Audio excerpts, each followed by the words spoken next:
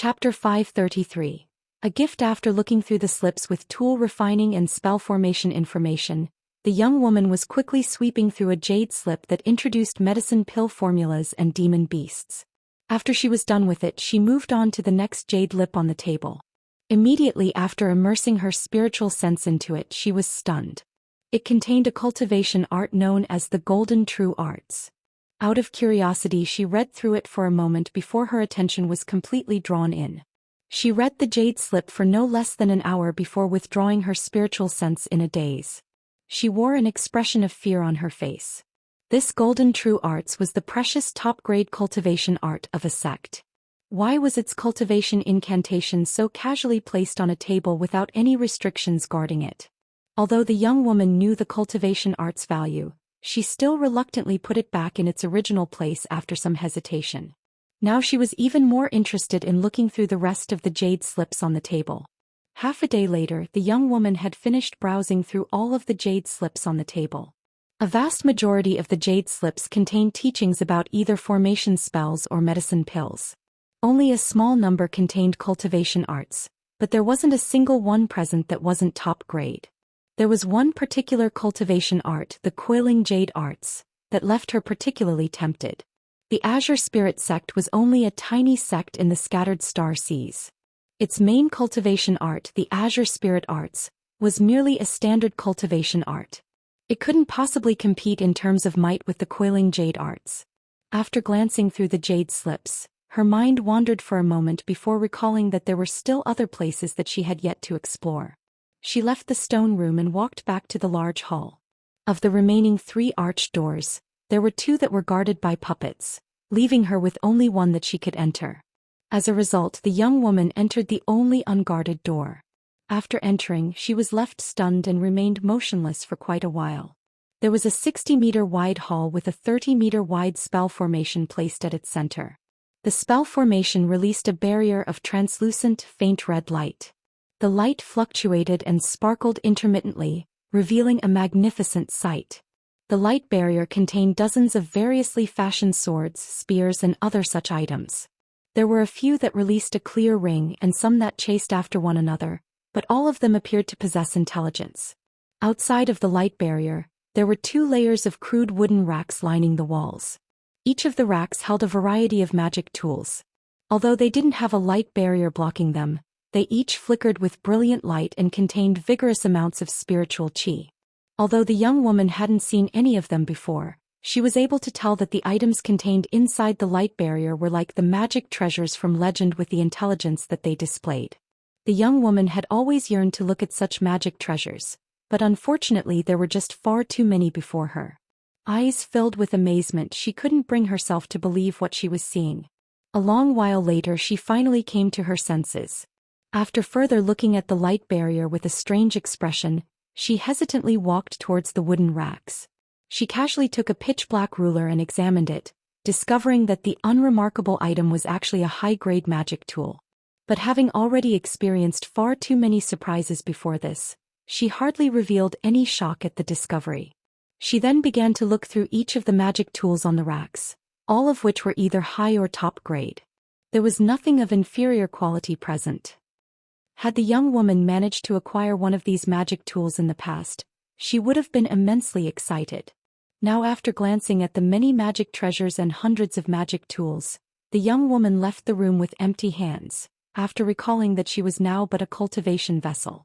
2 days later, inside the stone room with the jade slips, the young girl was sitting down on a round stone block. She was concentrating on the contents of the jade slip in her hand. The Coiling Jade Arts are quite suitable for a female cultivator, though they were acquired by male cultivator, namely me. A man's gentle voice suddenly came from the doorway. The young woman felt her heart tremble and quickly withdrew her spiritual sense. She then flusteredly turned around. She saw a blue-robed youth with an ordinary appearance standing by the door. He was looking at her with a smile. Gong Sun Xing hesitantly asked, "You your senior?" Although his voice was somewhat similar, this gentle-faced youth was truly too young. He was completely different from what she had imagined. Having experienced so many astonishing things, the young woman had come to expect the senior to be an old man with profound mystical abilities. She even apprehensively guessed that he was a temperamental eccentric. What? Am I not as expected? The youth was Han Li, who had just left seclusion. He walked into the room with a faint smile. Senior, these cultivation arts, For some unknown reason she inwardly felt relieved upon discovering that Han Li was the owner of that expert's voice. However, she still stuttered, trying to come up with an explanation. Han Li indifferently said, "It doesn't matter. Since I didn't forbid you from entering, I was allowing you to choose a cultivation art." "Many thanks to Senior." The woman expressed unconcealed happiness with delightful charm. Upon seeing the young woman's excitement, Han Li unconsciously felt a tinge of emotion. Han Li smiled and casually asked, "It's been a while since I've been to the outside. Would Lady Gongsun happen to know anywhere in the seas that one might be able to trade?" The young woman's smile vanished as if she had thought of something. After quickly taking a peek at Han Li, she lowered her head and softly said, "If one wishes to trade, about half a month south, there is a barren island with a market city. The nearby cultivators conduct trade there. I heard that there were several core formation cultivators that joined hands to keep the peace there. Does Senior require a map?" Han Li confidently said, "I must make a trip there. Naturally, a map would be good." The young woman flusteredly took out a jade slip from her storage pouch and handed it over to Han Li with a red face. Han Li smiled and reached out to take the jade slip. At the same time, a strange expression flickered from his eyes when he saw the young woman's flushed, tender face. He suddenly reached out to touch her soft, luscious hair. Gongsun Xing's heart trembled with slight fear, but she didn't shrink back. She only unconsciously turned her head away. At that moment, Han Li's soft voice entered her ear. "Don't be afraid. Come to my bedroom tonight. Don't forget." After he said this, he left the room without further hesitation. When Gongsun Xing heard these dubious words, she felt her heart jump and her face turned crimson, revealing an adorable appearance of complete embarrassment. When night arrived, she arrived outside Han Li's bedroom in a complicated mood. She entered the stone room as she nibbled on her lips, but she was left surprised by what she saw. The bedroom had no one inside. There was only a stone desk with an unfurled scroll on it. After a moment of hesitation, Gongsun Xing walked over puzzled and lowered her head, reading, "Your filial behavior is quite laudable. I give all the remaining treasures in the cave residence to you.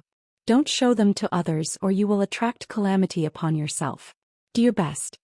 There was nothing else after that, leaving the young woman at a complete loss.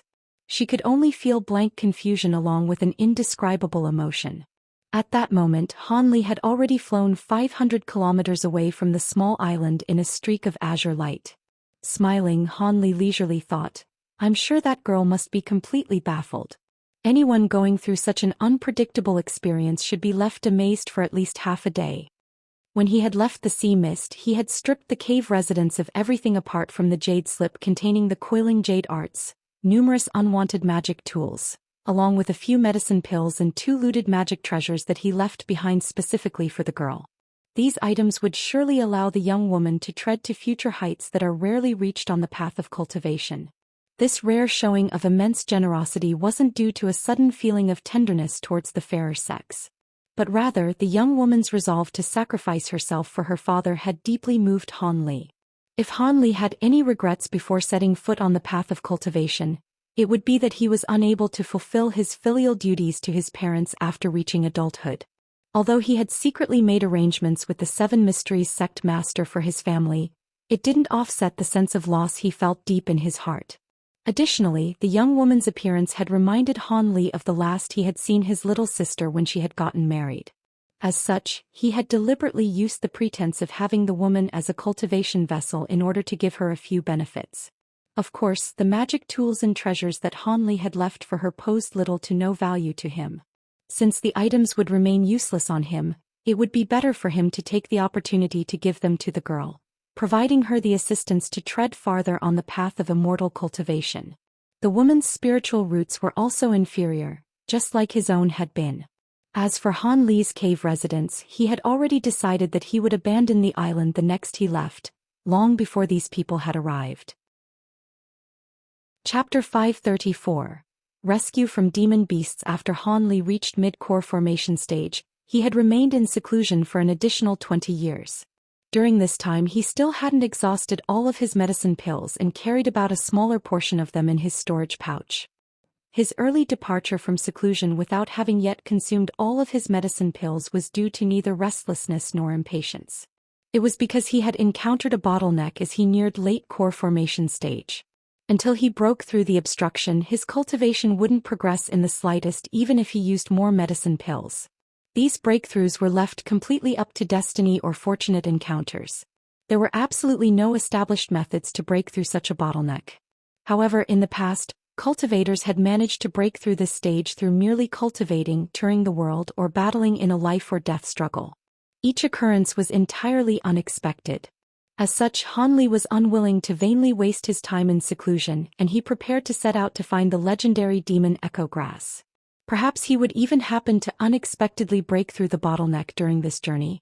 Because he didn't know how long the trip would take, Han Li didn't dare to leave the 9-curl spirit ginseng inside the cave. This was yet another reason he had decided to completely abandon the residence inside the small misty island. As for the 9-curl spirit ginseng, it periodically required earth chi for preservation. Although this had proved to be somewhat troublesome before Han Li entered mid-core formation stage, it no longer presented a problem. Han Li already had the ability to draw out an island's earth essence chi and pour it into the spirit ginseng's body, ensuring its continued survival. Han Li was currently flying in the direction of the market city that the young woman had spoken of. It was the only place where cultivators frequently passed through that Han Li could potentially find information on any grade 8 demon beasts. When that time came, he would have to think of a method to acquire the demon Echo Grass. As for any thoughts of being able to directly purchase it, he didn't believe such a fortuitous event could occur. Han Li flew at an extremely fast speed. Although the young woman said it would take half a month to reach the market city, in Han Li's case, it would only take a few days at most at his full speed. 2 days later, as Han Li was hurrying on his way, he suddenly spotted a red streak of light flying off in the distance. It was being relentlessly pursued by several balls of gray chi. When Han Li saw this, he unconsciously raised his eyebrows and after some thought, he muttered an unintelligible incantation. Soon, a series of cracks sounded out from within his body with increasing frequency. Simultaneously, azure light covered his face. A moment later, Han Li's figure suddenly grew a few inches taller. The azure light disappeared to reveal the face of an unfamiliar yellowish man. This was one of the secret techniques from the profound Yin arts that Han Li had meticulously cultivated during his seclusion, the appearance exchange art. Not only could this secret technique allow oneself to shrink or lengthen any body part at will, one could also control the thickness of one's flesh and change the color of one's skin in an instant. It was absolutely a top-grade disguise technique. Han Li reckoned that this cultivation art was on par with the disguise techniques of legend. Even cultivators of a higher grade would be unable to easily see through his disguise. Hence, it was included amongst the collection of profound Yin arts. The only shortcoming of the secret technique was that once the technique was used, one could only use 70% of their magic power at most. If one exceeded this limit in a fight, the disguise would dissolve and reveal one's true appearance. However, Han Li didn't care about this in the least. Whenever he donned his disguise, he likely didn't want to reveal his true strength anyways. As such, the limit shouldn't pose much of a problem to him. Just after Han Li changed his appearance, the streak of red light discovered his location and wildly flew in Han Li's direction as if it were their only hope at life. As for the gray balls of chi chasing after the red streak, they were clearly demon beasts that ranged around grade 3 and 4. When Han Li saw this, he immediately stopped and let out a long sigh. He didn't sigh because trouble came knocking on his door, but because the person flying towards him didn't care in the slightest about whether or not he could deal with the demon beasts. It seemed the man being chased wished to drag himself down along with Han Li. As he did this without any hesitation, there wasn't much else to say about the unknown man's nature. Han Li, who had recently felt greatly touched by Gong Sun Xing's display of familial piety, once again questioned the complexity of human nature. One simply couldn't lump these things all together. Fellow Taoist, please save me. I, Huang Mingli, will definitely express my gratitude towards you. A shriveled old man with a wicked appearance directly flew towards Han Li with a panicked expression. He was quite shrewd. Although he hadn't made out Han Li's true cultivation, he knew that his life was saved after seeing Han Li's steadfast, unshakable bearing. Han Li calmly watched the old man flying at him with an indifferent expression. He then lazily raised his hand and shot out 5 giant azure sword streaks, instantly tying down the 5 demon beasts chasing after him. When the old man saw this, he happily let out a long breath of relief and released a fire ring magic tool to attack the 5 demon beasts. Han Li cast a sideways glance at the old man. The old man's cultivation was at peak foundation establishment, the false core stage. It was no wonder why he had been able to flee from a joint attack by so many grade 4 demon beasts. Han Li turned his gaze back to the demon beasts and commanded the several streaks of sword light to slowly surround them in a calm display of his overwhelming strength. When the old man saw this, his spirit was greatly roused, and he controlled his fire attribute magic tool with increasingly fierce intensity as he struck the now vulnerable demon beasts. After another moment passed, Han Li felt it was about time to end the battle and had the azure essence sword streaks exterminate the demon beasts. With the demon beasts dead, the small old man already realized that Han Li was a core formation cultivator. As such, he respectfully saluted him and said, "Many thanks for Senior's rescue. Could it be that Senior wishes to head to South Dark City?" Han Li calmly nodded. "That's right. I wish to head to the city to trade for a few items."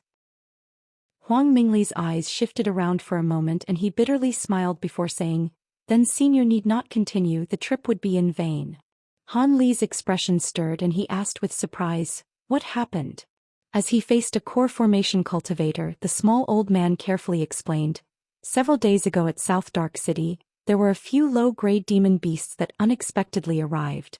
Although a majority were killed, the next day, a swarm of grade 4 and 5 demon beasts were brought over to the city by the survivors from the previous day. A great number of the city's cultivators had been harmed, forcing us to break through the demon beast siege. I was among those who escaped.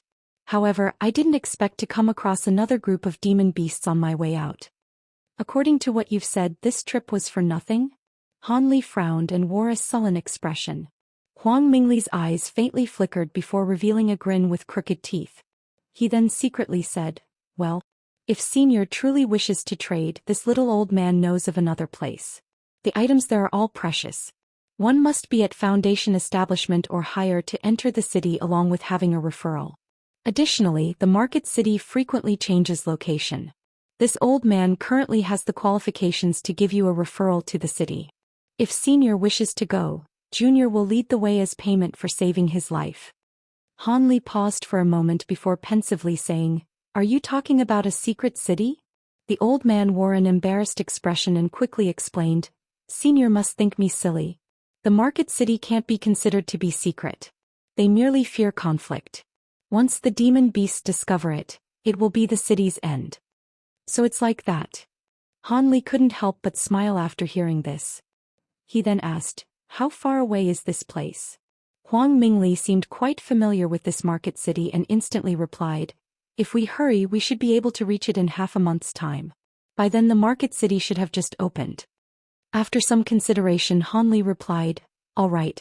I'll go along with you." "Great." Huang Mingli revealed an excited expression and paused as if he had suddenly thought of something. Senior, please wait a moment." He hurriedly said a word of apology before shooting straight down to the sea where the corpses of the demon beasts were floating. When Han Li saw this, he knowingly smiled. A short moment later, the small old man dismembered the demon beasts with great familiarity and placed their parts into his storage pouch. He then flew back into the sky with high spirits. "I've made an embarrassment of myself.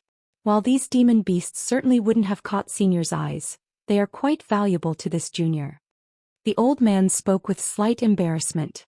After all, those 5 demon beasts had all been slain by Han Li. "It's nothing. Those demon beasts had no value to me anyways. Let's hurry." Han Li shook his head and urged him with an unchanged expression. Chapter 535. Trade Gathering. When Huang Mingli heard Han Li's desire to depart, he agreed with an embarrassed smile. He then flew off to the east on his magic tool while Han Li leisurely followed after him with a calm expression. As Huang Mingli flew, he turned his head to steal a glance at Han Li's face and carefully asked, "Senior's face is quite unfamiliar. Have you been in secluded cultivation for a long time? Junior might have heard of your name before." Han Li casually said, "My surname is Li. I've remained in my cave residence for secluded cultivation until recently, when I finally formed my core. It isn't surprising that fellow Taoist Huang hadn't heard of me before. Of course, Han Li didn't give his real name. The small old man didn't notice anything amiss from Han Li, and could only speak words of congratulations despite still holding a few doubts in his heart. Huang Mingli was quite tactful and didn't further inquire about Han Li. Instead, he took the initiative to tell Han Li about a few of the recent confrontations between cultivators and demon beasts. However, from his deep sighs, it seemed the old man didn't hold much hope towards humanity's future in the outer star seas. Although the endless conversation was almost entirely one-sided, Han Li had gained a much greater understanding towards the current circumstances of the outer star seas. Nothing strange occurred in the following half-month, allowing Han Li and the small old man to eventually spot a small, peaceful island in the distance. This island was only about 50 kilometers in area and possessed sparse amounts of spiritual qi. Apart from a small growth of vegetation, the island only consisted of bare gray rock and appeared like any other desolate island. It was an optimal location for a secret city. But even in that case, about half a day out, Han Li and the old man concealed their flight and approached the island under the guise of concealment techniques. This, of course, was a requirement for entering the secret city. When Huang Mingli beseeched him to conceal himself, Han Li silently complied without any complaint. This was a great relief to Huang Mingli, as core formation cultivators weren't always particularly easy to deal with in his experience. Huang Mingli flew a circle around the small island before landing on a heap of rocks. When Han Li saw this, a strange expression flickered from his eyes. If he wasn't mistaken, there shouldn't be any restrictions there. Could it be? As Han Li continued to mull this over, Huang Mingli stepped towards a large rock beside him and knocked 3 times on the stone with practiced familiarity. A short moment later, the huge rock suddenly split open to reveal a 3-meter-wide hole. Huang Mingli immediately stepped into the hole and softly said a few words into it. He then turned to Han Li and shouted, "Senior Li, it's right here. Let's go in." Han Li indifferently looked down and descended from the sky. The hole led to a set of slanted stone stairs.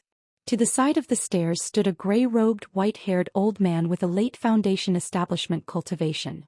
Upon seeing Han Li enter, the old man smiled at him and spoke in a manner that was neither arrogant nor humble. "Senior, welcome to our market city. I hope Senior will be able to find what he needs." "I hope so as well," Han Li calmly replied as he climbed down the stairs. Han Li realized that in order to prevent any demon beasts from detecting spiritual qi, formation spells couldn't be established. As such, the only option left to maintain secrecy was building everything underground. After walking down the stairs for a short time, Han Li's eyes brightened. There was an expansive underground world before him. The ceiling was 20 meters high with occasional pillars of transformed gray stone supporting it. There were many small square buildings at the center of the cavern, each sporting their own sign. There were over 100 cultivators trading amongst these stone buildings. At Han Li's side, Huang Mingli pointed to a set of descending stairs beside a stone pillar and said, "Senior Li, this floor is only for trading ordinary items. If Senior wishes to acquire rare materials, it would be best to go down to the next floor." Han Li glanced at the stone stairs but didn't move. He asked with a deep voice, "If I wanted information on the whereabouts of a high-grade demon beast nest, where could I find it?" Huang Mingli was obviously startled upon hearing this. A trace of confusion flickered from his eyes before he answered with great familiarity, "It would depend on what grade of demon beast Senior requires information about. If it's grade 5 or 6 demon beasts, Senior can head over to the Wind Whisper Pavilion. They specialize in selling the whereabouts of difficult-to-acquire treasures and high-grade demon beasts, allowing one to acquire them based on their own skill. However, they won't have any information on demon beasts of a higher grade. In that case, your only option would be to ask other core formation seniors. After all, the whereabouts of demon beasts of that grade aren't easily divulged. Senior could participate in the trade gathering specifically for core formation cultivators. Perhaps that is where Senior can find what he is looking for." Trade gathering. Han Li's expression revealed a trace of excitement. Huang Mingli carefully explained, "That's right. Normally, only other core formation cultivators have the materials and treasures that a core formation cultivator would need. As a result, every time the market city opens, The city lord will hold a meeting where seniors gather together for a private, small-scale exchange, where they can trade for what they wish. The city lord would also take out several rare items for the meeting as well. With a faint smile, Hanli slowly asked, "When does this trade gathering take place?" The small old man promptly replied, "Senior Li will likely have to wait a few more days. I reckon around halfway through the opening of the market city, Senior will receive an invitation to join." When Hanli heard this, he narrowed his eyes and wore a pensive expression as if he were thinking about it. A short moment later he glanced at Huang Mingli and spoke without restraint. "Fellow Taoist Huang, I plan on going the rest of the way alone, so we'll be parting ways here. I no longer require your assistance." Hanli didn't wish to have someone following him around while he was searching for the 1,000 leaves dew. The small old man wasn't particularly surprised by Hanli's words. With a beaming smile he said, "Senior's words suits Junior's intentions as well. Junior happens to want to go buy a few materials. Then I will bid you goodbye. If Senior requires any further assistance, then please do not hesitate to find me." Huang Mingli respectfully saluted Hanli and bid his farewells. He then headed into a nearby materials store. It seemed he wished to first sell off those demon breasts corpses from before. Hanli was quite satisfied with how tactful and quick-witted the old man had behaved. He swept his gaze past the nearby stores and walked into the store across from him with his arms behind his back. The first store he entered had piles of all sorts of medicinal ingredients. Inside a quiet room, Hanli was resting with eyes closed. He felt somewhat gloomy. During his first day in the market city, he had browsed both floors of the market city and found plenty of demon echo grass but none that had grown near a grade 8 demon beast. In addition, the Wind Whistle Pavilion didn't have any information on demon beasts of grade 7 or higher. He could only wait for when the trade gathering convened and see if any other core formation cultivators had relevant information. In the following 2 days he had no intention of heading out and rented a quiet room specifically to cultivate and see whether or not he could break through his current bottleneck. In the end he had achieved nothing. Thumps came from the door of his room. Although Hanli had anticipated this, he still indifferently asked, "What is it?" A woman's pleasant voice respectfully said, "Senior Li, Junior is under orders to invite you to the trade gathering. Would Senior be interested in participating?" Hanli slowly replied, "Yes, of course I am." He then opened the stone door and walked out of the room. There was a white-clothed woman standing outside with a lowered head, respectfully waiting for him. When she saw Hanli appear, she immediately raised her head and revealed a charming face. When Hanli saw the woman's beautiful face, he felt his heart tremble. After staring at the woman's face, a flicker of astonishment appeared within his eyes. How could it be her? What is she doing here? Hanli thought, astonished. The woman saw Hanli staring at her, causing her to blush. She then lowered her head and uncomfortably asked, "Senior, is something wrong?" Hanli quickly regained his bearings and calmly said, "It's nothing. Lead the way." The white-clothed woman faintly felt that something was amiss, but she respectfully agreed and walked away with calm steps. Gazing at the woman's silhouette, Hanli unconsciously frowned and wore a face full of confusion. Passing through the plaza of the second floor, the woman brought Hanli to a remote stone wall. The woman gently pressed her hand against the wall, creating ripples of white light and revealing a stone door covered in talisman characters. Chapter 536. A display of women. Senior Li, please enter. The woman pushed the stone door open and respectfully invited Hanli inside. Hanli nodded and walked in without another word as the woman closely followed after him. The stone door then closed by itself and disappeared, returning the wall to its previous unremarkable appearance. After entering, Hanli saw a gray stone passageway that didn't appear very long based on the white light he saw faintly shining at the end. Hanli silently walked forward and made a turn at the end of the passage, suddenly facing a wide-open stone door. There was a gloomy middle-aged, mid-core formation cultivator standing outside the doorway.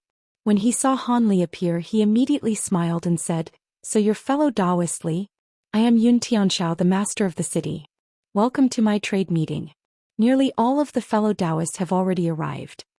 The Confucian scholar surnamed Yun was very courteous to Hanli. He then indifferently turned to the woman and said, "Young lady Wen, properly attend to brother Li. Make sure not to neglect him." "Fellow Taoist Wen?" There was no longer any doubt regarding the woman's identity. She was Wen Chang's daughter, the exquisite sound sex Wen Xiue. Just what had happened for her to appear at this place? It had caused Han Li no small amount of amazement. Naturally, since he had used the appearance exchange arts, the woman was unable to recognize him. When Wen Xiue heard him, her flowery expression changed and she hastily acknowledged him. Although Han Li didn't turn around, he could faintly perceive that Wen Xiue was very fearful of Yun Tianxiao. A strange expression flickered within Han Li's eyes, but he merely smiled and casually said a few words of formality before entering. The door led to a large square hall with a huge round table at its center. The table had over a dozen remarkably wide armchairs surrounding it. Most of the chairs were already occupied by other cultivators. But when Han Li clearly saw the circumstances in the room, he wore a baffled expression. Apart from two female core formation cultivators that were sitting alone, the male core formation cultivators were each nestled together with a gorgeous and alluring female cultivator. These female cultivators were either at peak qi condensation or early foundation establishment, and each of them were all young exceptional beauties. While Han Li looked at this in a daze, he suddenly smelled a sweet fragrance and a soft, trembling body stood close by his side. Han Li's body tensed up and he slowly turned around to see a stiff, beautiful face. Wen Xiue had taken the initiative to draw closer to him, allowing him to catch a whiff of her intoxicating scent. Han Li frowned, but he didn't push away the woman in an act of false sophistry. Instead, he again glanced at the female cultivators at the male core formation cultivators' sides with a gaze of understanding.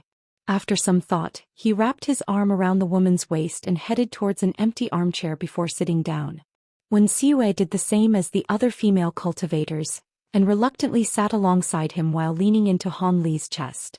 For the moment, Han Li's chest had the warm company of a beautiful woman. Just as Wen Xiue silently pressed her stiffened body against Han Li relaxed the arm he had wrapped around her waist. Wen Xiue was stunned for a moment. She then unconsciously glanced at Han with a trace of bewilderment.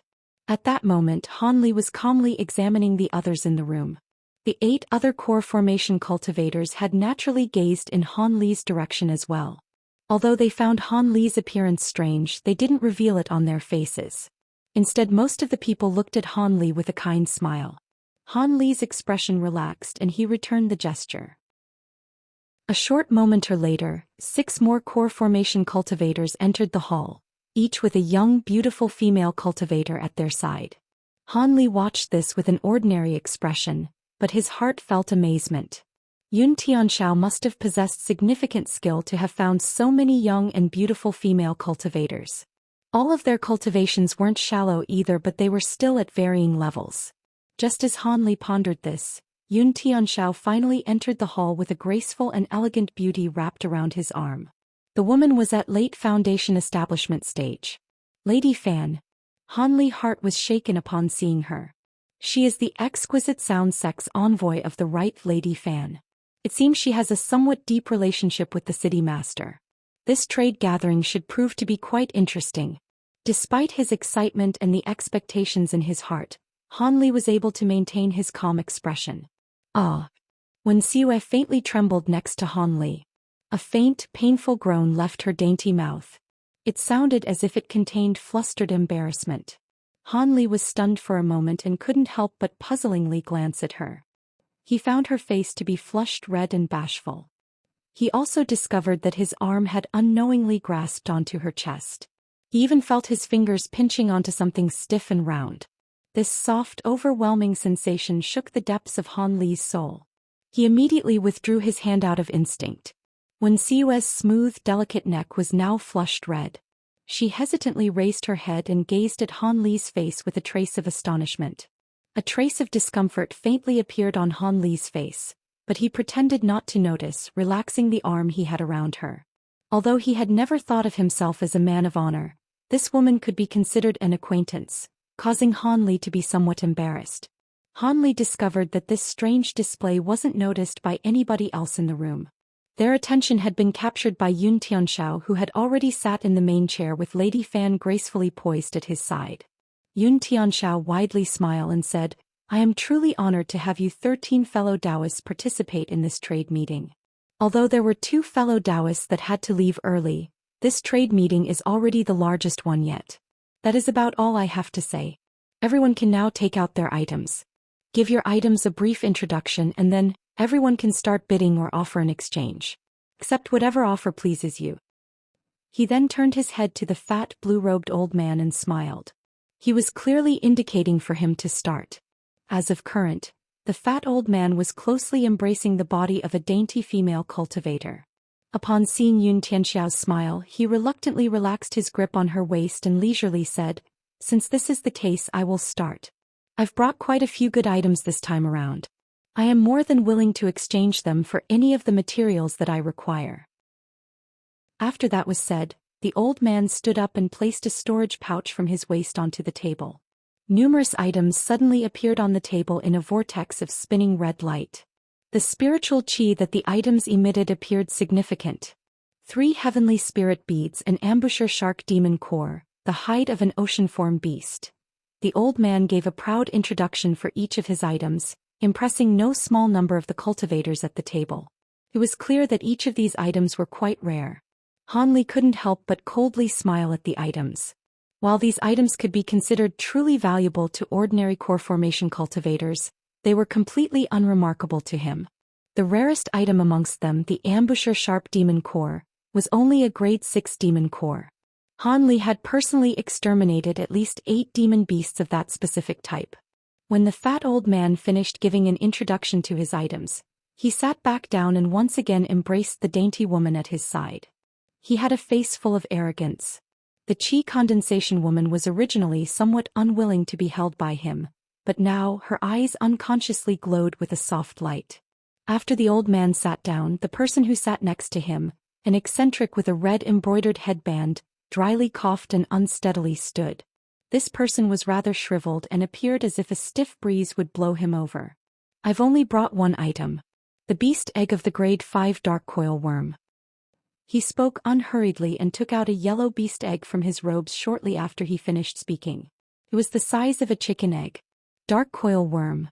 Once the eccentric had finished speaking, the eyes of the other cultivators brightened, and they rigidly stared at the demon beast egg with fervent gazes. 1. Wen Chong was a Qi condensation cultivator that met Han Li at Stalwart Star Island. Han Li met him once again many years later along with his daughter in Chapter 430. Chapter 537. Information. Each of the other cultivators took out their items, and as expected, they were each noteworthy and proved valuable to core formation cultivators. It was no wonder that this secret market had such a special meeting. Han Li indifferently glanced at the items being presented. Although the items didn't interest him, they greatly provoked the interest of the other cultivators, heating up the atmosphere in the room. When Han Li's turn came, he casually took out a few rare grade 6 and 7 demon beast materials. Of course, this naturally aroused quite some surprise. Soon, it became the last cultivator's turn, a dark-skinned, middle-aged man. He was among the 3 mid-core formation cultivators at the table. The others gazed at him with a trace of additional respect. At that moment, the person unhurriedly took out 2 items from his storage pouch and casually placed them onto the table with an unchanged expression. There was a palm-sized pitch-black copper plate and a half-foot-long piece of gray bone. It appeared to have come from the spine of some animal. The majority of cultivators present blankly stared at the items, unable to make out anything exceptional about them. They all waited for him to give an explanation. But after he took out the items, he astonishingly said, "I will only sell these 2 items to those that recognize them. If you aren't destined for them, do not seek them." He then leaned back against his chair without a care and narrowed his eyes, paying no heed to the beautiful woman close to him, leaving her slightly embarrassed. When the others heard this, they silently looked at each other in dismay. Only Han Li and Yun Tianxiao revealed a slight change in expression when they gazed at the items. An odd expression flickered across Han Li's face. Although he was somewhat far from the items, when he swept his immense spiritual sense past them, he was able to clearly tell what they were. Although the bone didn't belong to an ordinary demon beast, it simply didn't catch his interest. However, he was somewhat interested in the copper plate, as there were a few bewildering ancient characters inscribed onto it. The ancient characters were nearly the same as those contained inside the aged hide book of the nameless Qi concealment technique. Could it have something to do with it? Even now, Han Li was incapable of completely understanding the ancient book's contents. Just as Han Li inwardly mulled this over, Yun Tianxiao smiled and laughed. After sweeping his gaze over the bones, Yun Tianxiao jokingly said, "Huh. I didn't expect Brother Sun to be so magnanimous as to bring out the spirit bone of a grade 8 demon beast. I'm truly tempted." These words startled everyone present and caused an uproar. The item could be considered the most precious one being displayed. The spirit bone of an existence on the level of a grade 8 demon beast was definitely a bizarre treasure seldom seen by core formation cultivators. When Han Li heard this, his heart stirred. Could this person have any information on grade 8 demon beasts? The cultivator surnamed Sun chuckled upon hearing that Yun Tianxiao was able to make out the origins of the bone. After deeply glancing at him, he spoke no further. At that point, the trade meeting became a rather fervent event. Everyone wore an expression of unconcealed excitement. The female cultivator companions also gazed at the items on the table with passionate expressions.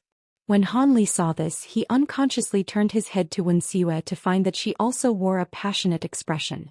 It seemed that these items held an undeniable allure regardless of one's status. At that moment, the fat old man started to list out the conditions by which he would trade his items. The heavenly spirit beads can be exchanged for several stalks of medicine herbs aged 500 years and higher. The demon core requires the tendon of a grade 7 demon beast. Of course, I am also willing to trade them for enough spirit stones. And, seeing that everyone managed to bring out precious treasures, the arrogance of the fat old man had mostly dissolved. When he spoke of the tendon, he unconsciously glanced in Han Li's direction as Han Li happened to have one on his side of the table. Unfortunately, Han Li had no interest in a grade 6 demon beast core. He merely continued to sit with Wuxia in his loose embrace. "I do want that grade 6 demon core, but I don't have any spirit tendons. How many spirit stones do you want for it?" A white-haired old man said with much interest. As fellow Taoist knows, demon beasts are far more difficult to come by than they had been in the past. As such, its price will be higher. I will require 15,000 spirit stones for it. The fat old man appeared unwilling to part with it and responded with an obviously high price. When the white-haired old man heard this, he bitterly smiled and said little else. It was clear the high price had dissuaded him. "I want that demon core," a white-haired old woman expressionlessly said. Soon after she spoke, a storage pouch flew in the direction of the fat old man. The fat old man received the storage pouch and wore a satisfied expression after inspecting it. Only Lady Qing can be so bold. Us poor cultivators cannot hope to compare. The old man seemed to recognize the woman and tossed the demon beast core over to her with a chuckle. The white-haired old woman coldly snorted and caught the demon beast core. After wordlessly examining it, she placed it into her storage pouch and said nothing further. The other cultivators began to ask about the fat old man's other items, resulting in most of them being traded for. He then put away the remaining items. The following bidding for the red-banded eccentric's dark coil worm egg created a huge contest. Because his conditions were quite lax and he also accepted spirit stones, the demon beast egg was open to everyone. In the end, the beast egg was exchanged for several bottles of precious medicine pills by a red-clothed cultivator with an unremarkable appearance. After another 6 people, it was finally Han Li's turn. Han Li looked at the pile of valuable materials in front of him and felt several burning gazes fall onto him. Among them was the fat old man who particularly desired the spirit tendon. Han Li gently smiled. Without standing, he leaned back into his chair with Wuxia in his arm and calmly said, "I don't want any items for these materials. I am only willing to exchange them for information. So long as your information is to my satisfaction, I will give all of these materials to you." Information? Han Li's words were cause for surprise. Although they were somewhat shocked, nobody stirred up a fuss. Rather, they all glanced at Han Li with curiosity, calmly waiting to hear what he would say next. Yun Tianxiao's eyes stirred and suspicion flickered across his face. Han Li leisurely asked, "Might any of you fellow Taoists know the location of a grade 8 demon beast nest? I wish to use these materials to acquire such information." Grade 8 demon beast. Each person took in a breath of alarm with an expression of great shock. Could it be that fellow Taoist is joking? Do you intend on fighting a grade 8 demon beast? The fat old man wore an incredulous expression. As Han Li tapped the table, he unhurriedly said, "Of course not. I am using the information for something else. But I'm not interested in saying what specifically." At the same time, he swept his gaze past the other cultivators without a trace of politeness. They revealed amazement and shock, much to Han Li's disappointment. Han Li's gaze then fell onto the dark-skinned cultivator surnamed Sunday. When Cultivator Sun saw Han Li look at him, he was startled but soon came to an understanding. He smiled and asked, "Could it be that fellow Taoist believes that I have information on a grade 8 demon beast?" Unfortunately, fellow Taoist Li is mistaken. He then shook his head. Han Li revealed unconcealed disappointment and deeply sighed. But at that moment Han Li heard a sweet voice say, "I know the location of a grade 8 demon beast, but I don't want the materials. I have a different condition for fellow Taoist Li." Han Li was greatly startled by who had spoken. Han Li incredulously said, "You have information on a grade 8 demon beast?" The person who had spoken was the woman in his embrace, Wuxia. Faintly leaning onto Han Li, Wuxia appeared extremely calm as she looked into Han Li's face and said, "That's right. I know the approximate location of a grade 8 demon beast nest." Lady Fan wore a look of amazement, but she soon rebuked Wuxia with a cold expression. "Siwa, what nonsense are you spouting? How could you have information on a grade 8 demon beast? Don't speak without thinking." While Han Li was in doubt, he suddenly felt the woman draw closer to him. She firmly said, "Marital Aunt Fan, Siwa truly knows the whereabouts of a grade 8 demon beast. I have no intention of deceiving Senior Li. Please be at ease." Chapter 538. The Might of New Swords. Lady Fan frowned and thought to say something when Han Li interrupted her with a serious expression. "Wait, I want to hear what she has to say. I will determine whether or not she is telling the truth." Yun Tianxiao's eyes coldly glinted. After muttering to himself for a moment, he smiled, saying, "Since Marshal Niswan knows something, let fellow Taoist Li ask." With a moment's pause, Lady Fan reluctantly agreed. "Fine. Many thanks." Without any further niceties, Han Li nodded his head and expressed his thanks. Han Li's casual mannerisms caused a faint trace of irritation to appear on Yun Tianxiao's face, but it was quickly concealed. At that moment, Han Li stared at Wuxia and asked, "You said you know about the nest of a grade 8 demon beast." Han Li's voice was tranquil, absent of either anger or happiness. This aroused a trace of hesitation in Wuxia, who was only a hair's breadth away. But she soon thought of something terrifying and became resolute. She nodded and gave a sincere recollection. "When I first arrived at the Outer Star Seas, I unintentionally acquired a sea map detailing a certain area. I originally believed it to be the location of hidden treasures and stealthily slipped away to take a look. I ended up discovering a young windbreaker beast. Fortunately, the beast was only at grade 3 and was unable to discover me, so I immediately left the location out of fear. Senior should know that windbreaker beasts only give birth once they reach grade 8, and they won't leave their offspring until they reach about grade 5. As such, it is certain that there is a grade 8 demon beast lurking nearby. If Senior is willing to agree to my conditions, I am willing to lead the way." Han Li's expression changed and he revealed a trace of excitement. A fully grown windbreaker beast was a genuine grade 8 demon beast. If this woman spoke the truth, the nest was certain to have the demon echo grass he required. Han Li stared at the woman for a long while before letting out a long breath. With a deep voice, he asked, "What does fellow Taoist desire for the information on the demon beast nest?" Wuxia blushed for a moment before unhesitantly saying, "I wish for Senior to take this young woman away from here and take her as your concubine." "What?" Han Li paused for a moment with an expression of surprise on his face. "Siwa, what nonsense are you saying?" When Lady Fan heard her, she was unable to stay sitting as furious surprise appeared on her face. The other cultivators also appeared shocked. But soon after, a majority of the cultivators revealed entertained expressions. A few of them even bantered and couldn't help but chuckle. When Yun Tianxiao heard this, his expression grew sullen and his complexion became ashen. Yun Tianxiao slapped his palms against the table and stared at his hands. With a cold voice, he expressionlessly said, I didn't clearly hear what you wanted from fellow Taoist Li. Let me hear that again. Wen Xiu's body trembled several times while in Han Li's embrace, and her face became bloodlessly pale. But when her bright eyes fell onto Han Li's calm expression, she regained a trace of courage and she shouted with all the strength in her body, I want Senior Li to take me as his concubine and take me away from the exquisite sound sect. Afterwards she lowered her head, no longer daring to look up. Puff. Yun Tianxiao's hands were instantly covered in gray flames that were half a foot high. The flames were wild and untamed. Strange gray light shone onto his face, making for a frightening sight. Hollow bone-in flames. Someone uttered. Suddenly the original laughter and smiles in the room had disappeared, all replaced with solemn expressions. Fellow Taoist Li.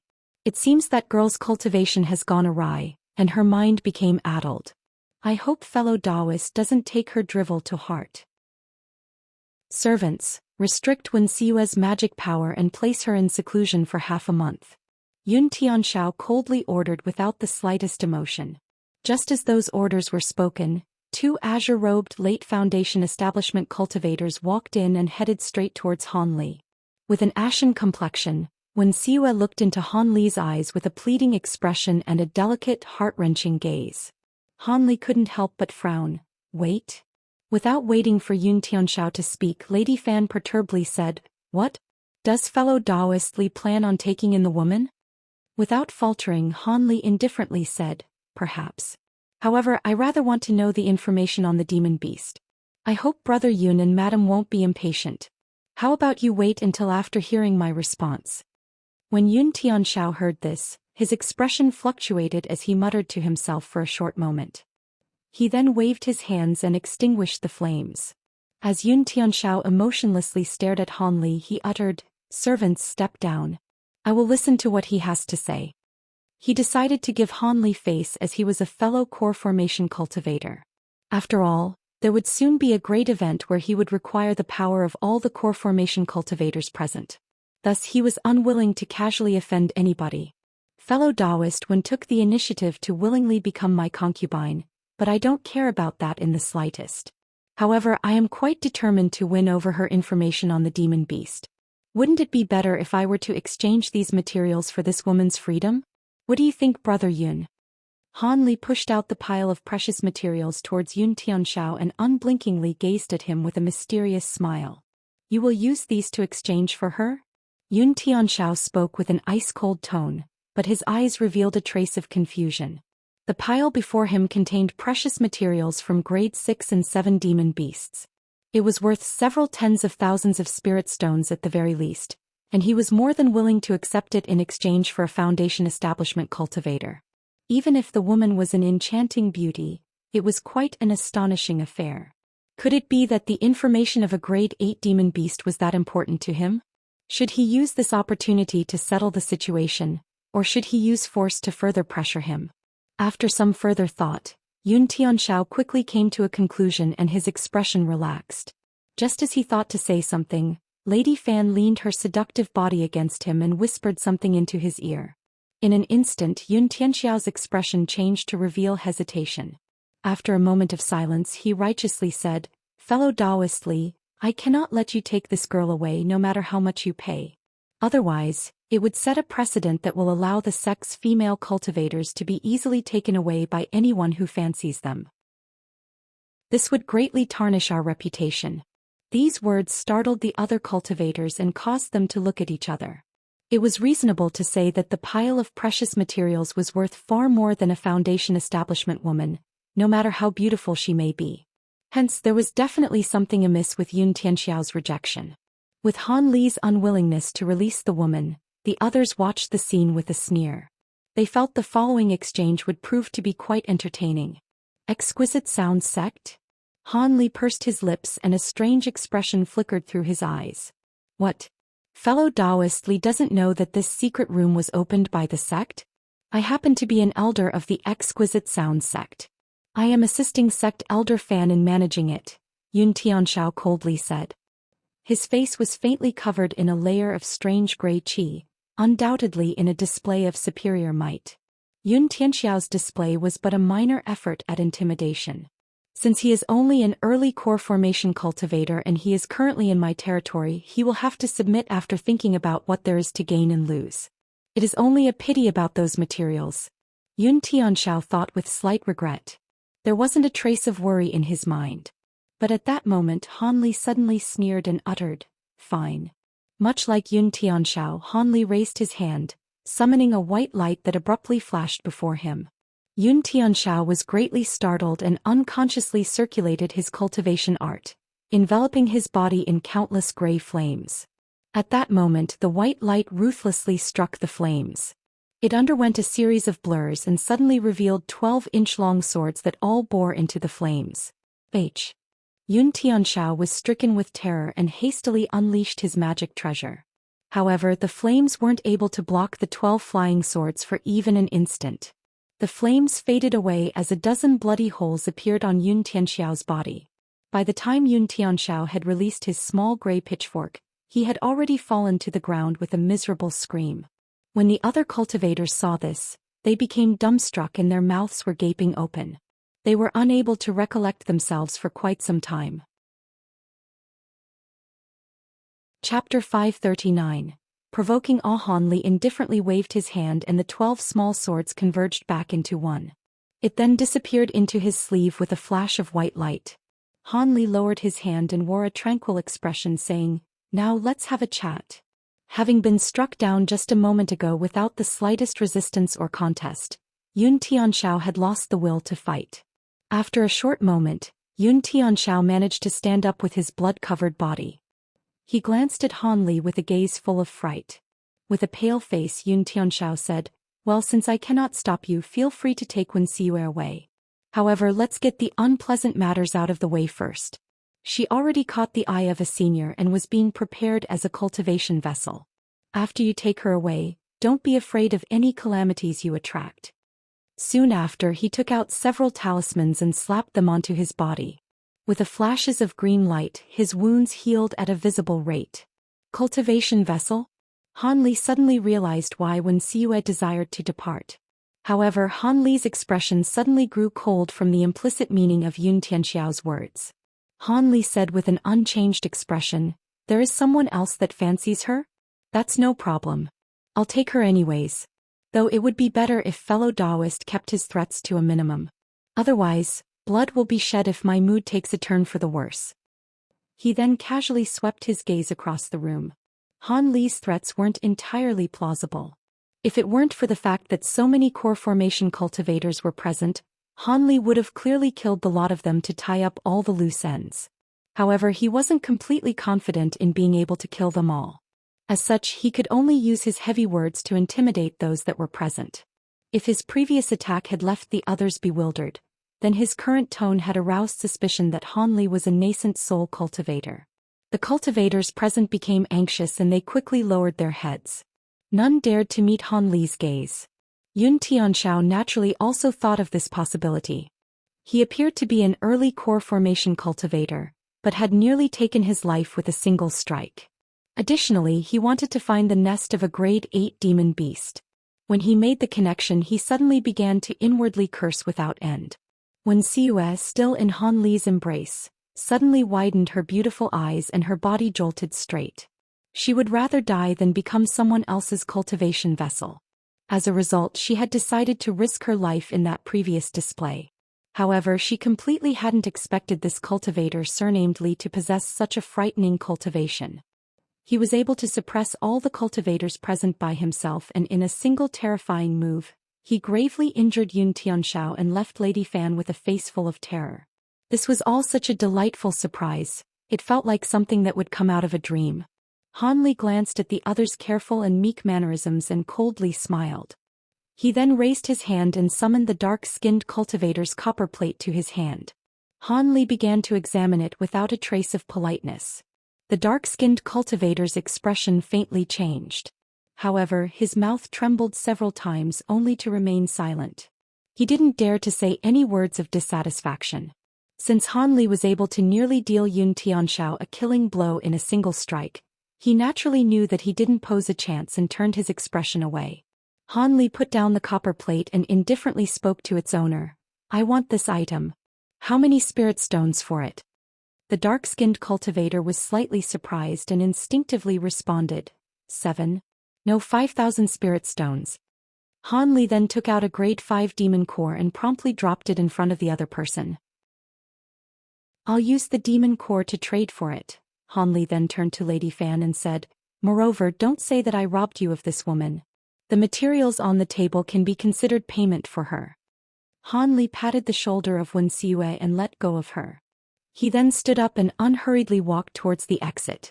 Wen Xiyue finally woke up a short moment later and hurried after him in a somewhat flustered manner. Lady Fan's expression stirred and she suddenly yelled, Senior Li, please slow down. Han Li halted his steps and he turned around with an odd expression on his face. Han Li found it quite interesting that the woman was actually courageous enough to call out to him. When Xiyue grew nervous at this and unconsciously drew closer to Han Li narrowed his eyes and indifferently asked, what is it? Does Senior wish to return to the inner star seas? Our exquisite sound sect will have a method of returning everyone to the inner star seas in the near future. Lady Fan sweetly smiled, speaking with an obviously respectful tone. As it was very likely that she was speaking to a nascent soul cultivator, she didn't dare to be negligent. Han Li frowned and asked, what do you mean by that? He wasn't interested in hearing elusive words. Seeing that Han Li was still patient, she didn't dare to put up any pretenses and hastily said, our exquisite sound sect is currently preparing a transportation formation to return to the inner star seas. We are currently lacking a few crucial materials. As the formation cannot be completed without them, we hosted this trade meeting in the hopes of acquiring everyone's assistance.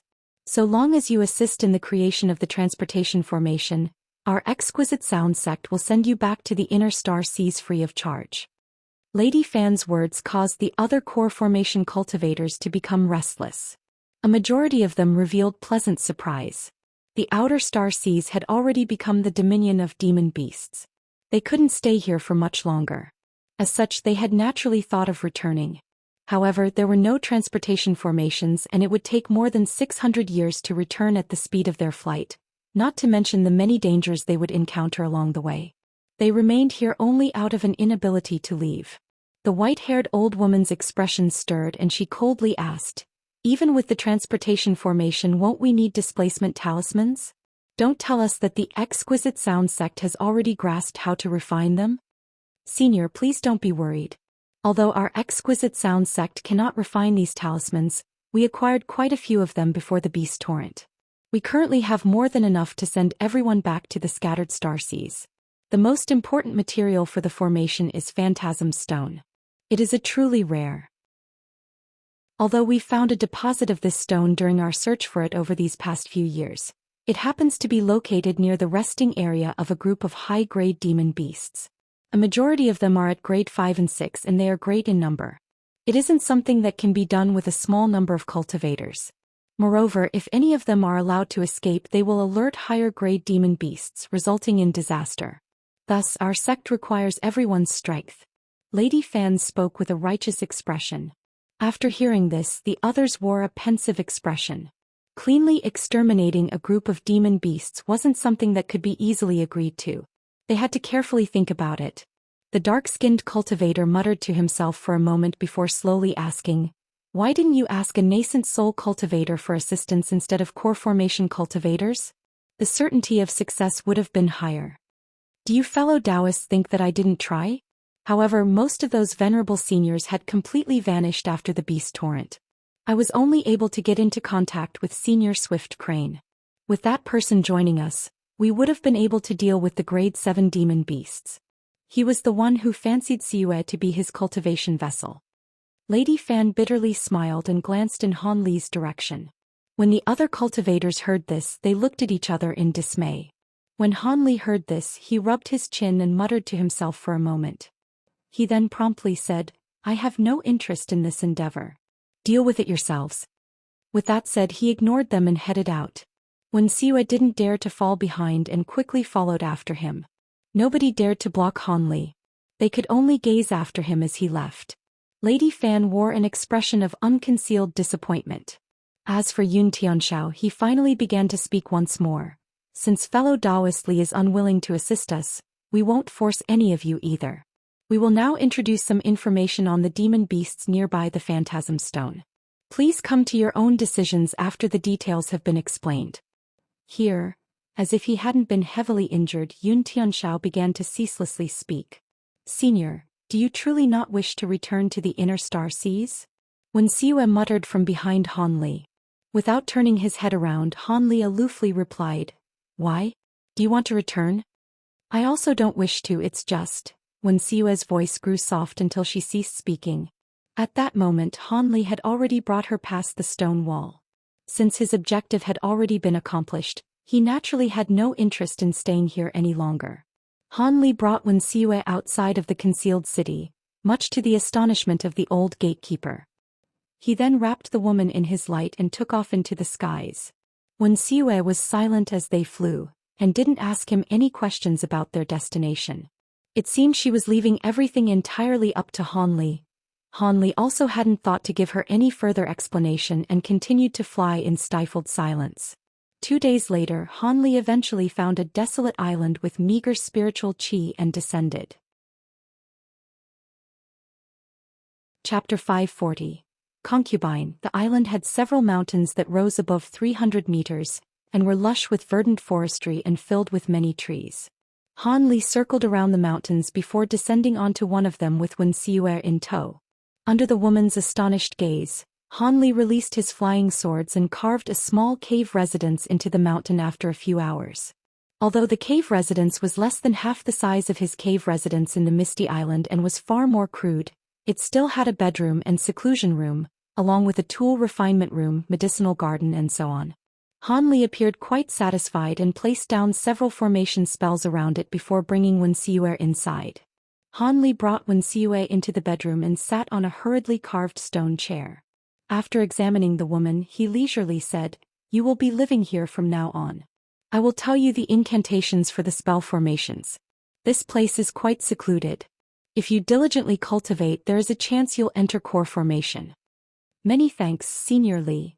Wen Siwei blushed underneath Han Li's gaze, appearing to be at a complete loss about what to do.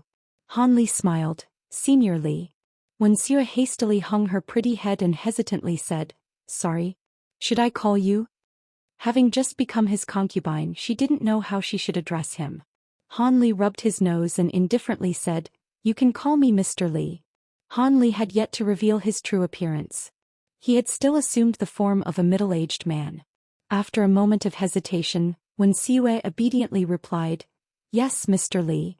Han Li nodded his head with satisfaction and thought about what he should say.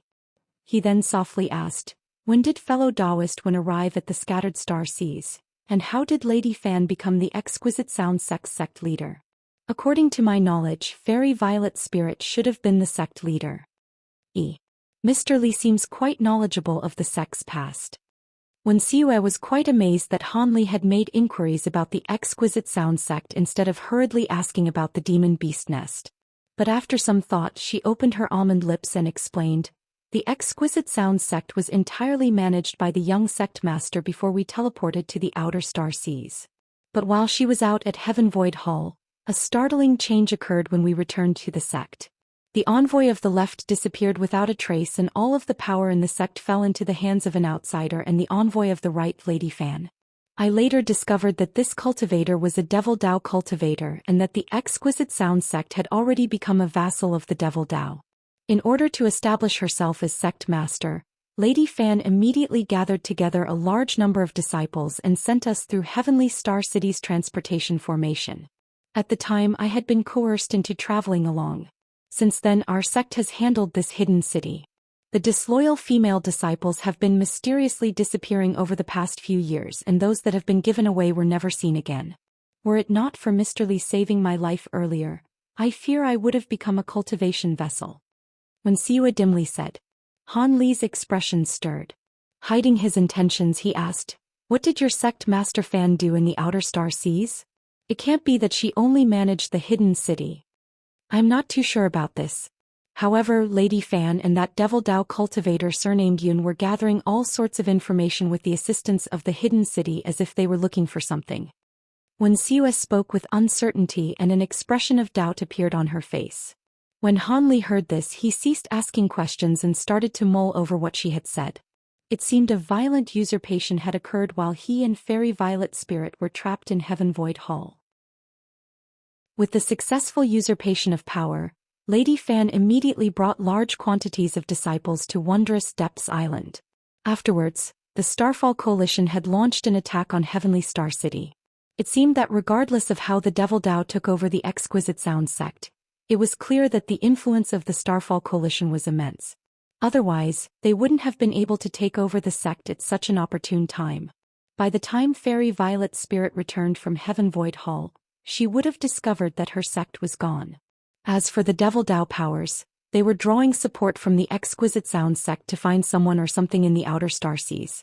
This was yet another mysterious aspect that had nothing to do with Han Li. Hence, he was disinclined to further ask about it. Furthermore, he had already become irreconcilable enemies with Taoist Master Swift Crane, and it seemed the current Exquisite Sound sect had a relationship with him. As such, Han Li was even more unwilling to be tied down by them and had refused Lady Fan's proposal. As for returning to the inner star seas, Han Li wasn't even considering the matter until after he broke through his bottleneck. While it was true that demon beasts were running amok in this land, with the greatly desired Heaven Void Cauldron in his hands, the inner star seas might not necessarily be safer. Han Li repeatedly mulled over Wen Xiue's words in his mind after a short moment. He found nothing that sounded incorrect. To the best of his knowledge, she was telling the truth. It was only natural for Han Li to be this careful, as he possessed the famed Heaven Void Cauldron. Who knows how many nascent soul eccentrics wanted to lay their hands on it? Even since ancient times, countless men had suffered from the wily tricks of beautiful women. Han Li didn't wish to become one of them out of a moment of carelessness.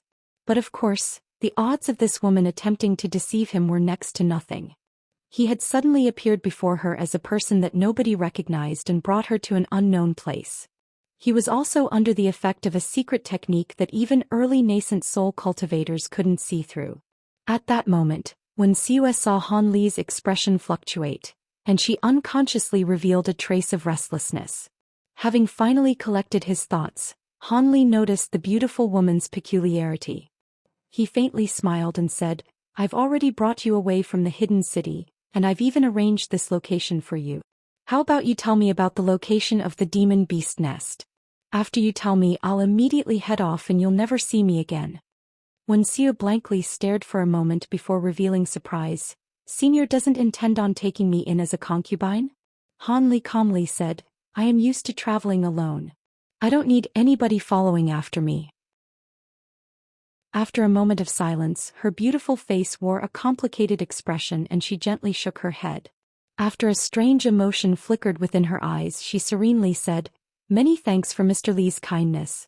But since I've already decided to become your concubine, I don't have any thoughts of reneging on it. Senior, please be at ease, Xiue will keep her promise without complaint." Han Li clearly understood the woman's apprehension and he couldn't help but mysterious smile, saying, "I don't know what fellow Taoist one intends, but my words hold firm. If fellow Taoist truly wishes to settle the matter and become my wife, I won't further decline. When that happens, fellow Taoist one had better not regret it."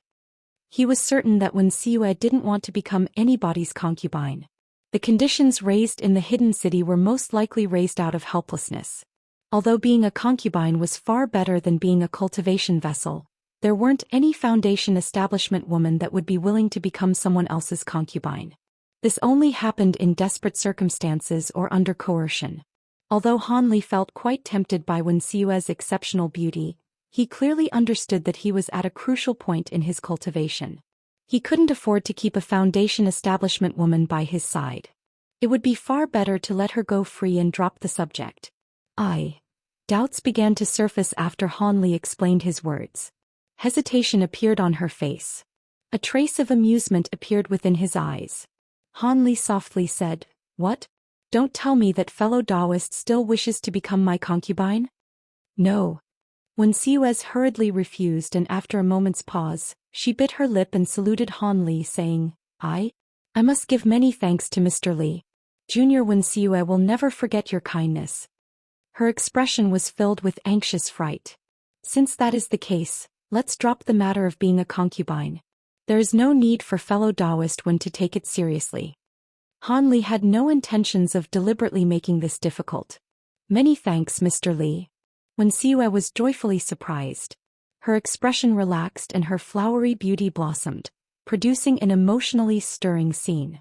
Upon seeing this, Han Li felt a ripple of emotion, but he quickly buried this emotion at the bottom of his heart. After calming himself, Han Li serenely asked, "Fellow Taoist one, how about telling me about the windbreaker beast?" When Siue's smile disappeared, she said with a worried tone, "Mr. Li, the windbreaker beast's nest is somewhat dangerous. It is near the edge of the depths. Please clearly consider it for a moment before heading out to the nest." The edge of the depths? Han Li frowned. It seemed this would prove quite troublesome. The current depths were beyond dangerous. Chapter 541. 6 arms and 3 heads. After asking a few more questions about the windbreaker's nest, Han Li casually handed a bottle of medicine pills over to Wen Xiue. Wen Xiue was immediately grateful and promptly entered seclusion to refine their medicinal power. Han Li then sealed himself off inside of another room and began studying the copper plate. He carefully examined the item as he sat down cross-legged. Only one side of the copper plate was inscribed with characters. The other was engraved with a bizarre depiction of a rather formidable-looking monster. The monster had 3 heads with vicious eyes along with 6 arms raised towards the sky. It was unclear what it was supposed to be doing. After looking at it for a moment with a frown, Han Li took out the old hide book with the nameless incantation and compared the characters that were inscribed. He discovered that the characters were largely the same except for minute differences. It seemed they shared an origin, but were written in distinctly different styles of writing. Since he couldn't find anything hidden on the surface, Han Li inserted his magic power into the copper plate without any hesitation. Soon after it started to absorb his magic power, the copper plate let out a clear hum and started to tremble. It then brilliantly flourished with white light, and beams of dense yellow light began to shoot out from the sides of the copper plate, projecting a picture onto the wall. Han Li was delighted by the developments and became mesmerized by what he saw. The image depicted a human-formed demon beast, covered with scales and with a single horn on its head. It appeared exactly the same as the 3-headed 6-armed demon beast on the back of the plate, but with only one head. Just as Han Li was puzzled by this, the picture changed with a flash of light. It now depicted the demon beast sitting down cross-legged with its hands clutched in a strange hand gesture. Its entire body was contorted in a baffling position, leaving Han Li puzzled. A short moment later, the image changed again, revealing that the demon beast had changed its hand incantation and its body contorted once more, assuming another strange posture. The images periodically shifted to reveal indescribable changes in hand gestures and posture as if it were cultivating some sort of technique. An hour later, the copper plate's light dimmed and the images disappeared. Han Li had counted 36 different positions that the demon beast assumed. He rubbed his nose and looked at the item in his hand with an odd expression. Although he didn't know what the characters on the copper plate had meant, he was able to tell from the pictures that this item wasn't something for human cultivators. It clearly recorded a demon cultivation art. Prior to this, he hadn't known that demon beasts even cultivated. Weren't demon beasts innately capable of absorbing spiritual qi? Why would they cultivate? It seemed that cultivation arts should quite important to demon beasts that were capable of taking human form. However, Han Li looked at the copper plate in his hands without knowing whether he should laugh or cry. Even if he could understand the words on it, would he dare to cultivate a demon cultivation art? Besides, he currently had no shortage of high-grade techniques. The complete collection of profound Yin arts was still snugly placed inside his storage pouch. With that thought, it was no wonder the dark-skinned cultivator had deliberately mystified the item during the trade meeting. It was completely useless. Han Li felt like a fool and grew gloomy. Since the inscription on the copper plate was a cultivation art specifically for demons, he wouldn't be able to decipher them no matter how many human jade slips he looked through. It seemed the contents of the old hide book were the same. Han Li let out long breath and placed the 2 items into his storage pouch with a wretched expression before leaving the stone room. Han Li felt somewhat disappointed after having his expectations dashed. However, his mood quickly adjusted as he made preparations to head to the wondrous depths. Acquiring the high-grade demon echo grass was currently his top priority. It was directly able to help him reach an entirely higher level on his path to immortality.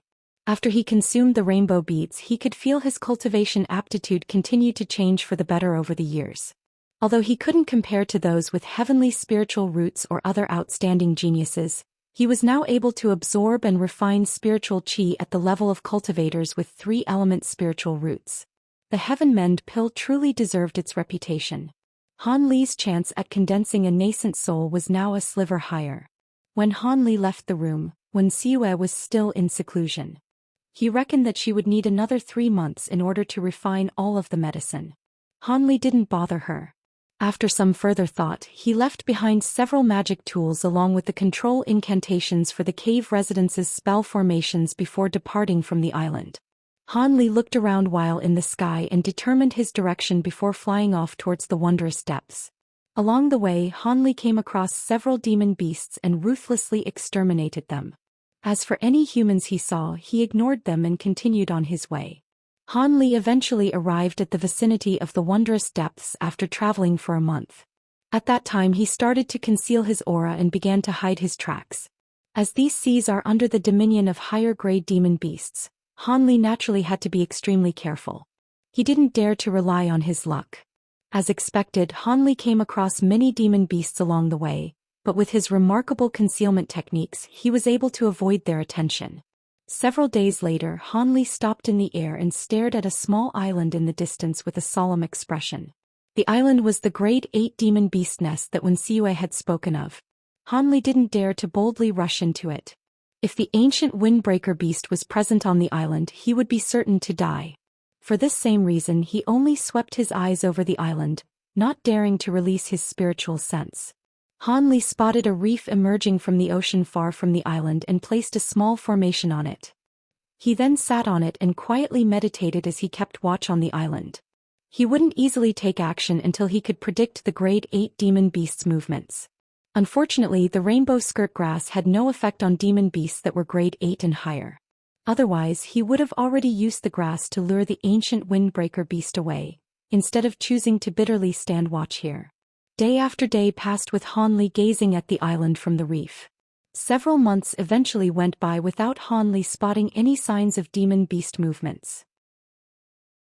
He eventually grew dreary from the waiting.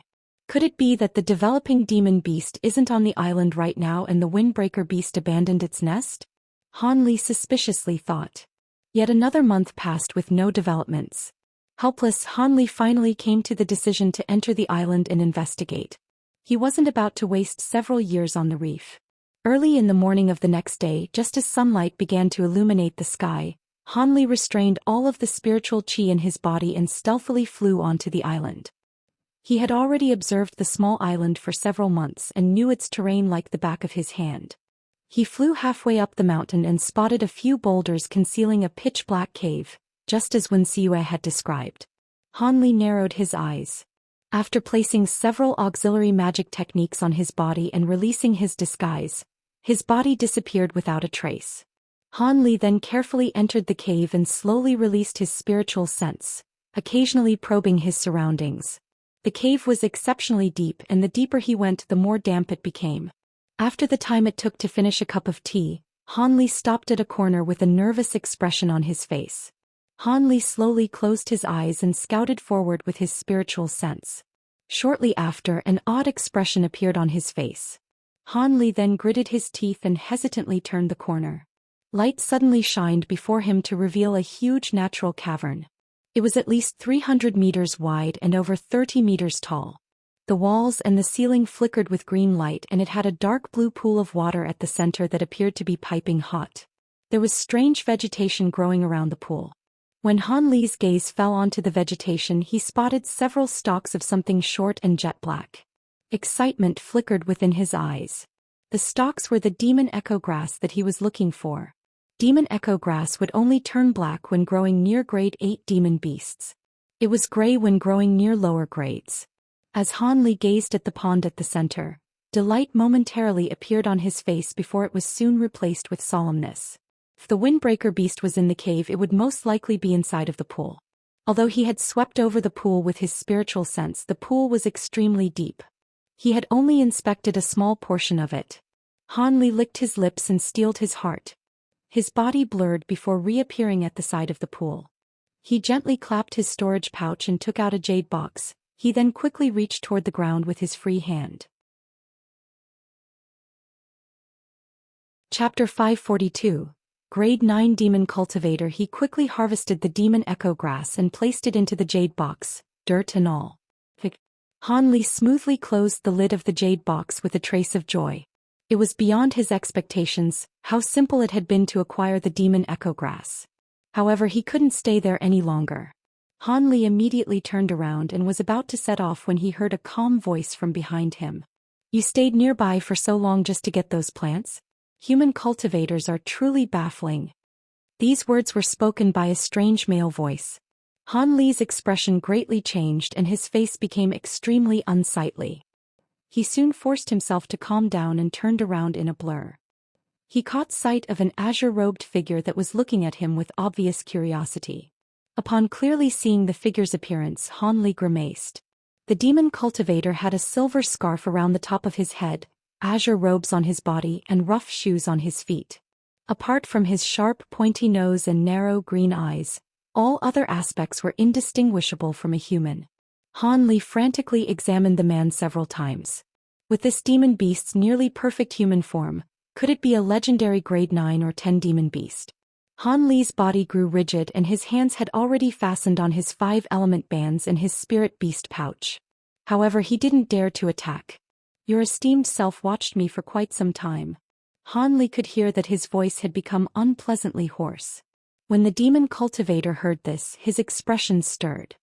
He then smiled, revealing his pure white teeth and narrowing his eyes, saying, "That's right, I knew you were there from the day you arrived.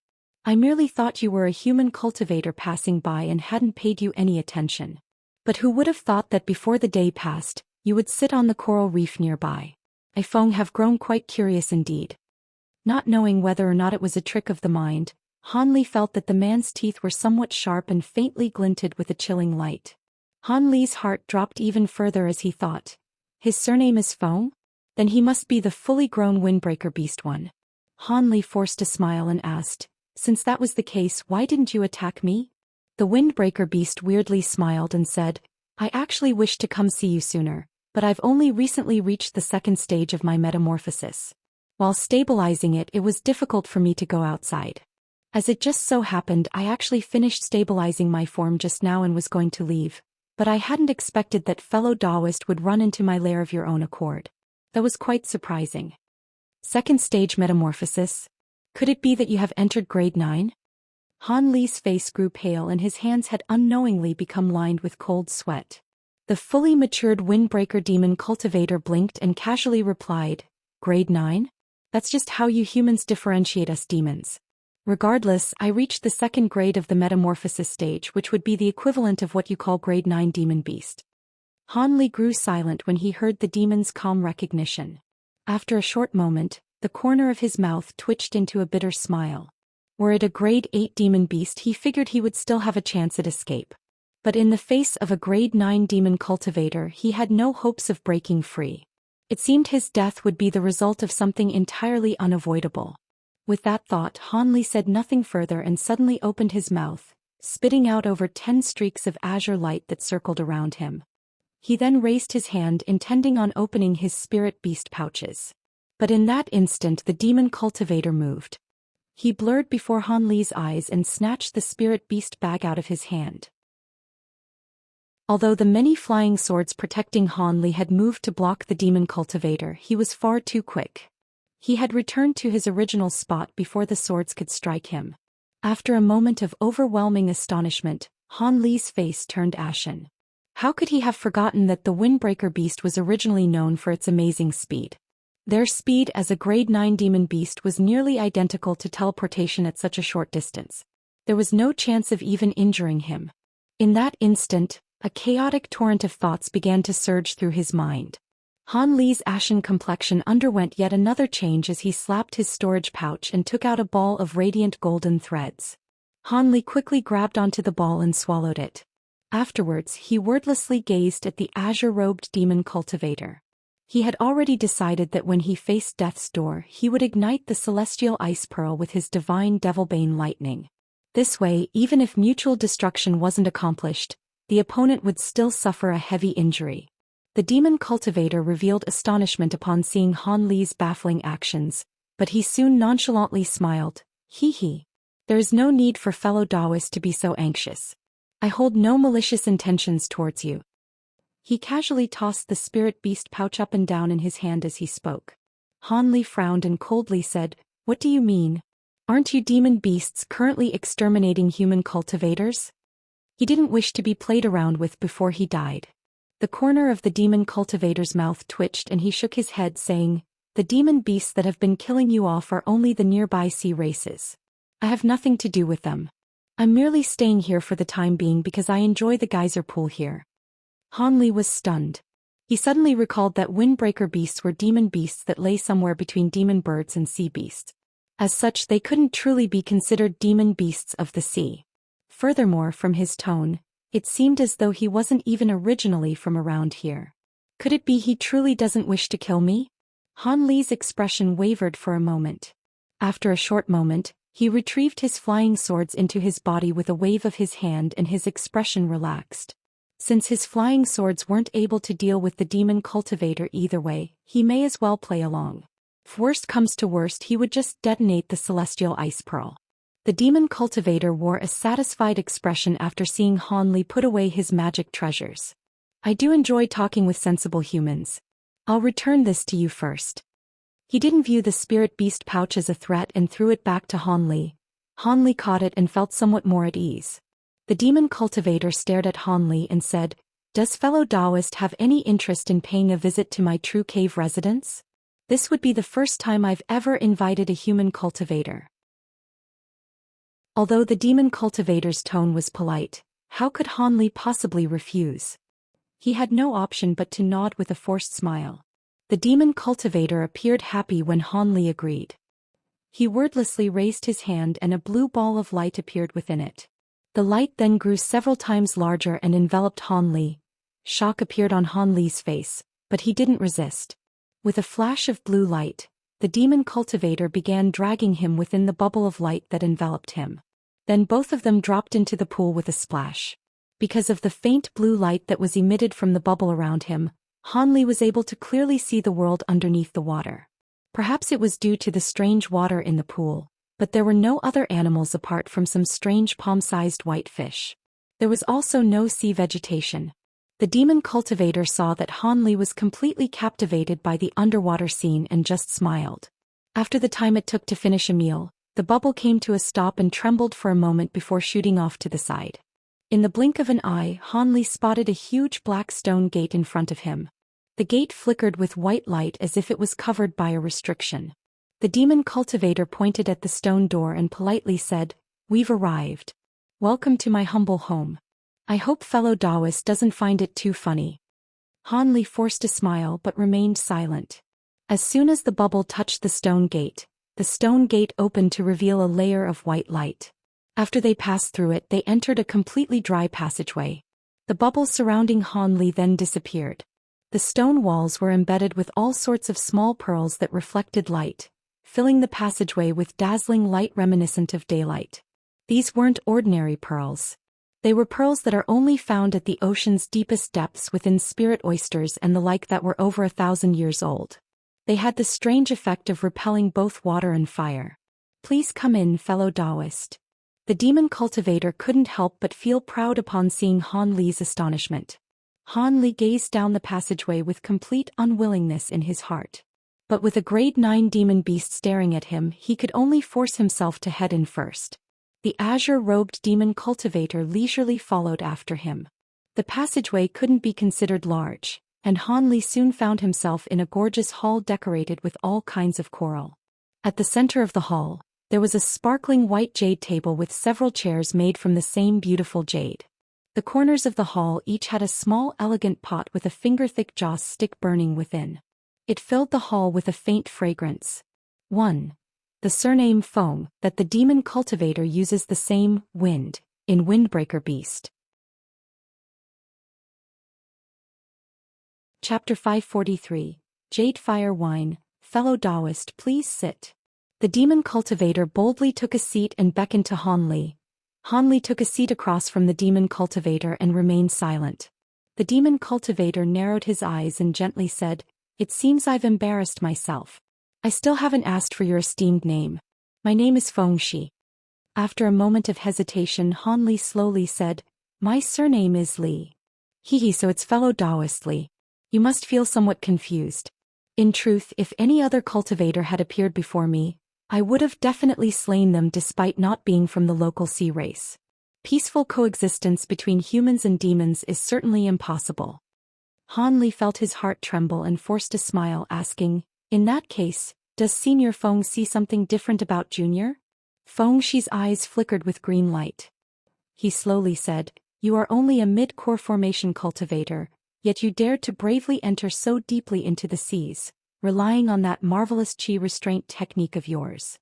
Qi restraint technique? Han Li paused for a moment, suddenly recalling the nameless incantation in the Hyde book. Feng Shi wore an odd expression and said, "That's right, I am somewhat familiar with your qi restraint technique. I saw it from an old friend of mine, but strangely enough, that technique is something that was secretly passed down. How are you, a human cultivator, capable of using it?" Han Li couldn't easily mention the matter of the Hyde book and remained silent for a while, not knowing how to respond. When Feng Shi looked at Han Li's expression, he leaned back into his chair and smiled. He then casually said, "There is no need for fellow Taoists to be worried. My old friend has been dead for many years and I'm not looking for an explanation. I am merely curious about how a human can use a secret demon race technique. The main reason why I haven't attacked you is actually because you cultivate a pure wood attribute cultivation art. Otherwise you'd already be dead." Han Li revealed amazement. He was truly shocked to hear that the main reason he wasn't attacked was because of the attribute of his cultivation art. When Feng Shi saw Han Li's shocked expression, he said nothing and waved his arms instead, summoning a simple gold pot with a flash of white light. He then took a jade wine cup and poured a dark green liquid into it. In the blink of an eye, the concentrated smell of alcohol spread throughout the hall. The human-formed demon beast then took a deep breath and wore an infatuated expression on his face. He flicked the cup with his finger, smoothly sliding the jade cup over to Han Li.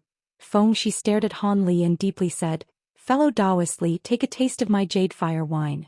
I made it myself. It is a genuine spirit wine that takes over 100 years to ferment, and provides slight gains towards cultivation. Perhaps fellow Taoist could even use this opportunity to break through his bottleneck." When Han Li heard this, he paused in surprise before staring down at the green liquid in the cup. The demon cultivator was able to tell that his cultivation was stuck at a bottleneck. His abilities are truly remarkable. But Han Li found it dubious that the wine could help him break through his bottleneck.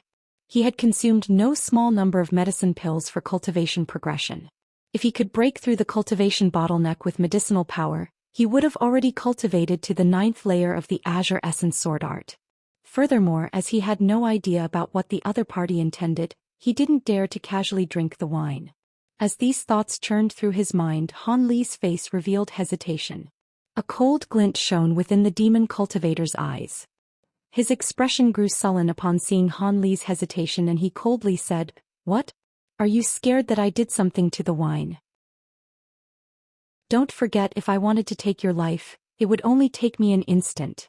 Han Li's face paled and his gaze fell upon the wine cup. He then summoned the courage to say, "Senior is correct. However, Junior wishes to figure something out first. The true reason why Senior hasn't killed me. Junior will be ill at ease until he understands." It had become obvious that the demon cultivator wished for Han Li to drink the wine. As a result, Han Li's doubts only became greater. Feng Shi felt somewhat surprised and an icy expression soon appeared on his face. His body released an eerie aura. Han Li felt his heart drop and the true essence in his body wrapped around the celestial ice pearl in his body. He cautiously stared at the demon cultivator in silence. A short moment later, Feng Shi frowned and his expression relaxed. After muttering to himself for a moment, Feng Shi said with a low voice, "It seems by not telling fellow Taoist the specifics, he has misunderstood my good intentions. This jade fire wine is not only difficult to refine and takes 100 years to ferment, but it also requires a metamorphosis stage demon core as its primary ingredient. Additionally, only windbreaker beasts are able to refine the wine. Even if other demon cultivators had the formula, they would be unable to refine the wine due to lacking the innate abilities. To me, this wine serves only to satisfy my tastes. But to a core formation cultivator such as yourself, it will stimulate the true essence in your body the first time you drink it, possibly allowing you to break through your current bottleneck. Of course, the only reason I am giving you so precious to fellow Taoistly is for my own gains. I require the assistance of your wood attribute cultivation arts for something very important. However, a mid-core formation cultivation is too low. Even late core formation cultivation is still a bit lacking. But I see that your own cultivation arts are unordinary. You possess far deeper magic power than cultivators of a similar grade, and as a result you will do if just barely. It should now be quite obvious what consequences will follow if fellow Taoistly doesn't drink the wine. Fengxi knew that if he didn't give a clear explanation, Hanli wouldn't obediently follow his orders. When Hanli heard this, his expression changed several times. A short moment later he spoke with a hoarse voice, "And if I drink this wine and can't break through my bottleneck?" Fengxi sneered and calmly said, "Hee. Then fellow Taoistly will no longer serve any purpose for me. Since my jade fire wine is quite difficult to refine, I will have to take your life as compensation." Although Hanli had already suspected this, his face twitched after hearing the confirmation. After a short moment of deliberation, Hanli's face became resolute and he took a deep breath. "Fine, I'll drink it." Fengxi suddenly wore a happy expression. Hanli slapped his hand onto the table. Then with a flash of azure light, the dark green liquid from the cup flew into his mouth in a stream.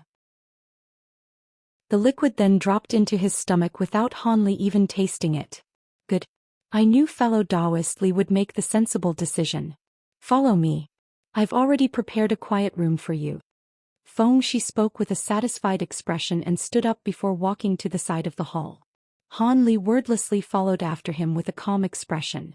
As Hanli followed the demon cultivator, he eventually found himself in front of a fire-red stone wall. After some further examination, Hanli astonishingly discovered the sparkling red stone wall was actually a huge slab of cut coral rock. As Hanli pondered about it, Fengxi lightly pushed the stone wall, revealing a 3-meter wide hole in a flash of white light.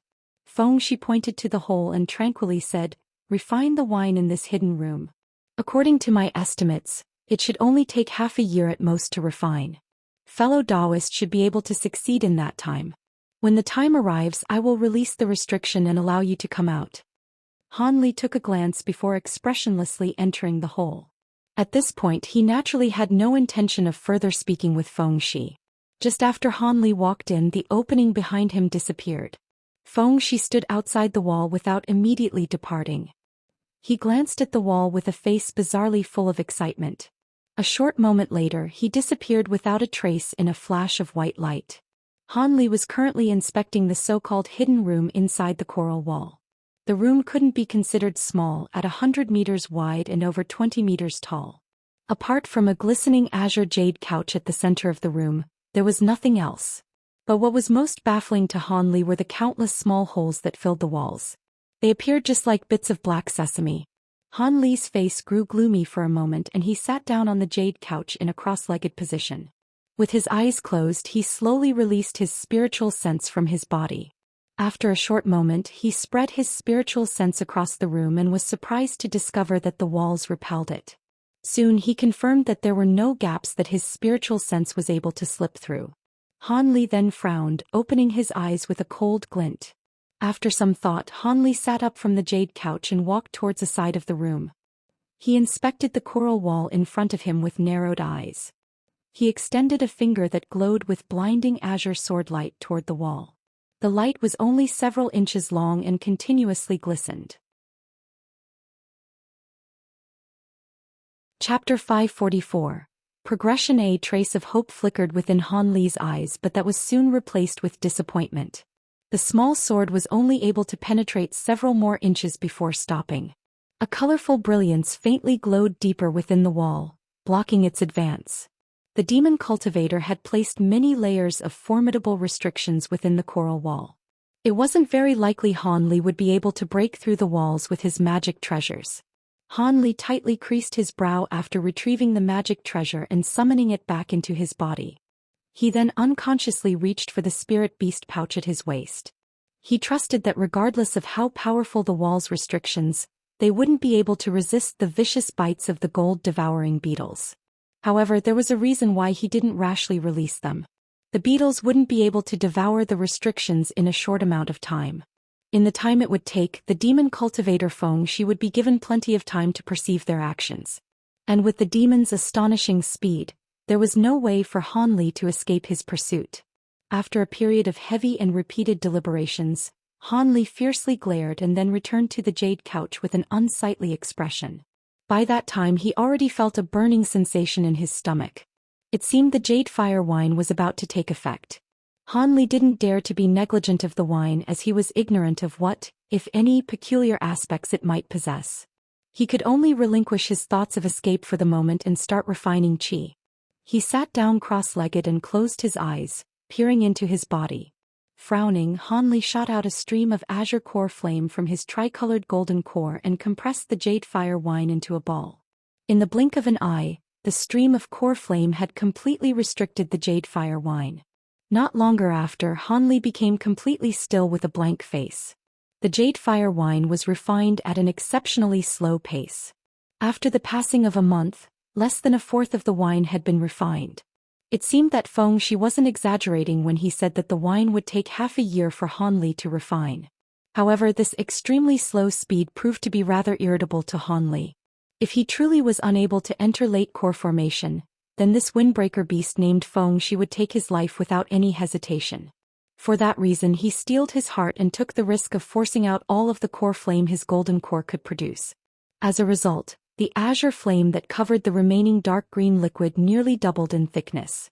Han Li also spared none of his magic power in his effort to hasten refining the wine. This resulted in Han Li's magic power expenditure nearly doubling.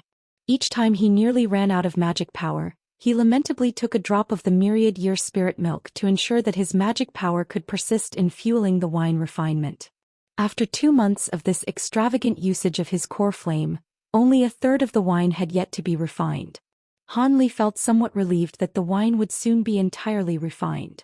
Unfortunately, something unexpected soon occurred. As a result of his intention to strive his hardest in the face of death, Han Li had swallowed the celestial ice pearl on the day he had encountered the demon cultivator. He continued to keep it there in fear of the demon cultivator, and had yet to take this last resort out of his stomach. On a day when Han Li had completely exhausted his magic power and thought to take a drop of the myriad-year spirit milk, the outer layer of the divine devilbane lightning on the celestial ice pearl suddenly grown unsteady. Han Li, who had been observing his body's interior with full focus, was shocked out of his wits at the sight. At that moment his magic power was completely exhausted and he was incapable of taking any emergency measures. With the pearl's exterior wavering before his eyes, he wrapped the remaining jade fire wine around the celestial ice pearl in an act of desperation. Han Li's heart heavily thumped as he watched on with a bloodless complexion. Only the heavens would know what reaction would occur from using the jade fire wine to envelop the celestial ice pearl. As Han Li imagined the pearl erupting, he could feel his body line with ice-cold sweat. Fortunately, whether it was due to sheer luck or due to the celestial ice pearl being stable to begin with, the celestial ice pearl had become tranquil after being enveloped by the wine. Han Li let out a long breath and wiped the cold sweat off his brow. He felt as if he had just escaped certain death. He hurriedly swallowed a drop of myriad-year spirit milk. After his magic power had been replenished, he spat out the pearl and put it away with great trepidation lingering in his heart. Placing that item within his body had truly been playing with fire. After everything was settled, he took another look into his body and flusteredly discovered that he had unknowingly broken through his bottleneck, quietly entering late core formation. Han Li was initially dumbstruck before being delightfully surprised. To tell the truth, he hadn't felt any peculiar effects from the jade fire wine. Han Li was absolutely bewildered at having broken through the bottleneck without even completely refining the wine. With his increased cultivation, Han Li decided to test it out by skillfully controlling 24 bamboo clouds worm swords simultaneously, discovering that his true strength had suddenly increased. Although Han Li was rapt with joy, he had no intention of squandering the remaining jade fire wine, and sincerely spent the next 2 months refining what was left over, consolidating his cultivation in the process. Afterwards he started to rack his mind for what the grade 9 windbreaker beast intended for him. As the half-year point gradually grew closer, his face grew increasingly sullen with worry occasionally appearing in his eyes. Several days after the half-year point had passed, the coral wall promptly opened. Feng Shi's indifferent voice then entered the room. "Fellow Taoist Li, come out. The time has arrived. Did your cultivation progress?" Sitting down on the jade couch, Han Li expressionlessly opened his eyes and wordlessly walked out of the room. Feng Shi was waiting for him outside with narrowed eyes. The demon cultivator examined Han Li after he left the room. A short moment later, Feng Shi rubbed his palms together and heartily laughed. Good. Congratulations on fellow Taoist entering late core formation. It seems my jade fire wine didn't go to waste." Feng Shi grew quite happy. With Han Li's successful advancement, he truly could serve his purposes. Han Li's heart stirred upon seeing this. Feng Shi chuckled and spoke to Han Li with a rather amiable tone. "Fellow Taoist Li, follow me. I will give you an introduction to 2 of my close demon companions. I will be requiring you 3 to cooperate in order for this to succeed. There are another 2 seniors." When Han Li heard him, he felt shocked. "That's right. My 2 good friends are both at the initial metamorphosis stage. In human terms, they would be grade 8 demon cultivators. However, since both of them were born from primordial races, their true capabilities aren't all that inferior to my own. Still, it would be best for you to say as little as possible. Since they are genuine members of the local Sea clan, they won't receive a human like you very favorably."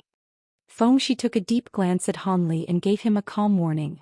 With a shaken heart, Han Li muttered in agreement. A short moment later, Feng Shi brought Han Li back to the large hall where he now saw the 2 close friends that Feng Shi had spoken of. As a result, Han Li couldn't help but reveal his shock on his face. One of them had the head of a flood dragon, a steel tail, and his body was covered with blood-red scales. The other had a rather large body, an azure face, and a tortoise shell. That flood dragon appeared quite similar to the venomous flood dragon that he had previously seen fighting the cultivators near the Misty Island. As for the other, Han Li faintly guessed that it was most likely the huge tortoise that had been undergoing its tribulation at that time. When Feng Shi arrived, the 2 grade 8 demon beasts turned their heads over toward them. When the venomous flood dragon saw Han Li's expression, his green eyes coldly glinted and he quickly examined Han Li. "What's wrong, human? Could it be you've seen me before?" he icily asked. Although his voice was somewhat vague, his words could clearly be heard. Han Li immediately grew hesitant. It appeared that because he had used the blood-red cape back then, his appearance hadn't been seen. As such, it would be best to avoid mentioning the battle that day. Otherwise, he would just be asking for trouble, leaving him no choice but to deceive the venomous flood dragon. With that thought, Han Li dryly coughed and with the calmest expression he could muster, he said, "This is the first time I have seen Senior. It is only that Junior's experience is so shallow that he had yet to see a true flood dragon. As such, I forgot my manners. I hope Senior doesn't take any offense." Helpless, Han Li assumed the humblest attitude he could to avoid stirring up any trouble. Chapter 545. Thunderstorm Wings. The venomous flood dragon pulverized the large shiny pearl that it had originally been playing with in its hand and glanced at Han Li with a malicious glint flickering within his eyes. "Humph. Humans are all so cunning and sly. I don't care where you've seen me before, but you had better cut the clever business." Han Li's heart slightly shivered, but apart from a bitter chuckle, he said nothing else. Seeing that the atmosphere wasn't to his liking, Feng Shi hastily interjected himself. "Enough. Fellow Taoist Li can now be considered to be acquainted with you little brothers. I wish to draw from the support of all 3 of you, and it would be quite troublesome if I were to lack any of you." He then directed Han Li to a seat that was farther away from those 2. The venomous flood dragon downed the wine in the cup in front of him and carelessly said, "Brother Feng, we've known each other for quite a few years already. Why are you treating this matter so mysteriously? You've yet to give us an explanation. Additionally, you require the assistance of a human cultivator, and a trifling core formation cultivator at that." "That's right. I'm also quite curious. You insisted for us two to come together. Could it be that Brother Feng is doing something dangerous? The demon tortoise with a thick shell on its back frowned. He may possess an extremely large body, but he appeared rather timid. Feng Shi smiled and slightly spread out his arms. There is no need to worry, fellow Taoist Gray. I didn't call you two over to deal with a formidable enemy, or to travel to a dangerous area. Rather, I wish for your assistance in refining a magic treasure. Refining a magic treasure? The tortoise and flood dragon paused for a moment before glancing at one another. A trace of amazement also appeared on Han Li's face. Feng Shi slowly said with a feverish expression, "That's right, I am preparing to refine a magic treasure to fit onto my own body." Did we hear correctly? Brother Feng wishes to refine a magic treasure? Don't tell me you've forgotten that the bodies of us demon cultivators are better than any magic treasure.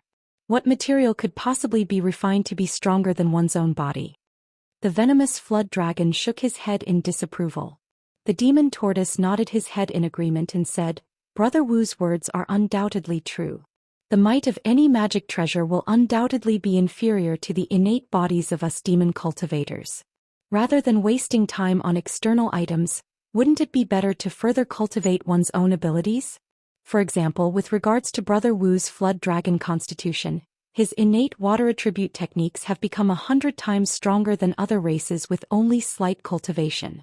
With your spirit aviary constitution, you should have exceptionally good aptitude towards wind attribute techniques. By cultivating your firestorm wings to a deeper stage, you should be able to travel tens of thousands of miles in an instant and roam the seas as you please. As for my profound tortoise constitution, although it isn't as remarkable as either of yours, my shell will become invulnerable when it is cultivated to the sentient transformation stage. How could a human refined magic treasure possibly compare?" Feng Shi didn't grow angry at their words.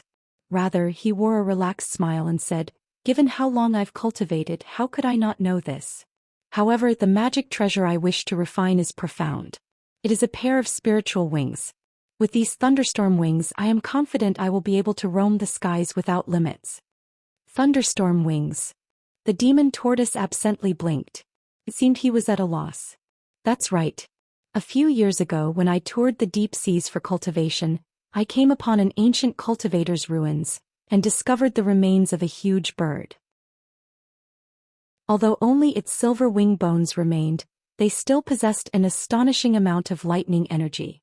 I suspect the wing bones belonged to of a peak metamorphosis stage lightning rock. You should know that the lightning rock is a primordial bird that possessed extreme speed. It could be considered among the top 10 of high-grade bird-type demon beasts. Its speed was similar to a flash of lightning, far superior to that of a windbreaker beast. Thus, I was struck with a sudden inspiration of bringing the bones back to my cave dwelling and using them along with other bird wing materials to create a human-like magic treasure and affix it to my body. Feng Shi's eyes glistened as if he was unable to contain the excitement in his heart. He then added, "After refining the wing bones, they naturally can't be solely lightning attribute. A bit of wind attribute spiritual power must be added as well so that I may use them more easily." "Is that even possible?" The venomous flood dragon revealed a doubtful expression. The demon tortoise at his side also appeared skeptical. "Don't worry. I've already spent a year researching the wing. I even went as far as to change my appearance and headed over to the humans for their tool refining texts and instruction.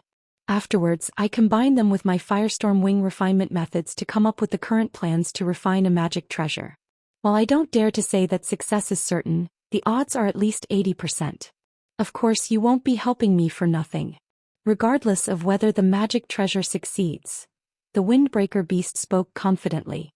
He started speaking in voice transmission, not wishing for Han Li to hear what he said regarding their compensation.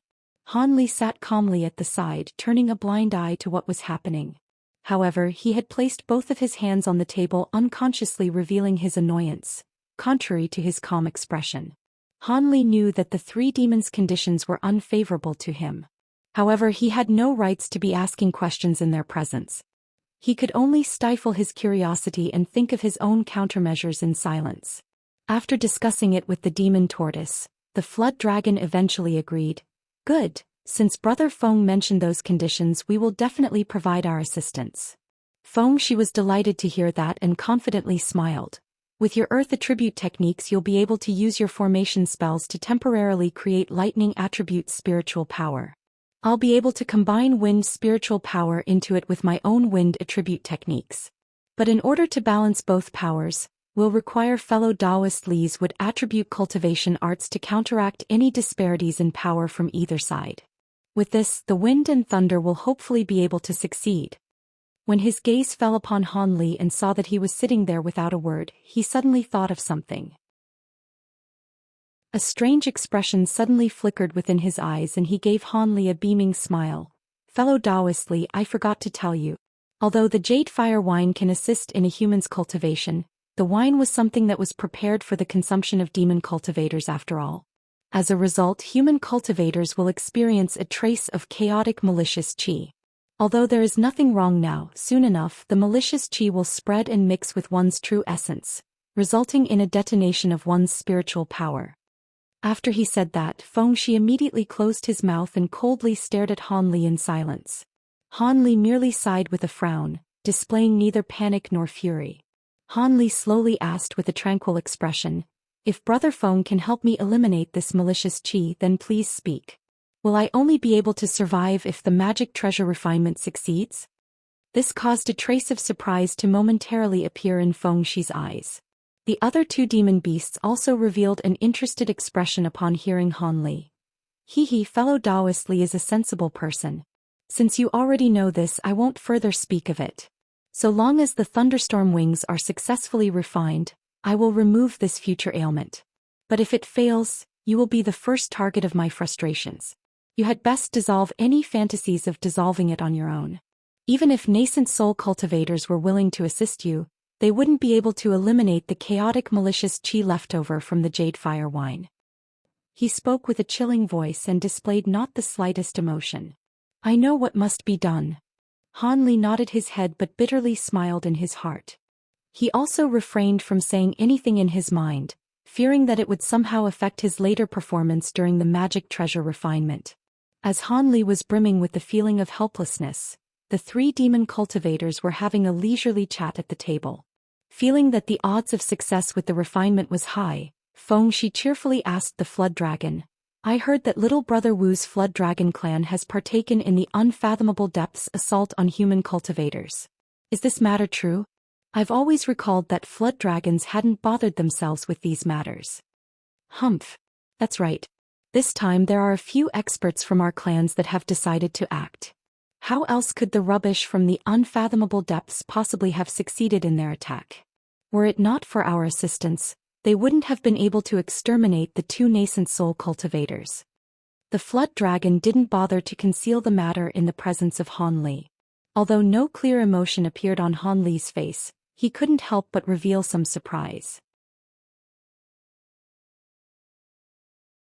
Chapter 546. Sacred Provenance Plati. As Han Li felt bewildered by the flood dragon's comments, Feng Shi chuckled and said, I heard that a few years ago, when fellow Taoist Wu had acted as a protector for Brother Gui's tribulation, several human cultivators launched an attack on him. Although you managed to repel them in the end, you suffered a bit of injury. Could it be that as a result of that battle the Flood Dragon clan had decided to attack? Your demon clan has always valued protecting their own. In those years the cultivators of that island were far too arrogant. They truly believed that the seas belonged to them. They even equated us metamorphosed demon cultivators to those low-grade demon beasts that had yet to shed their beastly bodies. They were simply asking to be destroyed. My situation was merely one of many triggers for the attack. With that said, the savage flood dragon paused for a moment before continuing. But most important of all was the humans' attack on a grade 7 lion dragon, one from the unfathomable depths monarch clan. As a result, the venerable Lord Lion Dragon didn't hesitate to consume their strength to issue a myriad demon writ, resulting in several tens of thousands of demon beasts laying waste to the humans' islands. The reason why my Flood Dragon clan lent their assistance wasn't as revenge for the Lion Dragon, but rather for the sacred provenance plate that had been passed down from generation to generation.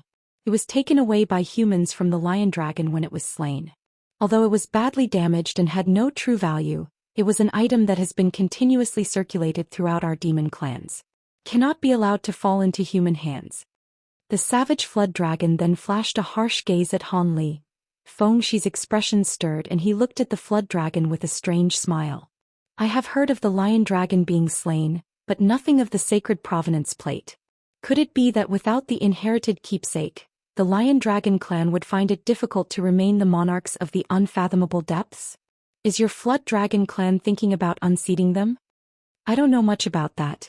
After all, I've never taken much interest in the clan's internal affairs. However, I am very interested in the 3 sacred provenances technique recorded on the plate. I've heard that the might of these ancient secret techniques are amazing. Unfortunately, those techniques have long since been damaged by time and are impossible to reconstruct.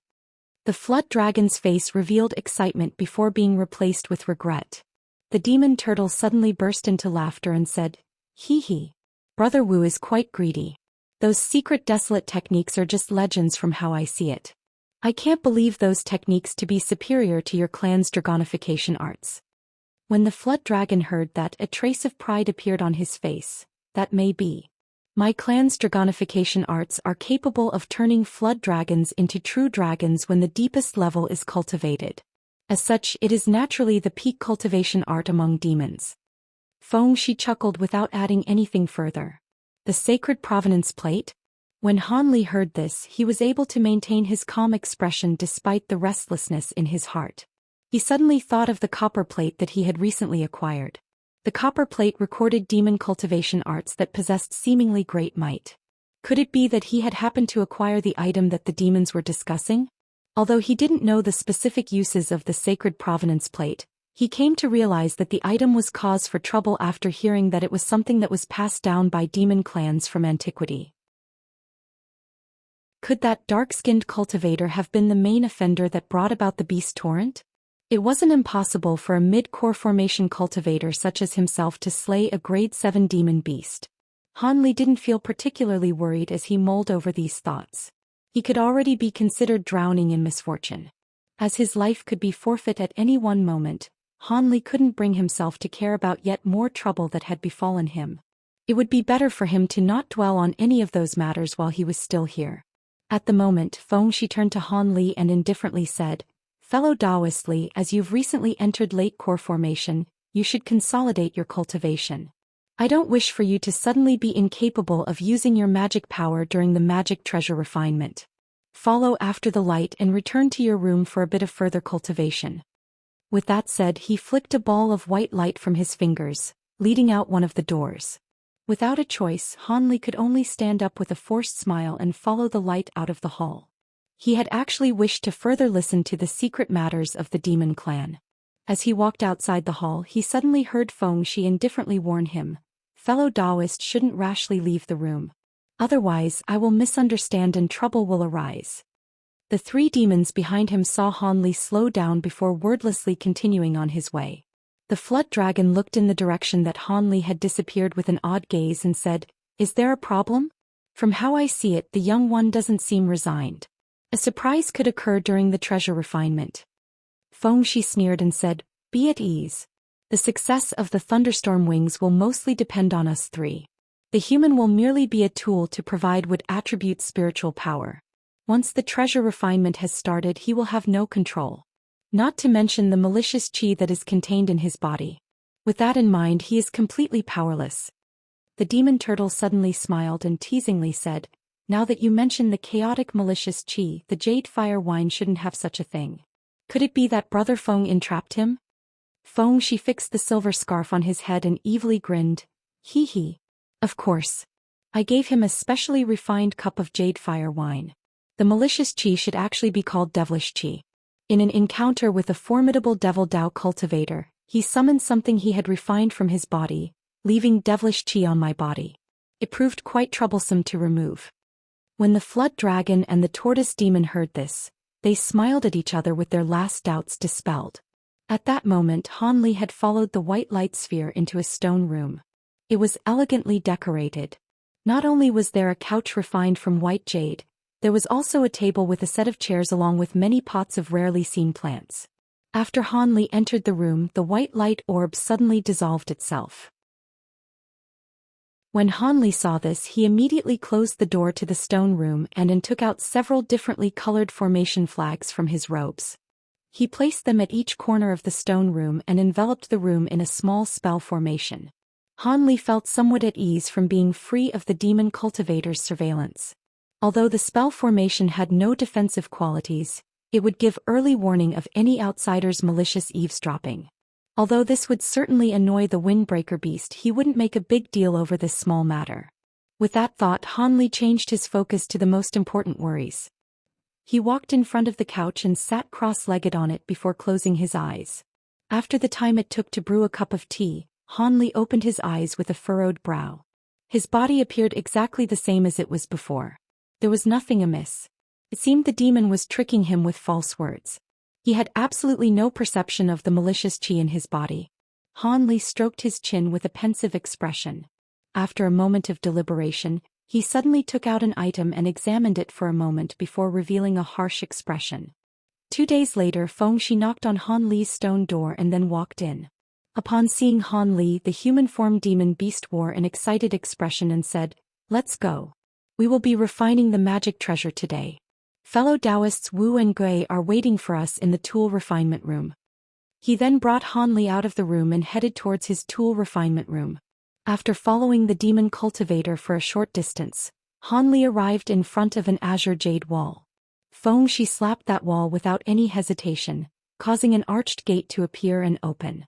The demon cultivator then stood to the side, indicating for Han Li to enter first. Han Li first took a quick glance through the door and saw that the room glowed red. He could faintly feel a roasting heat from within. With eyebrows raised, he took a deep breath before walking in. Han Li's gaze then revealed a trace of astonishment after clearly seeing what was inside. The flood dragon and demon tortoise were both standing inside the room, but Han Li was more surprised to see the fire within. There was a square platform that spanned about 10 meters at the center of the room. It was filled with roaring scarlet flames. There was a huge, complex refinement formation that surrounded the platform. After taking several quick glances at it, Han Li was left amazed. With his current knowledge on tool and spell refinement, he could tell how impressive this formation spell was, despite not immediately recognizing its profound complexities. It wasn't something that he was capable of establishing.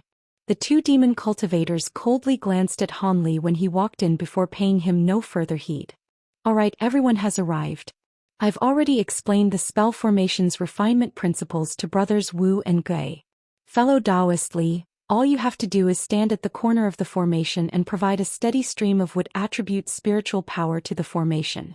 Now that we've come this far, fellow Taoist Li had better refrain from thinking about anything silly." Fengxi pointed to a corner and looked at Han Li with a heavy gaze. 1. Swanni, the hybrid of a lion and a dragon. Chapter 547. Lightning Rock Bones. After taking a glance at the pit of earth fire, Han Li responded with a bitter smile. "What use is there in thinking about silly things now? Then it is good that fellow Taoist understands." Although Fengxi said this, he wore a trace of a sneer. It seemed he didn't believe Han Li's words. When Han Li saw this, he managed to preserve a bitter expression on his face, but he inwardly cursed, "Damned monster." He then walked to a corner of the room and sat down cross-legged.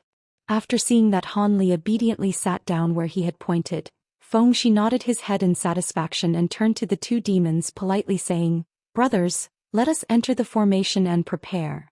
When the 2 demons heard this, they stepped forward without objection, and stood at the formation's cornerstones as previously discussed. Fengxi lightly smiled and patted the storage pouch at his waist. The pouch unhurriedly flew around the earth fire pit before turning upside down and releasing a burst of radiance. A small silver ball of light pierced through the radiance and soon expanded. In the blink of an eye, it revealed a pair of sparkling white wing bones that were each about 3 meters long. One of the wings was missing the front half while the other wing was completely shattered. Although they appeared worthless at first glance, these sparkling bone fragments emitted an enormous pressure that left one in awe. The flood dragon gazed at the bones and clicked his tongue in amazement. "So this is the wing of the lightning rock. Although it is extremely damaged, it appears completely genuine. It is deserving of its title as a bird of desolate antiquity." Fengxi stared at the bones with a feverish expression and said, That is only natural. The lightning rock didn't die in meditation.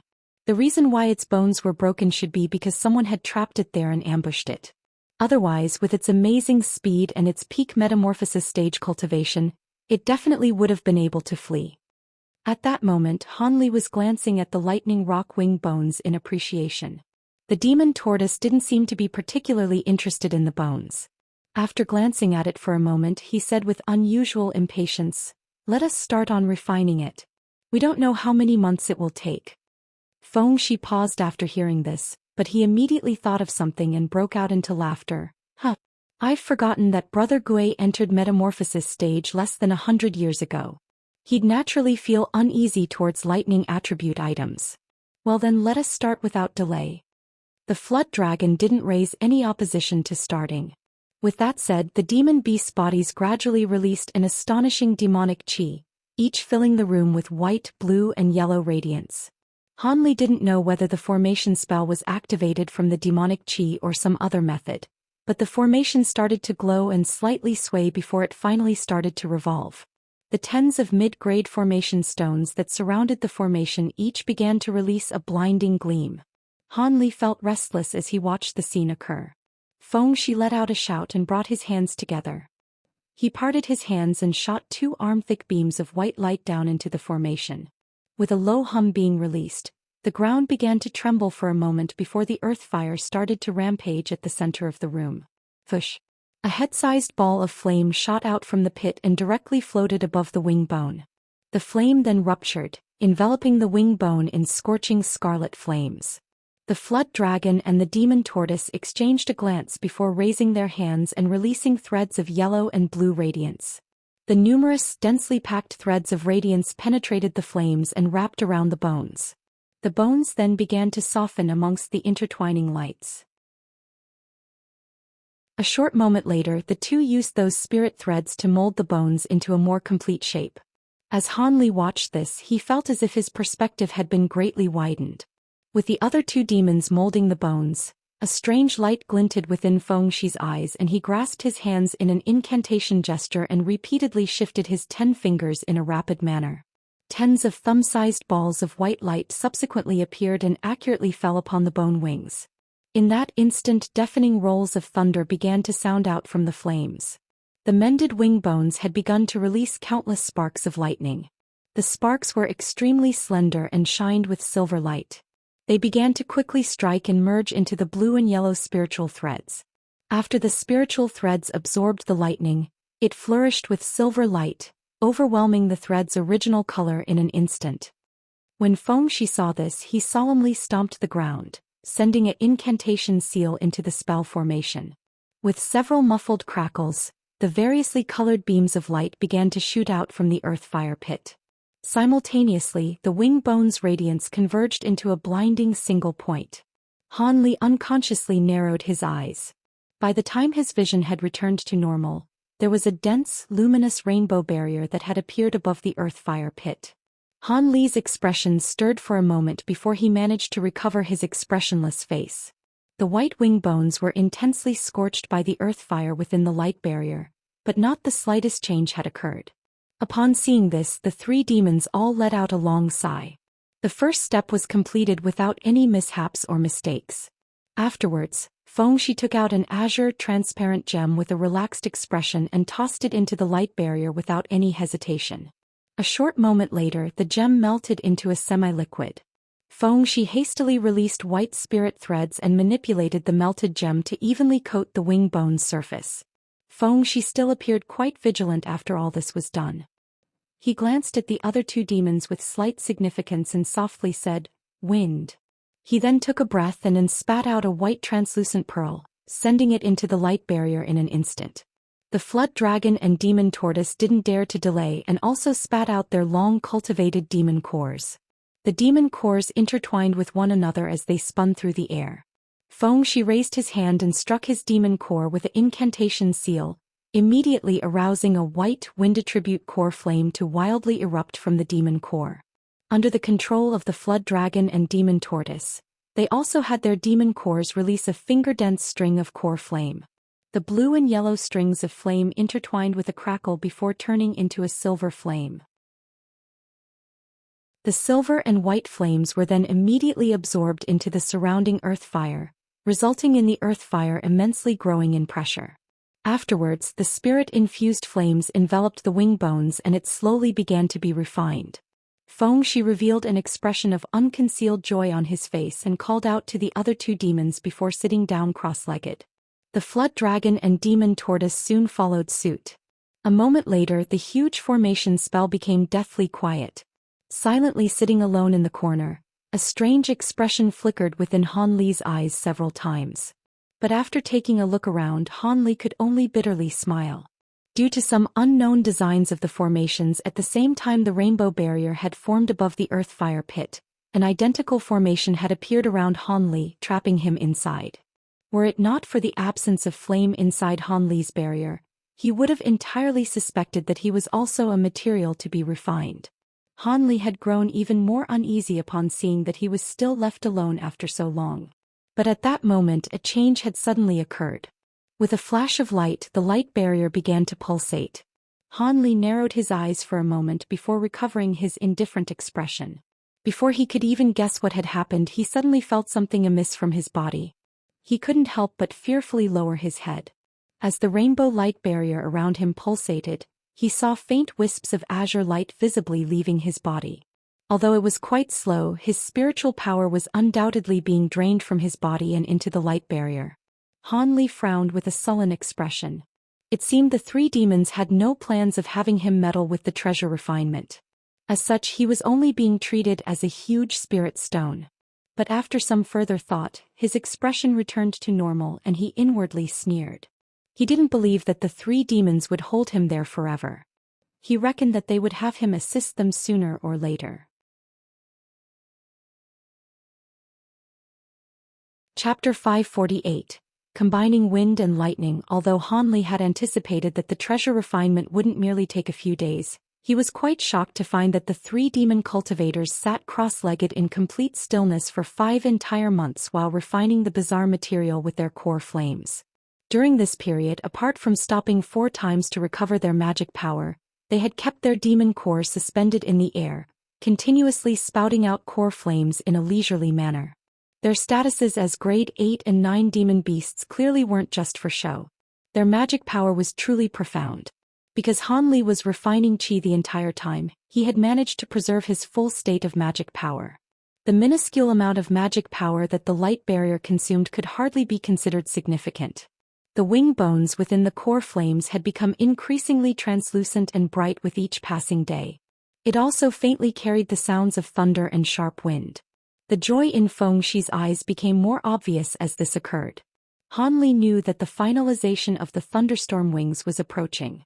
In those several months, Han Li was puzzled to find that not a single trace of the malicious qi could be found from within his body. However, after some further thought, he felt that it had something to do with the divine devilbane lightning in his body. They had a miraculous efficacy against things of evil nature. Could it be that the malicious qi had already been exterminated by the divine devilbane lightning? Han Li felt delight at the thought. Had the malicious qi truly appeared, he had planned on using the divine devilbane lightning to get rid of it, or to take the risk of swallowing some gold-devouring beetles and having them forcefully consume it. As a result, the Windbreaker Beast's method of coercion was unable to inspire any fear in Han Li, not that he had taken it seriously to begin with. The old demon definitely wouldn't have expected for Han Li to possess such an astonishingly valuable magic treasure with his low cultivation. Without any worry of this later harming him, Han Li became even more resolved to resist. He quickly swept through the many plans he had previously made to escape. He was prepared to use the most optimal plan according to how the situation played out. After yet another month, Fengxi rose from his seat and began to take action as if he felt that the refinement was about to be done. From the moment he opened his eyes, he stared at the bone wings in the air that were on the verge of completion. With a deep sigh, he suddenly shot a dozen incantation seals at it and suddenly extinguished his core flame, revealing the 3 demon cores and 2 bone wings that were within. The demon cores were comparatively dimmer than before. It seemed the persistent strain of the demon cores over the months of use had harmed their origin qi. Contrarily, the bone wings had become slender and whole, emitting a milky white luster that was nearly blinding. Without any hesitation, Fengxi flicked his own demon core, causing it to wildly rotate around in the air before returning down his throat. The other two demons glanced at each other before doing the same. Wordlessly, the three demons began to immediately meditate and rest. Several days later, the three demon cultivators had replenished their magic power and origin qi. At that moment, Fengxi turned his gaze to Han Li. He shot an incantation seal at the light barrier, entrapping him. Red radiance bored into the light barrier, causing it to dissolve with several violent flashes. Han Li possessed an entirely tranquil expression that was void of any surprise. Fengxi's expression grew relaxed and he said, "Next we will be joining the two wings as one and merge lightning and wind together. We will require fellow Taoists would attribute magic power to act as a balance. Get yourself prepared." Understood. Without saying anything further, Han Li stood up. When Fengxi saw Han Li's expression, he frowned and hesitation flickered within his eyes. He lowered his head and muttered to himself for a moment before suddenly flicking his finger without warning. A streak of white radiance shot straight towards Han Li. Han Li's expression grew aghast, but after a moment of hesitation he didn't move out of the way. With the white radiance entering his body, Han Li wore an unsightly expression. Han Li pursed his lips and sullenly said, "Senior Feng, what is the meaning of this? Be at ease, the wind spirit energy will not harm you, and will disappear after a short amount of time. But during this time, if I were to trigger it with a slight bit of magic power, fellow Taoist is as good as dead. Do your best and don't think about anything else." Fengxi sinisterly said. Han Li inwardly grumbled upon hearing that. Over half of his plans to escape had just been eliminated. Fengxi was quite pleased to see Han Li's angry expression. Without paying further attention to Han Li, he took out 3 medicine bottles from his storage pouch. Afterwards he tossed 2 of them to the other demons. Fengxi solemnly exhorted, "Little brothers, be careful. Combining wind and lightning spiritual power will be very taxing on our magic power. These bottles each has a drop of myriad-year spirit milk. Use it when your magic power is exhausted. The merging process must go smoothly. Otherwise, the thunderstorm wings will never come into being." A trace of amazement flickered within the flood dragon's eyes when he heard that the bottles contained myriad-year spirit milk. He soon agreed, "Please be at ease. I will certainly spare no effort."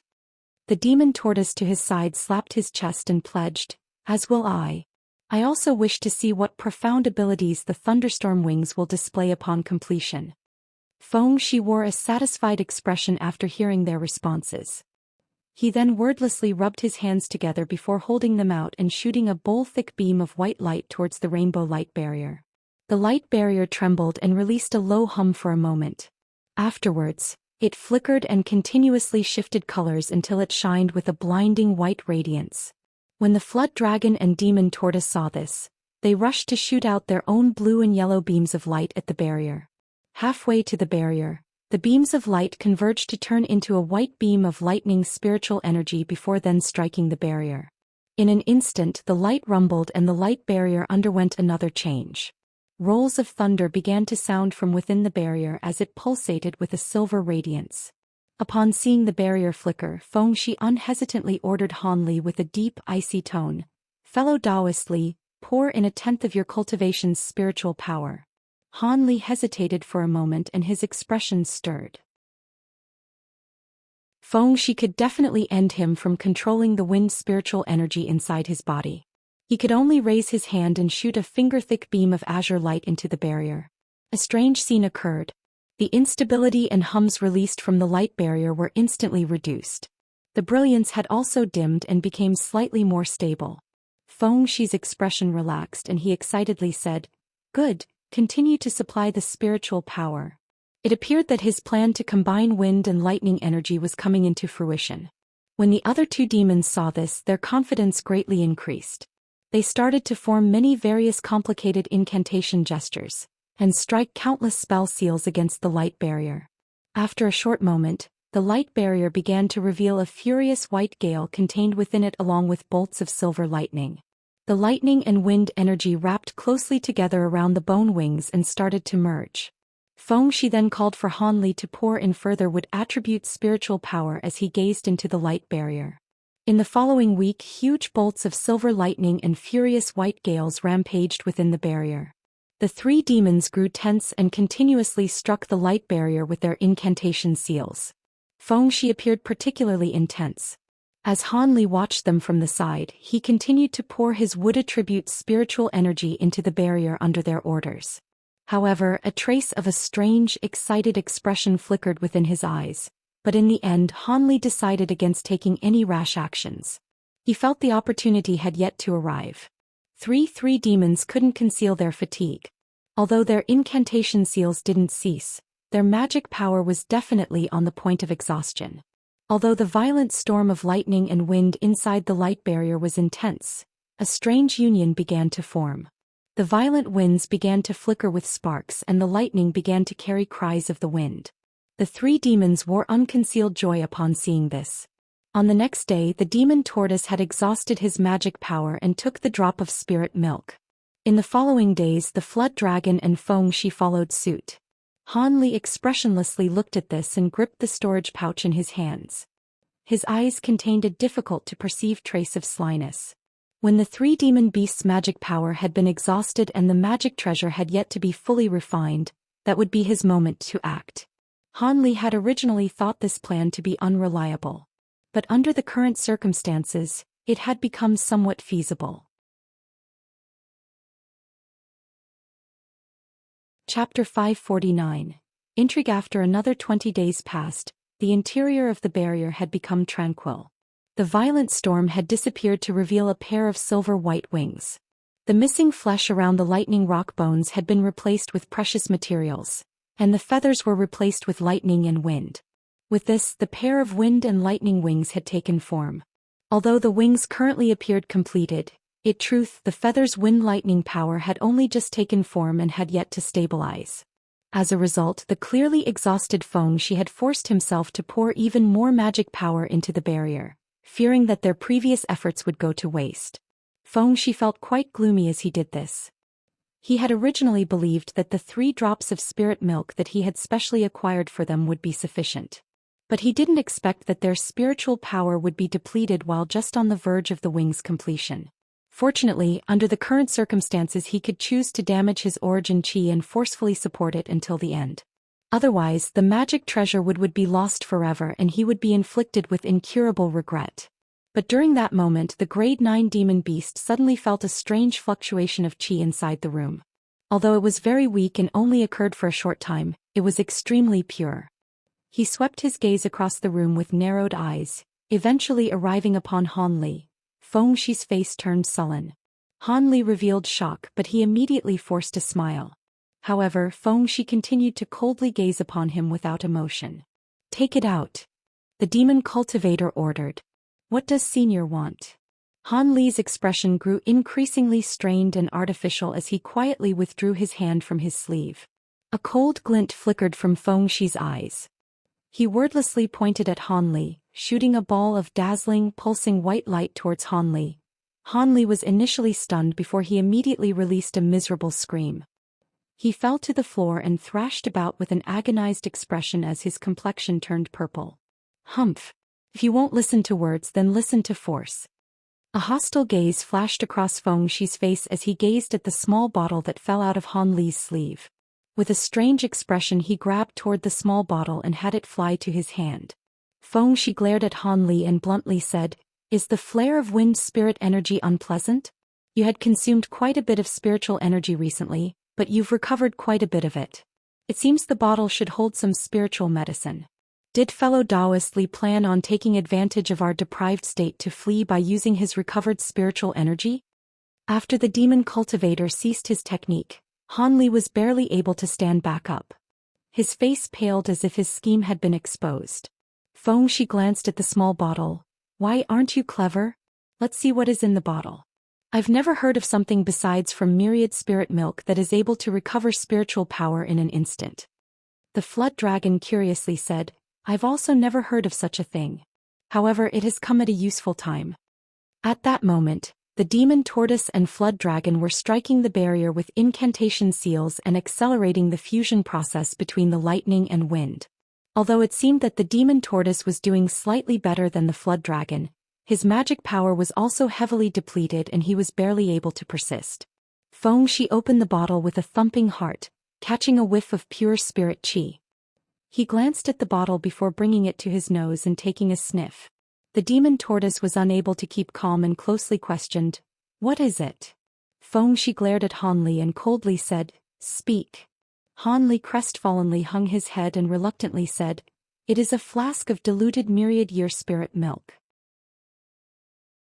When the demon tortoise heard him, his spirit trembled with surprised delight. "What? You also have myriad-year spirit milk?" As the three demons didn't believe that their magic power could persist until the end, they were greatly overjoyed. "Humph, it's green. Seems you mix something else within it too. And it has heavy with spiritual qi." Feng-Shi examined the small bottle with suspicion. Han Li bitterly smiled and sincerely answered, "I mixed a few aged spiritual medicines within it. Because I practice a wood attribute cultivation art, wood attribute spiritual qi would naturally be of great benefit to me." Feng-Shi frowned and thought to ask more when the demon tortoise loudly yelled, "Brother Feng, quickly pass the spirit milk over and let me drink it. I know that although we will be able to persist with great difficulty, we will overdraft our origin qi and cause our cultivation to decline. I need to replenish my spiritual qi." The demon tortoise feared that Feng-Shi wouldn't agree and grew anxious. Feng-Shi hesitantly responded, "Of course I know that, but this spirit milk." After a moment of silence, the flood dragon said, "Brother Feng, I can sense the pure spiritual qi from so far away. It is myriad spirit milk without a doubt. Even if the spirit milk was sabotaged, what harm will it do to us? Moreover, I am a venomous flood dragon, a devourer of all poisons. Even if the bottle is poisoned, it will have no effect against me." It appeared they both didn't wish to squander their origin qi. "Hee. I had nearly forgotten about Brother Wu's innate poison ability. Since this is the case, let us split the spirit milk into 3. This way we won't suffer much damage to our true essence after we complete the refinement." Feng-Shi silently smiled and stretched his neck back, pouring a third of the spirit milk down his throat. He then tossed the bottle to the venomous flood dragon with a chuckle. As a grade 9 demon beast, he had no fear of any poison, and since the spiritual qi was genuine, he had no thoughts of letting it go. The flood dragon caught the small bottle and drank half of what was left in the bottle before handing it off to the demon tortoise. The demon tortoise then impatiently gulped the rest of the spirit milk and flung the small bottle to the side. Not long after, the three felt some of their magic power recover, and they let out a breath of relief. Feng-Shi not longer held any of his original suspicions in mind. At that moment, a cold glint flickered in the flood dragon's eyes as he sent Feng-Shi a voice transmission. "When we're done refining the treasure, the human cultivator will no longer have a use. Let me finish him off. The human makes for an irksome presence." When the flood dragon finished speaking, he coldly swept his gaze over Han Li and displayed harsh killing intent. Feng-Shi unconsciously turned his gaze to Han Li and indifferently said, "Don't get rid of him for the time being. Although we won't need his wood attribute spiritual qi in the following days, it is better to be careful. You can kill him after the refinement is finished." "Fine, then the human will have a few more days to live." The flood dragon's tone was unsatisfied, but he decided to agree to wait in the end. Han Li had only seen their lips move and was unable to know what they said. However, his body broke into a chill when their hostile gazes fell upon him and he could faintly guess what they were talking about. His face grew unsightly after some thought and he wordlessly sat down cross-legged on the floor. He then slowly closed his eyes as if he were resigned to death. The three demons paused after seeing this, but they paid no more attention to Han Li and completely focused their attention on the spirit wings. In truth, Han Li's heart was heavily thumping at that moment. He was slowly transferring slivers of faint gold lightning from his bamboo cloudsworm swords into his body, controlling it so it wouldn't erupt. Afterwards, layers of divine devilbane lightning began to densely coil around the ball of wind spirit energy that Feng-Shi had planted within him. The wind spirit energy wasn't something that Han Li could refine at his current cultivation, and it wasn't something that the devilbane lightning could cleanly dissolve. However, he could restrain it for the time being and prevent it from flaring out, drawing from his experience in binding the celestial ice pearl. At that moment, the demon tortoise had recovered a portion of his spiritual power. Just as he effortlessly continued to pour spiritual power into the light barrier, He glanced at the flood dragon and suddenly thought of something. He thought to say something, but his mouth suddenly trembled and his expression twisted. With an odd gaze in his eyes, the demon tortoise ceased sending spiritual power into the light barrier and fell to the ground. His mouth was wide open, but not the slightest sound was produced. An astonishing scene followed. The demon's abdomen had suddenly expanded. In the following moment, his head and limbs also began to swell with protrusions as if evil spirits had suddenly emerged from within his body and wished to break free. When the flood dragon and Xianxia saw this, their expressions greatly changed and they simultaneously recalled the diluted spirit milk from Han Li's small bottle. Chapter 550. Helplessness in a crisis. The venomous flood dragon bellowed and his body flourished with scarlet light as he thought to immediately attack Han Li. But at nearly the same time, the demon's face immediately grimaced and he fell to his knees with a bang. He helplessly stared at the swelling in his body and remained still in his powerlessness. "You're courting death," Xianxia furiously yelled. A flash of white light flickered from his face, his body then disappearing from sight. A moment later he appeared behind Han Li and fiercely swiped down with a black claw. His movements were near instantaneous. Although Han Li had already prepared himself, he still wasn't able to keep up with his movements. He could only do his utmost to throw his body to the side. Clang! Han Li was pushed away by a huge force and was thrown over 30 meters away. Han Li then stood back up with obvious difficulty. The single strike of the grade 9 demon beast's claw wasn't able to immediately kill Han Li. The demon cultivator couldn't help but pause, an ominous glint soon flickering across his eyes as he stared at where he had struck Han Li. The tears in his clothes revealed silver-white scales. A majority of them were shattered from the strike, revealing a twinkling jet-black cloth underneath. Inner armor? Xianxia was greatly surprised, but he soon scoffed and wordlessly turned into wind once more, disappearing without a trace.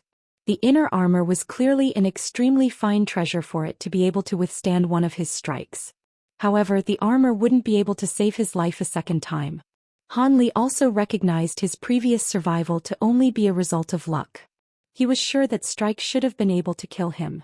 Manhuzi's royal scale plate was truly an extraordinary treasure to be able to ward off a strike from a grade 9 demon beast. With the precious time the armor had bought, Han Li firmly regained his footing.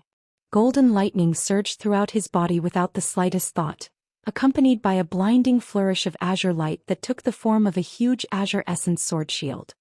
He also raised his arms and summoned 24 azure swords from within his body, instantly forming a barrier around him. Just as Han Li finished doing this, Xianxia's tall stature appeared in front of Han Li yet again. With a sinister glare he opened his mouth and revealed a blinding white light.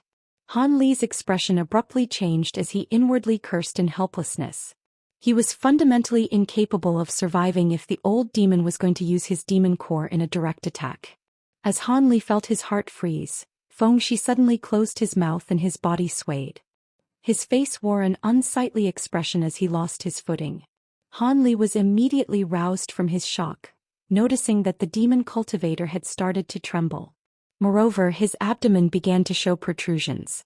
Although this old demon had a much deeper cultivation than the other two, the effects of the green liquid had eventually taken hold. Han Li was overjoyed and pointed at him without the slightest hesitation. The 24 bamboo cloudsworm swords surged towards Xianxia and began to wildly strike at him from every angle. After only a short moment, Han Li's smile grew rigid. Although the windbreaker beast was painfully on his knees and his hands were tightly gripping his abdomen, he had managed to envelop his body in a layer of faint white light. The flying swords alone weren't able to break through the light barrier in even the slightest. Additionally, the demon cultivator was still able to force his head up to fiercely glare at Han Li. Although he couldn't speak, his eyes were full of malice. With a single glance, Han Li felt his heart drop. Pondering for a short moment, Han Li concluded there should be some sort of treasure protecting Xianxia. Otherwise, he definitely would have been able to slay Han Li with even the slightest control over his magic power. Given his immense hatred for Han Li's heart grew calm at the thought and he quickly formed an incantation gesture with his hands. The flying swords merged together, forming two balls of blinding azure lights. The two balls of light faded away to reveal two azure swords about 10 meters long. They glowed with an imposingly cold light. With a strange expression flickering within his eyes, Han Li silently opened his mouth and spouted a cloud of azure qi onto each sword, causing them to flourish with splendor. With a series of light hums, they then chopped down towards the windbreaker beast.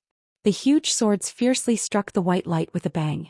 Azure and white light intertwined, but in the end, the two swords were only able to cut several inches into the white light before they were forcefully repelled. Han Li blankly stared at the scene, but Feng Shi wore a trace of a sneer. Han Li couldn't help but tremble upon seeing his expression. Although Feng Shi was crippled, Han Li had no method of harming him. Apart from the throbbing in Feng Shi's swollen abdomen, there wasn't much of a change to his limbs or head. The demon cultivator seemed to be forcefully suppressing the effects of the green liquid. Han Li's expression changed as he suddenly threw of something. He hastily turned his gaze to the other demons and felt his heart tremble. The flood dragon and demon tortoise still had inflated bodies. However, their heads and limbs had started to shrink. It appeared that their bodies were releasing the spiritual qi without restraint. It was clear that they were suppressing the green liquid, but at a much slower rate than the windbreaker beast due to their lower cultivation. Han Li instantly pointed to the two huge swords, causing them to strike the two demons as streaks of azure light. Since the swords couldn't deal with the windbreaker beast, it would be better to first deal with the other two demons. Afterwards, Han Li steeled his mind and slapped the spirit beast pouch at his waist. Countless gold-devouring beetles filled the room. With a low-pitch whistle, Han Li directed them towards Feng Shi. Feng Shi's eyes revealed astonishment upon seeing the beetles appear. In the following moment, the countless beetles enveloped the white light in layers and started gnawing at the white light. At that moment, the two huge swords chopped down upon the demon tortoise and flood dragon. Although their eyes widened, they couldn't move in the slightest. They could only watch as the azure swords struck their body. Two violent clangs were produced from the strike, but not the slightest damage was done. Han Li was left stunned by the result. How could this be? The windbreaker beast has a treasure protecting his body that is able to block the flying swords. But these demons were able to repel the swords with their bodies alone without receiving even the slightest damage. How could the bodies of these grade 8 demon beasts be so hard? Of course, Han Li wasn't about to give up after just this. He pointed to the two huge swords and caused them to release arm-thick bolts of lightning onto the two demons. The two demons appeared quite pained upon receiving the lightning, but they remained uninjured. However, their expressions only grew most hostile as a result. Presumably, their first thoughts after regaining control of their bodies would be to tear Han Li apart. Han Li felt a slight pang of fear at the thought and then turned his head over to look at his gold-devouring beetles. After some thought, he had the gold-devouring beetles float into the air and reveal the demon cultivator underneath. Although the white light had somewhat dimmed, the demon beast was still safe and sound underneath the white light. It was truly proving difficult for Han Li to deal with. Even after the simultaneous feasting of tens of thousands of gold-devouring beetles, they had only managed to slightly weaken it. The power of Feng Shi's protective treasure was truly beyond reason. Just as Han Li hesitated on whether he wanted the gold-devouring beetles to continue swarming around Feng Shi regained the ability to speak. The demon wore a vicious expression as he strenuously spoke. "Human. Do you believe that a trifling core formation cultivator is somehow capable of dealing with metamorphosis stage demons? In a moment we will give you a taste of what it means to desire death." Although his tone was calm, his words were staunch and threatening. When Han Li heard those words, he regained clarity of mind. "Humph. Is that so?" Without further hesitation, he pointed to the gold-devouring beetles in the air, causing them to change direction towards the other two demons with a ferocious buzz. The two huge swords then made their way towards the rainbow light barrier. Feng Shi saw Han Li's actions and started to panic. He hurriedly yelled at him with a fearful expression, "Stop. What folly are you up to? Do you wish to be pursued by all the flood dragons in these seas? And the thunderstorm wings have yet to be completed. If you take them out now, all will be lost. Furthermore, those spirit wings can only be controlled using both spirit and lightning power. What use is there in you taking it?" Han Li sneered and showed no sign of stopping. The insect swarms fell upon the two demons in an instant, and the two huge sword strikes had nearly collapsed the rainbow refinement barrier. After all, the barrier's purpose was to refine magic tools. It wasn't made with defensive capabilities in mind. Feng Shi's green eyes grew crimson upon seeing this, but the strange ailment that affected his body continued to prevent him from taking any action. In the following moment, the venomous flood dragon released a heaven-shaking screech. Scarlet bloodlight ruptured from within the beetles. Upon touching the bloodlight, the beetles immediately turned into drops of black liquid and released yellow smoke. The scarlet mist was amazingly toxic.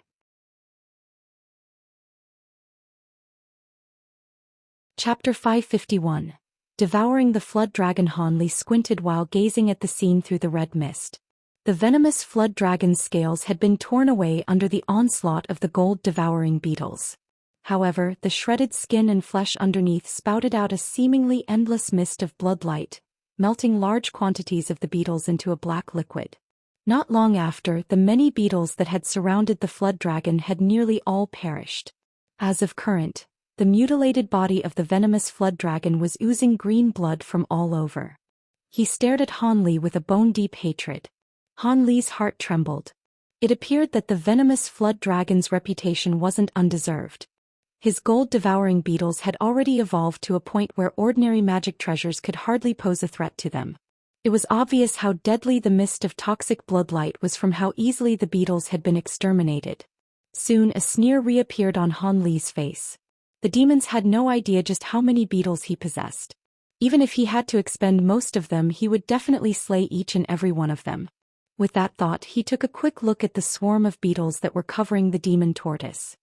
He heard the incessant sound of grating from their direction, but the insect swarm appeared to be nearly motionless.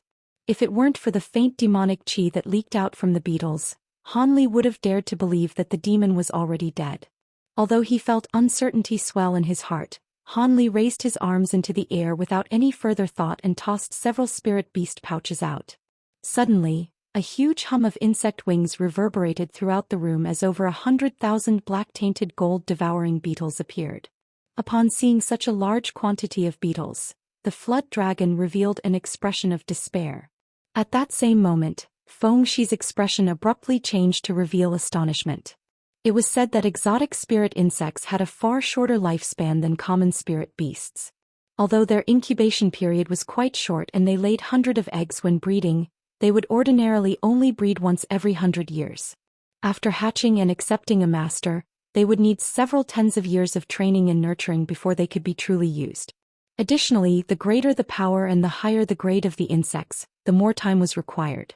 As a result, only a few cultivators were renowned for their insect control techniques in the scattered star seas despite the numerous cultivators that practiced such techniques.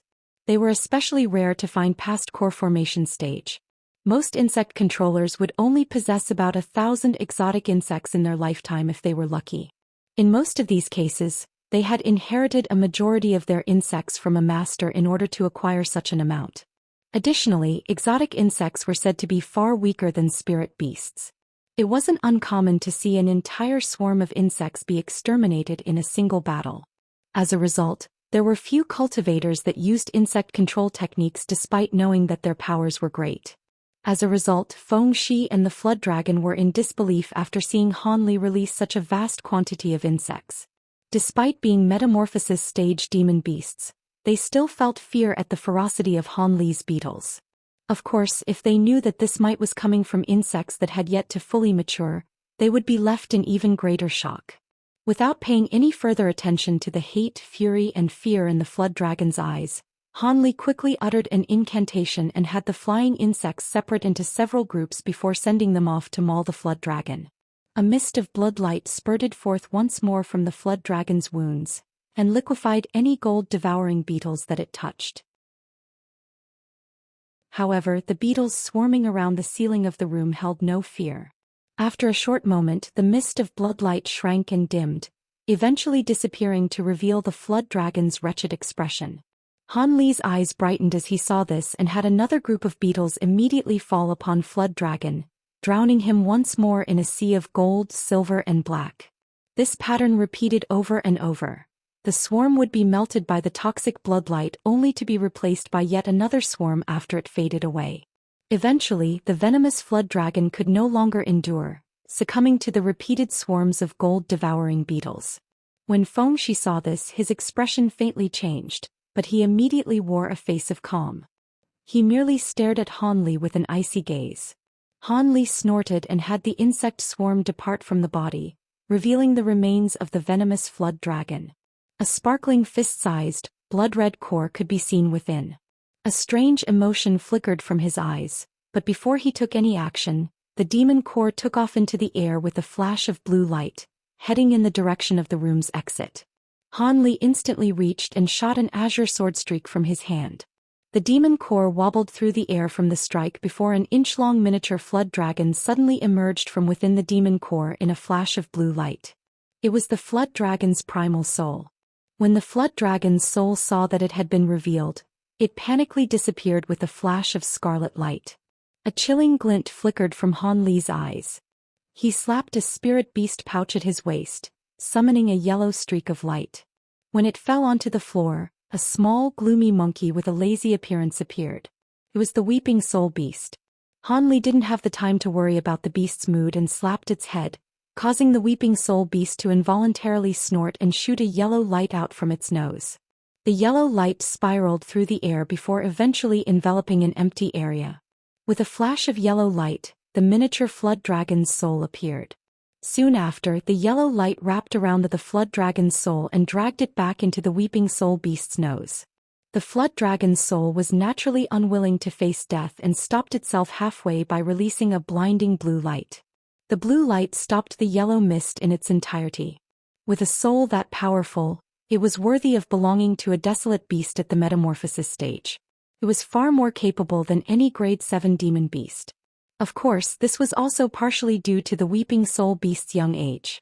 Otherwise, it would have fully displayed power for which it was famed. Han Li never intended for the weeping soul beast to truly suck in the flood dragon's soul. Grade 8 demon beast souls were an extremely precious material, and he naturally wasn't going to waste it. As a result, while the weeping soul beast and the flood dragon's soul were locked in confrontation, Han Li disappeared with a blur. He reappeared a moment later next to the flood dragon's soul with his hand covered in sparkling azure light. Unable to escape, the soul entered Han Li's tight grasp. The soul was only several inches long, but it managed to forcefully sway his hand in its struggles. However, Han Li had already prepared a jade bottle in his other hand. In a single quick movement, Han Li enveloped the flood dragon in azure light and slipped it into the bottle. He quickly covered the bottle and carefully placed it into his storage pouch. At that moment he finally let out a breath of relief.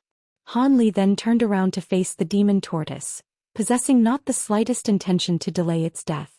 But at that moment a brittle crack sounded out. The light barrier was finally broken through by the two huge swords. Without turning his head, he opened his hand and shot a wide cloud of azure light from his palm. A moment later, the light brought back the thunderstorm wings and dropped them into his hand.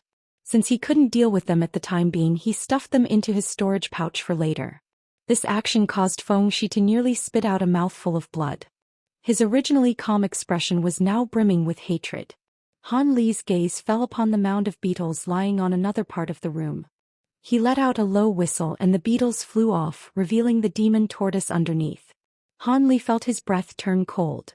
The demon tortoise's body was shredded and mangled, but his body was enveloped in a faint yellow light.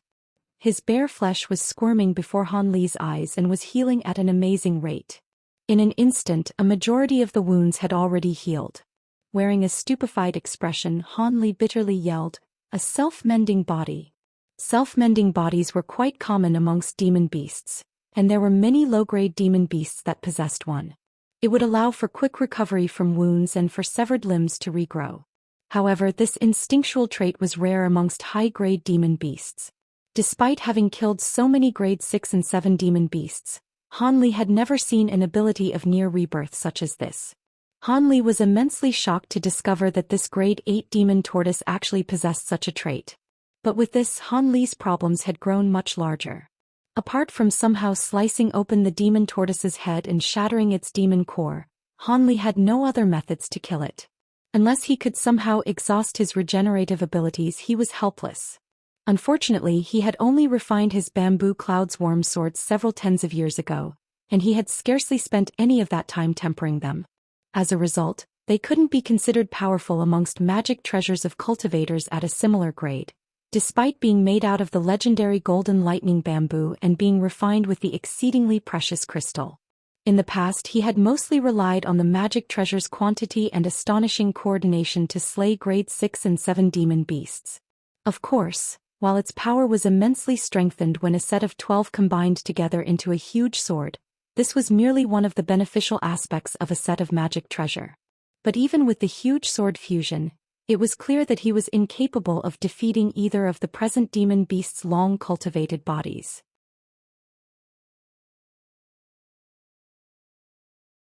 Chapter 552. Escaping pursuit. Han Li was extremely vexed when his swords proved completely harmless to the demon cultivators. But after some thought he regained his calm. A vast majority of high-grade demon beasts specialized in cultivating their bodies. Their dense flesh and hardened skin could rival the magic treasures of similarly ranked cultivators. Furthermore, demon beasts had lifespans that lasted several times longer than common cultivators, sometimes possessing lifespans that were tens of times longer. As a result, the higher grade the demon beast and the longer they cultivated, the more astonishingly durable their body would be. Before arriving at nascent soul stage, cultivators relied on their magic treasures and knowledge to slay demon beasts of grade 7 and under.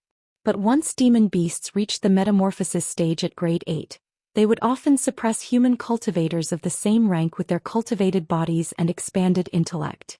Since flood dragons were a primordial race, their grade 8 demons were comparable in both combat and defensive power to common grade 9 demon beasts. As for demon tortoises, their race had the strongest defensive powers amongst all demon beasts. After taking this into consideration, it wasn't any surprise that Han Li's flying swords were unable to harm them in the slightest. Though it may have gone differently if a nascent soul eccentric attacked them with a magic treasure that had been nurtured for several hundred years. Conversely, were it a common nascent soul eccentric lying on the ground, Han Li would have easily been able to slay him. Very few cultivators refined their bodies like demons did, Manhuzi being a particularly notable exception. As for the divine Devilbane lightning, while it may hold fatal power against devilish arts and evil techniques, it wasn't particularly effective against the demon race. The formidable might of the divine Devilbane lightning originated from the gold lightning bamboo itself, but at Han Li's current cultivation he was only able to tap into about a tenth of its power. With this now clear in his mind, Han Li didn't feel dejected in the least. He understood that once he reached nascent soul stage and spent another 100 years tempering his bamboo cloudsworm swords, his magic treasures would experience an enormous breakthrough in strength. At that point he would be able to break through the demon beast's defenses with relative ease. After all, the bamboo cloudsworm swords were a peak-grade magic treasure that he had spent an enormous amount of effort on to acquire. As such, Han Li believed they held immense potential. Although Han Li could easily slay grade 7 demon beasts and late core formation cultivators like himself, he didn't dare to fight nascent soul cultivators or grade 8 demon beasts. There was a huge divide between the core formation and nascent soul stages. They were in entirely different worlds. All of these thoughts flashed through Han Li's mind in a mere instant. When he took another glance at the demon tortoise and Feng Shi, his expression wavered and he revealed a deluge of emotion. He came to the conclusion that unless he took the risk and used the celestial ice pearl, he would have no other method of exterminating the two demon beasts in a short amount of time. Even with this, Han Li suspected that while he would be able to finish off the demon tortoise, he would likely prove incapable of breaking through the protective treasure of the windbreaker beast. Since he couldn't control the celestial ice pearl, he wouldn't be able to focus its power onto the demons' bodies, greatly weakening the efficacy of the ice flame's strength. But what especially made Han Li hesitate was that the ice flames couldn't be recovered once used. If he wasn't able to kill Feng Shi after using them, he would be leaving the flames in the room as a parting gift for Feng Shi to make use of. In this situation, it would be better for Han Li to just leave the flames for himself. He could refine the pearl after condensing a nascent soul and have it become another deadly weapon in his arsenal. Han Li spent very little time in thought as he couldn't afford to waste a single moment. While the demon tortoise was still very much swollen, the windbreaker beast's abdomen had already greatly shrunk. Feng Shi's dark expression was becoming more hostile by the moment. Han Li wouldn't have much longer before Feng Shi fully suppressed the green liquid's medicinal power and regained control over his body and magic power. As a result, Han Li gritted his teeth and snatched the demon tortoise's storage pouch before sending him off with a kick into the pit of rampant earth fire. Soon after, he fished out another storage pouch from within the remains of the flood dragon and disappeared with a blur. When he reappeared at the side of the windbreaker beast, he quickly sent him flying off into the pit of earth fire to accompany the demon tortoise. Then, without taking another look at the demons, he flew off as a streak of azure light. Han Li didn't believe they would be able to track him down to whatever random island he chose to conceal himself on, no matter how profound and remarkable their abilities may be. Hence, Han Li struck a large hole through the room's stone door and flew off without a trace. The tool refinement room became completely silent. After an unknown amount of time, a resentful and vicious roar came from the room's earth fire pit. Following the roar, a streak of blinding white light flew out of the earth fire pit and broke through the room's ceiling and then all of the cave residence's restrictions. A moment later, the white light appeared above the small island and flew a circle around it at an imperceptible speed. After stopping in its original place, the light faded away to reveal Feng Shi. From his neat appearance, it appeared that he had been left entirely unscathed by the earth fire. However, he was gritting his teeth in seething rage as he held the body of the still disabled demon tortoise in his hand. The demon tortoise didn't have any treasures protecting its body, and as such its body was charred and smoking. It appeared to have suffered quite a bit in the earth fire pit. Feng Shi's eyes glowed with white light as it swept its gaze past the horizon. After some thought, a malevolent expression appeared on his face. He then clutched his hand in an incantation gesture and white light flickered from his fingertip. A short moment later, his expression grew hostile. After wordlessly confirming the direction, he tore through the skies in a streak of white light. At that moment, Han Li broke into a cold sweat as he wildly flew through the skies. The wind spirit energy had begun to stir and the constraints of the divine Devilbane lightning had become unstable. Fortunately, Han Li quickly responded, hastily cutting his spirit power from the cloak and using it to forcefully suppress the changes. After entering late core formation, Han Li was able to cut off the forceful extraction of his spiritual power from the cloak, despite still being unable to smoothly control it. This had greatly increased the usefulness of the ancient treasure. Han Li bitterly grimaced. The windbreaker beast was coming from him.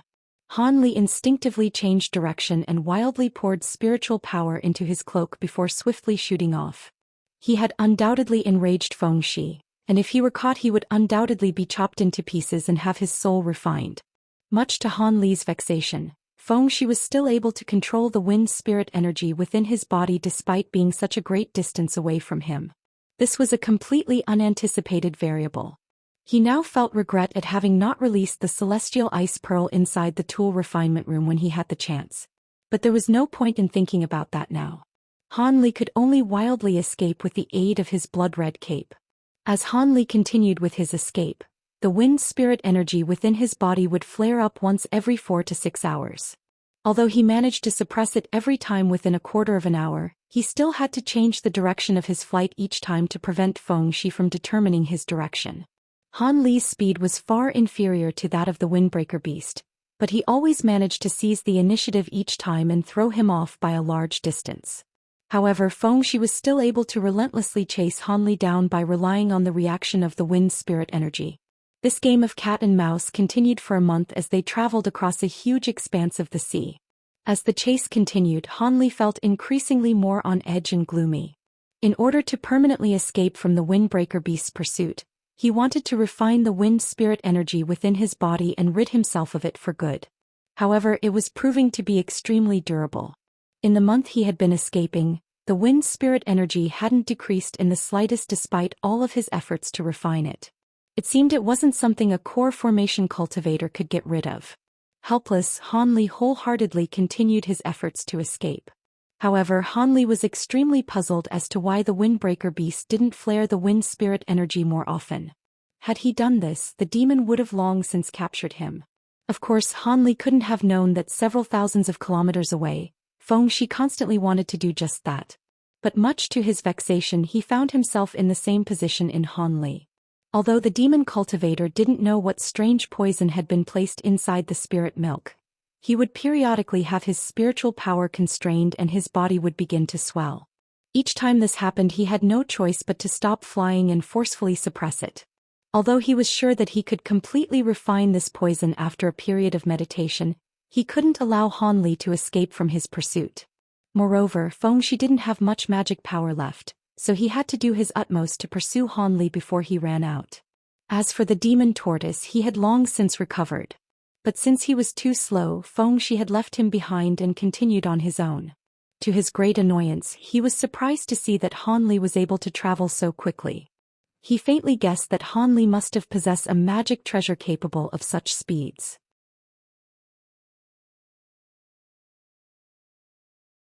Chapter 553. Lightning movement. As day after day continued past of the continued pursuit, the intervals at which the wind spirit energy flared grew increasingly further apart. At the start it would trigger once every 6 hours, which became once every 12 and eventually only once per day. Furthermore, the flares grew increasingly more weak each time. In the end, the wind spirit energy finally ceased flaring up altogether. It seemed the windbreaker beast had finally given up on the chase. Han Li was naturally delighted. Regardless of whether the wind spirit energy had failed to activate due to the great distance or due to Fengxi having ran into trouble, Han Li was finally given the opportunity to truly escape. Han Li took another drop of spirit liquid without any hesitation and identified his bearings before flying through the skies without worry. On a small, desolate island several tens of thousands of kilometers away from Han Li, the windbreaker beast was sitting in an empty cave with an ashen expression. During the long, relentless pursuit, he had exhausted the entirety of his magic power and could no longer restrain the strange poison inside his body.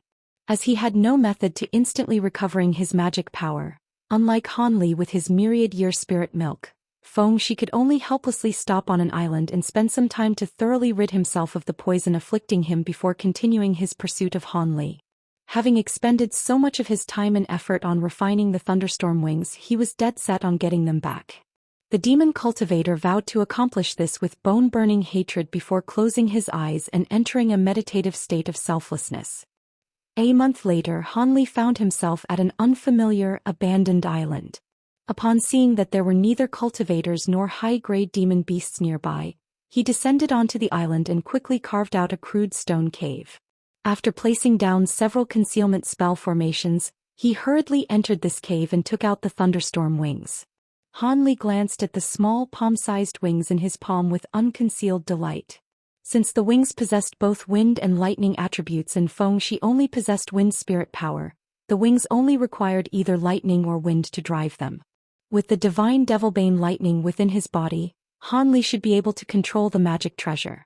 If they were as miraculous as the demon had said, then the sooner he could utilize them, the more likely his survival. However, as Han Li examined the wings, he saw that the white feathers were faintly distorting. Upon seeing this, Han Li immediately knew that this was because the treasure hadn't finished refining. Although they had been greatly weakened, they had managed to last this long despite Fengxi's claims that all of their efforts would have been in vain. Han Li didn't reveal the slightest alarm and calmly made a small cut on his fingertip. After a drop of blood essence gathered onto his fingertip, he clutched his hand in an incantation gesture and conducted the master recognition rites. After dropping the blood essence onto the wings, a cold glint flashed from Han Li's eyes and he tossed the thunderstorm wings into the air. They then motionlessly floated. Han Li held out his fingers towards them, shooting out slender arcs of lightning from his fingers onto the wings. Han Li's face grew solemn as the arcs of lightning shot from his hands with increasing density. Not after, the thunderstorm wings became enveloped in a layer of golden lightning. Sounds of thunder echoed out from within the net of lightning. Han Li felt relieved as he saw the thunderstorm wings slowly begin to absorb the lightning from the net of divine devilbane lightning that surrounded them. Over the following 10 days, Han Li used the divine devilbane lightning to gradually stabilize the wings' feathers.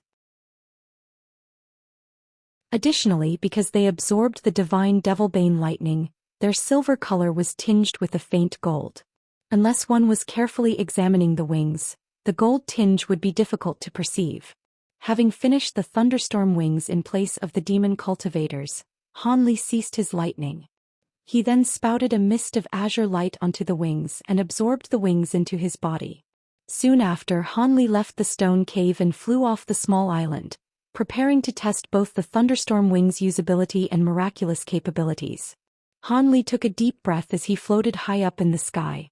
He then activated the thunderstorm wings that were contained inside his body. Puff puff. He felt spiritual chi swell within his back before a pair of meter-long wings emerged from it. The wings were silver-white with a slight tint of gold. Hanli turned his head to look at them. When he thought to move them, the wings lightly waved without the slightest resistance as if nothing were there. He curiously extended his hand to feel the wings, and was startled to discover that they had a rough texture. Hanli frowned at this and put some strength into his hand, only for them to easily pass through the wings. This is... Hanli was shocked and immediately gazed within himself. The palm-sized thunderstorm wings were safely contained inside his dantian and faintly shined with white light. The wings outside of his body weren't the treasure's true form but were instead a manifestation of spiritual power, much to Hanli's surprise. After concentrating for a moment, Hanli started to pour magic power into the wings' true form, causing the exterior wings to flash with silver light. Then with a flap of the wings, Hanli easily sped through the air. After flying several circles around the island, Hanli stopped and started to mutter to himself as he grasped his chin. Their speed wasn't particularly impressive. In fact, it wasn't much different from his ordinary speed. It seemed that he would have to pour either wind or lightning spiritual power into them to see their true capabilities. With that thought, Hanli drove his divine lightning into the wings without hesitation, sending 2 sparks of faint golden lightning into the interior wings. In that same instant, lightning was released from the wings behind him. Hanli hastily turned his head around to see the wings flicker with silver lightning and unconsciously unfolded them. They now released a strange aura. With a mental command, thunder rang as he reappeared 30 meters away in a flash of silver light. Lightning movement. Hanli blankly stared for a moment before being filled with ecstasy. Then with another flap of his wings, he reappeared 100 meters away in the wake of more thunder. In the following moments, Hanli transformed into a bolt of silver lightning, traveling 300 meters away in an instant. His erratic and instantaneous movements were beyond extraordinary.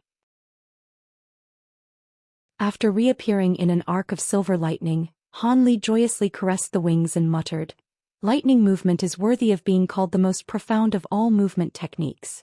It is incomparable to the common movement techniques of the 5 elements. Perhaps with even more tempering, this magic treasure could become even more incredible." It was no wonder Feng-Shi expended so much time and effort in refining them. There are few things in the world that are capable of such speeds. With these wings, there would have been practically no one in this world capable of killing him. Afterwards, the wings dissipated with a pulse of silver light. Hanli didn't plan on staying in the outer star seas for long, as he wanted to return to the inner star seas as soon as possible. Although he might have shaken off Feng-Shi for the time being with his fantastical speeds as a windbreaker beast, he would come chasing down Hanli from the nearby seas soon enough. Hanli had no intention of obediently waiting for the demon to come knocking on his door. As the inner star seas were under the dominion of humans, it was likely that regardless of how mighty of a demon he may be, he wouldn't be able to follow too deeply. After Hanli had returned to the inner star seas and condensed a nascent soul, he would no longer hold any fear of the demon. As for the Heaven Void Cauldron and those nascent soul eccentrics pursuing him, they should have given up by now as it had occurred over 30 years ago.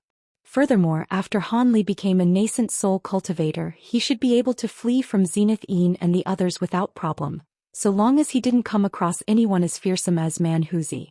With that thought, Hanli returned to the island's cave and quickly examined the storage pouches of the demon tortoise and venomous flood dragon.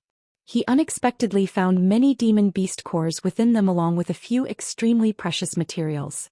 2 particularly valuable material were a fist-sized jet-black tortoise shell and a batch of over 100 crimson scales. These should be parts that the 2 demons shed during metamorphosis. They were a delightful surprise, and could be refined into armor that was no less powerful than Manhuzi's royal scale plate. However, now was not the time to deal with these items. Instead, he retrieved the formations he had placed on the island and departed in the direction of the last known location of the exquisite sound sect's hidden city. He reckoned that the transportation formation should have already been constructed by the time he arrived. Regardless of whether he had to use coercion, bribes, or brute force, he planned to use the transportation formation and arrive at the inner seas. Although Han Li didn't know the current location of where the exquisite sound sect's hidden city was, he only had to find out from some well-informed human cultivators. But little did Han Li know at that very moment, the demon tortoise had arrived at a cave over a kilometer deep in the seas.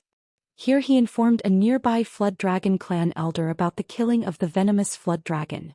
This particular elder was a mid-stage, grade 9 Inferno flood dragon.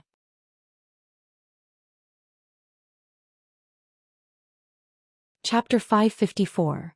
Rush to the exquisite sound sect. At Han Li's current cultivation, even without the use of the blood-red cloak or the thunderstorm wings, he was capable of flight at an astonishing speed. In less than half a month, Han Li had arrived at the desolate island that was once the location of the exquisite sound sect's hidden city. After sweeping his spiritual sense throughout the island, he didn't find a single soul. It seemed he would have to search for humans and acquire the information from them. Han Li glanced around and casually chose a direction, before disappearing in a streak of azure light. Since the exquisite sound sect had already moved after establishing their city on this island, they shouldn't have moved far away. Additionally, these seas should be an area where human cultivators gathered. He was confident that with his vast spiritual sense, he would be able to find some human cultivators without much effort. As expected, about half a day later, Han Li discovered traces of human cultivators on a medium-sized island. Not only a single human cultivator but many. Looking down from the sky, he saw many male and female cultivators being besieged by 2 grade 4 demon beasts from the nearby seas. When Han Li spotted a few familiar faces among them, he faintly smiled. Soon after, Han Li used the appearance exchange art to assume the form of a dark-skinned middle-aged man. He then casually launched 2 azure sword streaks with a wave of his hand. With a flash of light, a hole appeared through the heads of each of the demon beasts as they fell to the ground. This display had alarmed the many cultivators below. They immediately turned their heads towards the sky to discover Han Li. An uproar had risen among the cultivators at the appearance of the newly arrived expert. After consulting among themselves, a large man with an embroidered robe flew towards Han Li. "Many thanks for Senior's assistance. Is there anything that us juniors may help you with?" Although the large, embroidered-robed man spoke with a respectful tone, a trace of unease could be seen from his face. Just why did this core formation cultivator suddenly appear at this island? Han Li didn't immediately respond upon seeing Yi Jing, the embroidered-robed man that Han Li had teleported with to Profound Depths Island. Han Li narrowed his eyes and swept his gaze past the rest of the cultivators, only to recognize the scar-faced man Su Yun. There were none of the other cultivators that had arrived at Wondrous Depths Island along with him. As for Yi Jing and Su Yun, it seemed they had failed at forming a core, since they were still at late foundation establishment despite the many years that had passed. Yi Jing grew somewhat nervous upon seeing Han Li looming in silence. After a moment of hesitation, he was about to speak when Han Li had cut him off. "I am looking for the exquisite sound sect's hidden city. Do you know the next time it will be open and where it will be?" With an indifferent expression, Han Li gazed intently at Yi Jing's face. When he heard Han Li's question, Yi Jing's expression relaxed and he tactfully replied, "Senior, the exquisite sound sect's city will be opening in about a month. The city is set to open at Twin Peaks Island. It is several days west of here. If Senior wishes to go, Junior can bring him there." Han Li shook his head and mildly said, "There's no need for that. It'll be fine if you just give me a map." He had no interest in reminiscing about times long past with this person. The man was quite lucky. He managed to survive through the beast torrent, but the others likely didn't share the same fate as him, causing Han Li to feel a slight sadness. "Yes. Senior, here is a map of the sea and the location of the hidden city." Yi Jing revealed slight disappointment, but he still hoped to forge a friendly relationship with the senior before him. With each passing day, the outer star seas became increasingly dangerous. It would be greatly advantageous to be acquainted with a core formation cultivator. But after taking another glance at Han Li's detached expression, he could only drop the matter and take out a jade slip from his robes. He recorded the location of the exquisite sound sect into the jade slip and offered it to Han Li with both his hands. Han Li received it with a nod and took a quick look through it with his spiritual sense. Then without the slightest intent of staying, Han Li rushed through skies in a streak of azure light. The low-grade cultivators that were left behind gazed at him with envy. In the outer star seas as of current, cultivators at Foundation Establishment and lower didn't have the freedom to stray too far from their cave residences. Han Li wasn't about to meekly wait for another month. He feared that if he didn't leave by then, Fengxi would come knocking at his door. As a result, he was prepared to pay a significant sum to quietly teleport. Of course, if they refused or became too greedy, he wasn't going to shy away from force. Several days later, Han Li arrived at Twin Peaks Mountain. The island was quite expansive and had two huge mountains that were nearly the same in height. After flying several times around one of the mountains, he found the entrance to Hidden City as described on the map. After a moment of hesitation, Han Li changed his appearance back to that when he had last visited the city. He then descended at the center of the mountain and took several steps towards a tree that was 10 meters wide and about 100 meters tall. He expressionlessly glanced at the huge tree and he couldn't help but scoff. He lightly flicked his finger, sending 3 orbs of white light to directly knock against the tree's bark. A short moment later, azure light flashed and an opening appeared from the tree bark. A white-clothed old man at Late Foundation Establishment walked out. He was the same gatekeeper that was in charge of the city the last time he was here. The old man recognized Han Li at a glance. After all, there were very few core formation cultivators that had attended the meetings of the Hidden City. Additionally, he caught a few rumors in the last opening of the market city that this single cultivator had managed to suppress over 10 core formation cultivators. It was very likely that this person was a nascent soul cultivator. Upon seeing Han Li, the old man lowered his head and hastily gave him a deep salute. So it was Senior Li. I hope Senior won't take offense, but may I ask what is your business for coming? There is still a month before our Hidden City convenes. There are no treasures for Senior to browse. The old man spoke with a respectful tone, but his eyes appeared puzzled. Han Li examined the old man and raised his head, speaking in a deliberately arrogant manner. I haven't come for the Hidden City. I've come to meet Sect Master Fan or Elder Yun. You wish to see the Sect Master or Elder Yun? The old man paused for a moment before revealing a trace of hesitation. What? Can't I? Han Li's tone was void of emotion and his expression grew eerie.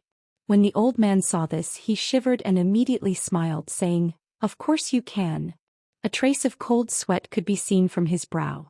After some thought, the old man sincerely said, Were it anyone else, it wouldn't do. But since Senior personally arrived, then it must be about something important. This little old man will report back.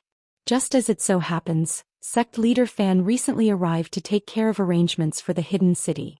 Senior, please wait for a moment. He decided to hand off this troublesome matter to those above him. He couldn't afford to offend such a fearsome character. Han Li was happy to find that Lady Fan was present and his expression relaxed. He then said, Then please be quick about it. I don't have much time. The old man felt relief and hastily replied, Yes, Junior will use a voice transmission talisman to inform the Sect Master. It will take just a moment. If Han Li decided to force his way through, he would only be able to watch him helplessly. There would be no way he would throw his life away to block him. As a result, he took out a sound transmission talisman in front of Han Li and sent it into the tree's opening.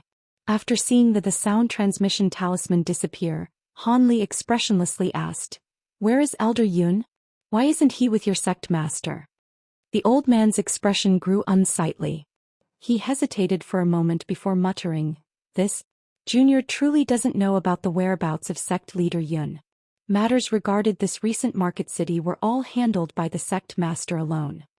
Upon seeing the old man's expression, Han Li undoubtedly knew what the old had meant. With a cold chuckle, he no longer continued to ask the old man any questions, much to his relief. A short moment later, the white-clothed cultivator received a sound transmission talisman. After quickly examining it with his spiritual sense, he respectfully said, Senior Li, our Sect Master invites you inside for a chat. I will lead the way. Han Li indifferently replied, Go ahead. The city down below the tree was largely the same as the last Hidden City. There were 2 floors of a large underground expanse. But this time, apart from the many low-grade exquisite sound sect disciples preparing the city, there were no others inside. The old man quickly brought Han Li to a stone wall that was attended by two outstandingly beautiful female cultivators. The two female cultivators both respectfully bowed to Han Li with a flushed complexion and charmingly said, "We pay our respects to Senior Li. The sect master welcomes you. She is honored by your presence."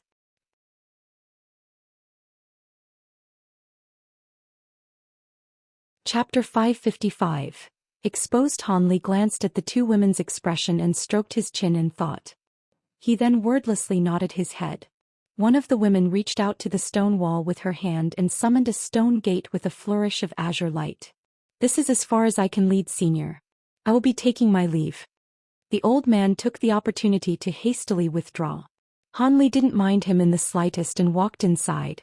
After passing through a short passageway, Han Li arrived within a large hall. Wearing light green robes and a slight hint of makeup, Lady Fan respectfully awaited Han Li at the center of the hall with a beaming smile. The woman deferentially bowed to Han Li and said, "I hope Senior hasn't taken offense that I didn't personally welcome you." She then pulled out a chair and offered him a seat. He glanced at the chair with a raised eyebrow and sat down without the slightest restraint. Afterwards, his gaze fell onto the woman's beautiful face and he serenely said, "It seems Lady Fan isn't worried that I came with the intention to harm your sect." Lady Fan walked to the side with light steps and took a seat at Han Li's side. She covered a smile with her hand and said, "Senior jests. With Senior's cultivation, how could he trouble himself over a Foundation establishment junior?" At that moment Lady Fan was only a meter away. Her fragrant scent assailed his nose. Han Li faintly frowned, but his expression remained normal. However, when the woman took a seat, she unconsciously revealed a trace of astonishment. Afterwards, she examined Han Li with a strange expression. With a cold glint passing through his eyes, Han Li thought to inquire about her actions, but at that moment, a dainty young woman walked over and placed a cup of fragrant tea in front of them before standing behind Lady Fan. Lady Fan appeared indifferent to this, but a scowl momentarily appeared on her face. When Han Li glanced at the two women, his mind began to stir. Lady Fan took a sip of the tea in front of her and pursed her lips. She then calmly asked, "Did Senior require something from our sect? We will do our utmost to assist if possible.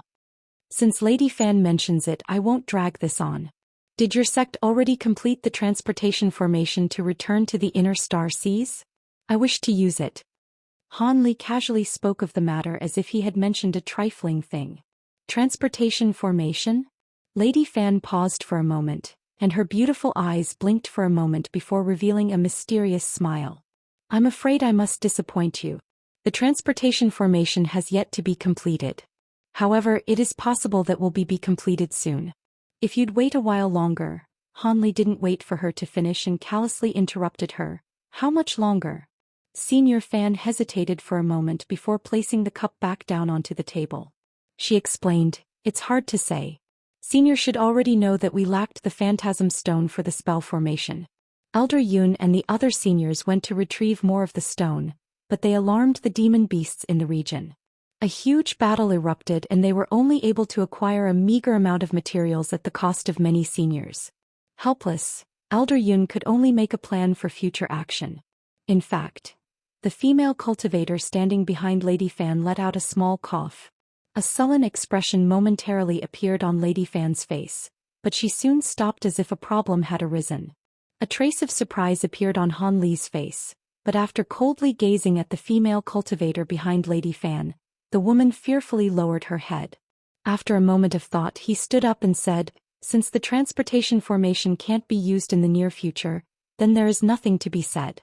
I will be taking my leave." When Lady Fan saw this, a complicated expression flickered from her eyes. She hesitated for a moment before saying, "Although we cannot help you with regards to the transportation formation, our sect have always held core formation seniors in high esteem. How about Senior retires here for the night and set off tomorrow?" "Spend the night here?" Han Li thought to refuse her, but after looking into her eyes he changed his mind. "That's fine. I'll set off the morning after then." Lady Fan smiled with an odd expression. "Hee hee. Our sect will be sure to properly entertain you. Servant, bring Senior Li to our best room. A young woman promptly entered the room. Without further speaking any unnecessary words, Han Li followed her outside. However, when he was about to leave the hall, he thought to verify something and shot a deep glance behind him before calmly leaving. After Han Li left the hall, the young woman that stood behind Lady Fan said, "Sect Master. Why do you intend on having him stay? Isn't that rash? This Senior Li had rejected our enticements the last time around." Her voice was pleasant, but it contained an indescribable allure that was far superior than what her pretty appearance would grant her. Although her tone would still be considered respectful, it still contained much doubt. "Yunqin, you're growing quite bold. I was merely attempting to forge good relations between a cultivator who possesses astonishing strength. Since when did you take charge of the exquisite sound sect?" Lady Fan grew sullen. "I don't dare." Disciple was merely following the orders of Elder Yun before he departed. "I hope Sect Master won't perform any actions that will make it difficult for her." The young woman spoke with a humble tone, but she displayed no intention of backing down. "Humph. I will naturally inform Tian Yunxiao of this when he returns. As I still have duties to perform as Sect Master, I hope you'll forgive me for not keeping you company." Lady Fan's expression grew icy, and with a wave of her sleeve, she departed without looking back. Only the young woman remained in the hall. She wore a complicated expression. Inside a comfortable room, Han Li was lying down on a wooden bed, pondering as he stared at the ceiling. He didn't have any worries about spending the night at the market city. He had already swept his immense spiritual sense across the city and found that the highest cultivation of those in the city were at late foundation establishment. There were no core formation cultivators here, let alone any nascent soul eccentrics. Apart from any startling surprises, there was nothing to worry about. However, he was now already pondering whether or not he should spend the many years to fly back to the inner star seas. Suddenly he heard a few knocks on his door. "Come in," Han Li said as he remained motionless on the bed. It seemed he already knew who was there. A sweet laugh came from the other side of the door, and the door was pushed open to reveal Lady Fan. She walked into the room with lithe footsteps, fully displaying her thick black hair and her extraordinary beauty. Carrying her fragrant scent, she sat on the side of Han Li's bed without the slightest discomfort and smiled at him, saying, "Senior still hasn't slept despite the last hours. It seems he already knew that I was coming." With eyes shut, he calmly said, "Sect Master Fan was obvious enough during our meeting. So what matter did you need to discuss with me in secret? I'll let you know ahead of time that if it has nothing to do with the transportation formation, I am not interested." Of course, with so many nascent soul eccentrics pursuing him in the outer star seas, it is only natural for Elder Han to wish for return. Han Li's body stiffened and opened his eyes. He attentively stared at the woman before him and coldly asked, "What? Who is this Elder Han?" Lady Fan stared back at Han Li with a calm expression and leisurely said, "I am naturally speaking of my sect's own Elder Han." She didn't appear flustered in the slightest. After a moment of silence, Han Li sat up and recovered his calm before slowly asking, "How did you recognize me? With your cultivation, you shouldn't be able to see through my true appearance." With her slender white hand, she pulled back her hair and replied with a crafty expression, "I didn't see through you. I smelled it." "You smelled it?" Han Li paused for a moment before wearing a confused expression. Lady Fan pursed her lips and smiled, explaining, "Ever since I was small, I was somewhat different from ordinary. I was able to clearly tell people apart by smell. Additionally, whenever I remembered a smell, I would never forget it. Just as it so happened, I grew quite interested in Elder Han and I memorized his scent. But the last time the hidden city opened, Han Li was far too close to Wuxia and there were many people in the room. As a result, I was unable to clearly catch your scent. But having come so close to you today in the hall, I was able to identify you without problem." At that moment, Lady Fan gazed at Han Li with moist eyes and smiled at him with pursed lips.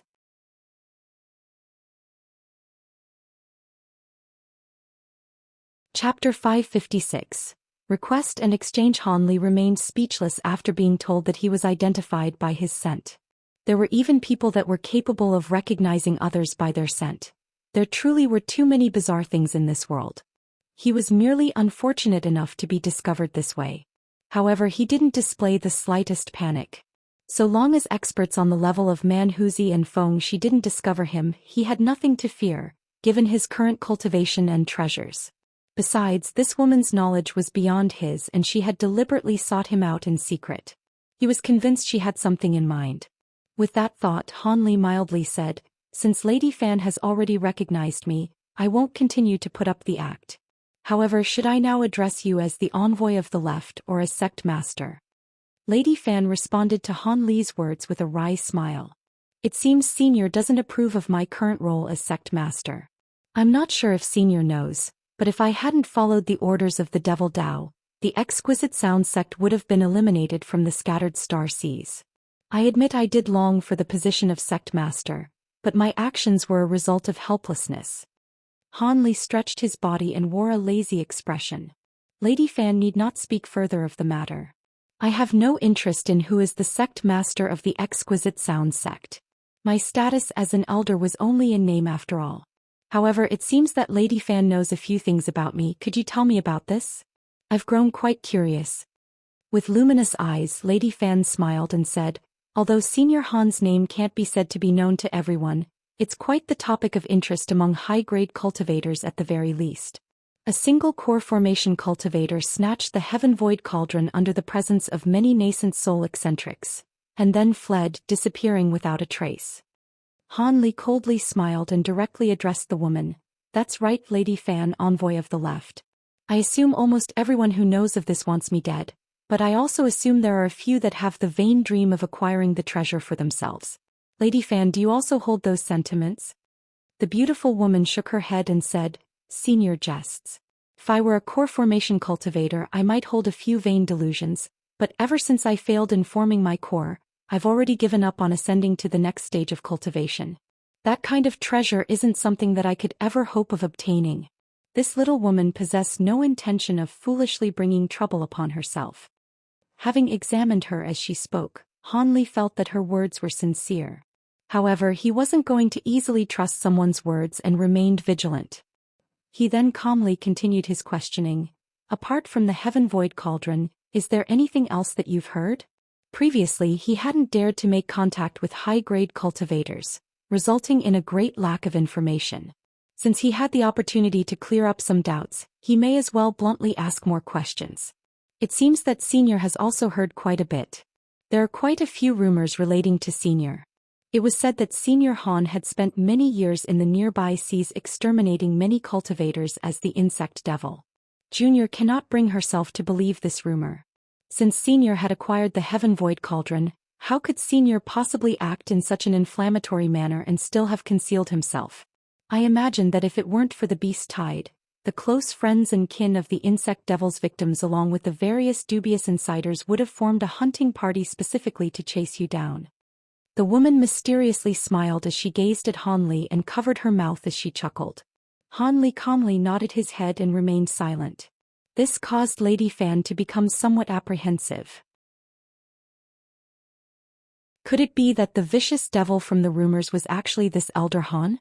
With an unchanged expression, Han Li asked, "All right, how about Lady Fan explain the true objective of tonight's meeting?" After a moment of hesitation, Lady Fan gritted her teeth and revealed an expression of deep resentment. "Since Elder Han has mentioned it, truthfully, I wish to request for Senior's assistance in helping me eliminate the vile schemer Yun Tianxiao. With the abilities Senior displayed that day, it should be a matter of great ease." Han Li paused for a moment. Then, without revealing the slightest surprise, he calmly asked, "Yun Tianxiao? Is he not your supporter?" Wearing an unsightly expression, Lady Fan resentfully said, "Senior, there is no need to mock me. Senior Han should have seen some of the details from today's matters in the hall. I've more or less become a puppet in the Exquisite Sound sect. Were it not for the secret bewitchment techniques I possess as well as my faithful subordinates, I fear I wouldn't even be the sect master puppet I may be." Han Li expressionlessly said, "Since Envoy Fan rose to the position of sect master with the assistance of the Devil Dao, there should have been some understanding of what would follow. What point is there in complaining now? Being a puppet sect master is overall a better fate than death." Han Li didn't display the slightest intention of agreeing. Lady Fan wore a pained look before a malevolent expression flickered from her eyes as she spoke. However, I now find my life quickly coming to an end. Not long ago, one of my trusted disciples mysteriously disappeared along with a jade slip containing the secret techniques of the exquisite sound sect. It most likely has fallen into the hands of Yun Tianxiao. After he has his personal female disciple successfully cultivate a few of the techniques, does Senior Han believe I'll still be kept alive?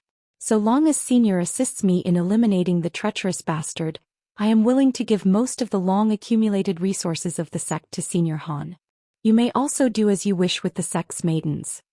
Without even thinking about the conditions she had laid out, Han Li bluntly said, I have no interest in this. Please leave. Han Li didn't doubt her words. She had pretended to not know Han Li and secretly arranged an attempt to kill Yun Tianxiao. However, Han Li was unwilling to waste any time. There was someone actively hunting for him who was perfectly capable of killing him. If the entirety of the exquisite sound sect had been offered to him after he managed to save himself, perhaps there would have been something to consider. Lady Fan became perplexed upon seeing this. However, her continued pleading fell onto deaf ears. As a result, she muttered to herself for a moment with a fluctuating expression. Then with gritted teeth she said, if I had a method to send Elder Han to the inner star seas in the near future, would Senior Han be willing to assist me? After she said this, she nervously gazed at Han Li. This was the very last thing she could offer him. Han Li blankly stared at her after she said this and replied without delay, if you could send me to the inner star seas within 10 days, then the matter may as well be considered decided. However, a transportation formation requires phantasm stone. Could it be that Envoy Fan deliberately misled me earlier? When he uttered the last words, his face grew sullen and his tone became ice cold. The beautiful woman felt her heart drop before she hastily explained, of course not. To Yun Tianxiao, the transportation formation is truly lacking in phantasm stone. However, he didn't know that long ago, our sect paid a hefty sum for a few rare materials and phantasm stone was among them. Originally, I had planned to establish a few teleportation formations among the branch sects in the inner star seas. However, I was dragged into the plot to bring the sect to the outer seas. After seeing Yun Tianxiao's insatiable ambition and cruelty, I naturally didn't take out the materials. Otherwise, had he brought us back to the Devil Dao at the inner seas, I would have had no opportunity to free myself. After Han Li heard this, he was elated.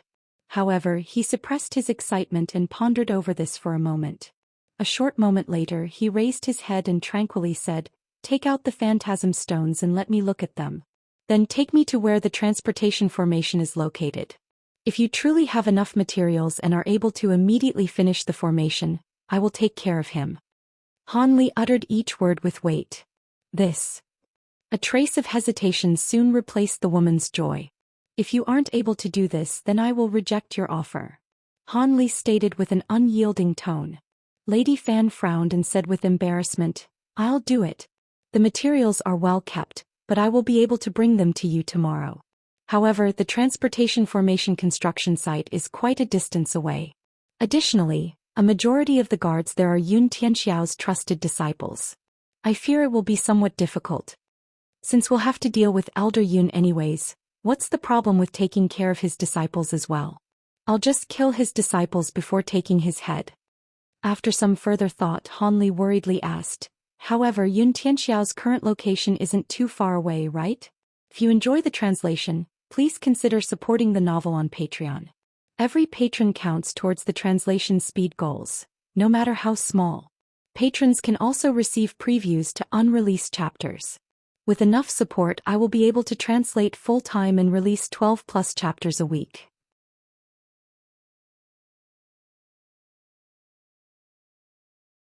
Chapter 557. Securing the transportation formation 2 days later, an azure streak of light flew towards a small, nameless island to the west of Twin Peaks Island.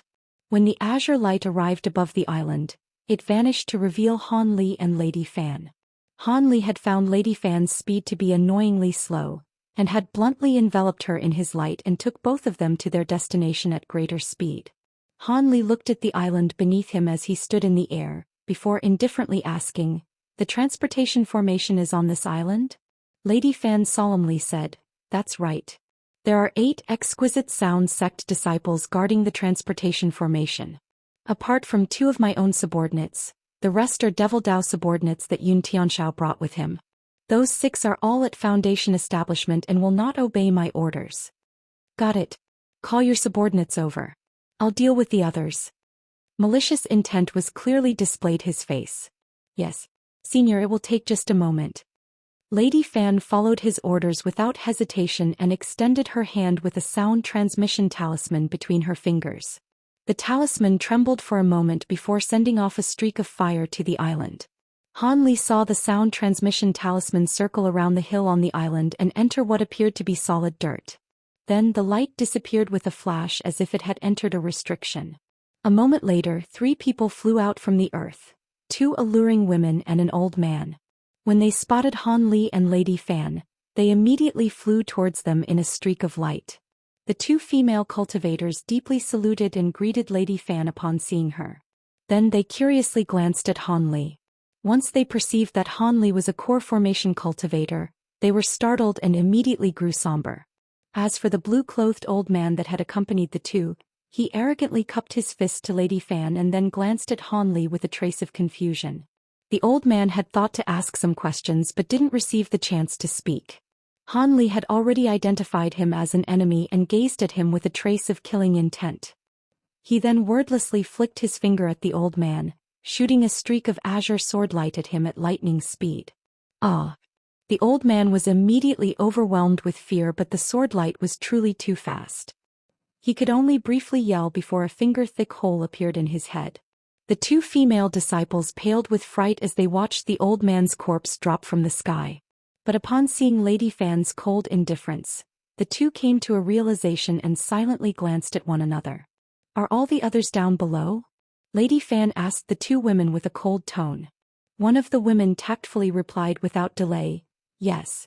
The other 5 are down below at the spell formation. Disciple will lead the way for Sect Master and Senior. Yes, show Senior lead the way. We cannot allow any of them to escape. An eerie expression appeared on Lady Fan's beautiful face. Now sure that Lady Fan had found someone to deal with Yun Tianxiao's men, the 2 women didn't show any further hesitation and brought Han Li and Lady Fan down to the hill. One of the women took out a sparkling red command medallion and held it below her before shouting, "Open!" Red light then flew out of the talisman and struck the hill, revealing a 15-meter-wide yellow stone gate within the ripples of red light. The female cultivator then smiled at Han Li and said with a pleasant voice, "Here it is. However, the 5 within are all at mid-foundation establishment. Senior, please be careful." "I understand," Han Li expressionlessly said. He then raised his hand and loudly shattered the stone gate with a beam of azure light. With an unchanged expression, Han Li directly flew inside. The 2 female cultivators couldn't help but glance at each other out of worry. However, Lady Fan held complete confidence in Han Li and called for them to follow her inside. After Han Li passed through the stone gate, he found himself in a wide passageway about 12 meters long. However, he unconsciously narrowed his eyes as he saw 2 cultivators enter the passageway. Without taking the time to examine their appearances, he opened his mouth and spat out 2 small translucent swords that glowed with azure light. As soon as the swords left his mouth, they immediately flew towards the 2 cultivators, who immediately appeared terrified. Not fully understanding what was happening, they flusteredly took out a red scarf and a small yellow shield, wishing to block the incoming attack. Unfortunately for them, they immediately fell to the ground with miserable screams, and their 2 magic tools followed suit, falling to the ground with their spiritual chi scattered. Han Li stepped over the bodies and continued on his way without stopping. The 2 small swords started to revolve around Han Li as they followed after him. Lady Fan and the other 2 were delighted by the scene and remained behind momentarily to deal with the corpses. When the 3 women arrived at the end of the passageway, they entered a hall over 300 meters wide. Han Li was already standing at the center of the hall next to a small transportation formation, and was expressionlessly examining it as he looked down. The hall was filled with the scent of blood, presumably from the 3 dismembered corpses that were scattered throughout it. When Lady Fan saw this, she wore a face of delight and had her 2 disciples take care of the rest of the corpses. After Lady Fan arrived at Han Li's side, she pursed her lips and respectfully said, It seems Senior's cultivation has reached a profound stage. He dealt with those Foundation establishment cultivators with the ease of slaughtering livestock. Foundation establishment cultivators don't pose any problem to me as I am now. More importantly, this is the transportation formation that you spoke of? Han Li seemed to have placed his entire mind on the transportation formation before him. Lady Fan's eyes brightened as she said, "That's right. Senior should be able to see that the transportation formation is mostly completed. It is merely missing a few portions of Phantasm Stone before it can be used. As Senior saw the Phantasm Stone 2 days ago, he should know my words to be true. Since that is the case, I will naturally deal with Xianxia. However, does this transportation formation truly lead to Bright Emperor Island at the Inner Star Seas? To the best of my knowledge, that was merely an ordinary mid-sized island. How could the Devil Dao cultivators have set up another formation at the other end?" Han Li frowned and stared at the transportation formation before him. "I heard it before from Yun Tianxiao that Bright Emperor Island has an abandoned transportation formation created during the Age of Antiquity. The Devil Dao has molded it for their own uses, but the transportation formation is only capable of receiving teleportations. Were it not the only transportation formation capable of accepting a teleportation from the outer star seas, Yun Tianxiao wouldn't have chosen that location. Senior won't meet with any troubles after he teleports there." Lady Fan spoke to Han Li with a blank expression. She knew that the matter of the teleportation was extremely important to Han Li, and she didn't dare to treat him poorly. Han Li nodded in response and said nothing else. So long as there were no nascent soul eccentrics standing guard on the other side, even if there was some danger to be had, it wouldn't pose any problem to him with the miraculous abilities he currently possessed. Furthermore, he also knew that even if there was potential danger, it would be far less dangerous than flying all the way to the Inner Star Seas. After examining the transportation formation for a while longer, Han Li turned towards Lady Fan and coldly said, "Immediately send your spell formation expert over here to complete this. I wish to use it the moment I return after I kill Yun Tianxiao, and I will be heading out immediately to deal with him. From what you've said, he'll be returning to Twin Peaks Island to manage the hidden city in 6 days at the latest." He then made his way out of the hall with a stern expression. As the days passed by, Han Li couldn't help but grow anxious. He clearly understood that the longer he remained in one place, the more likely that the demon cultivator Fengxi would find him. But Han Li felt especially vexed in the face of Fengxi's wind spirit energy that had yet to disappear. When he said that it would disappear eventually, had he meant after a single year or several? Or even worse, was he just lying about that? Han Li had even swallowed a few gold-devouring beetles and had them nibble at it. But when he attempted this, he soon found that this method wouldn't work. For the beetles to consume the wind spirit energy, they must first eat through the threads of divine devilbane lightning that surrounded it. But after creating a small hole in the threads of lightning, the wind spirit energy immediately flared, causing him to immediately mend the hole in fear. As a result, if he didn't plan to exterminate Yun Tianxiao and flee to the Inner Star Seas, Han Li would still be roaming the skies in fear of being tracked. This ongoing matter filled Han Li's mind with anxiousness and dread. If you enjoy the translation, please consider supporting the novel on Patreon. Every patron counts towards the translation speed goals, no matter how small. Patrons can also receive previews to unreleased chapters. With enough support, I will be able to translate full-time and release 12+ chapters a week.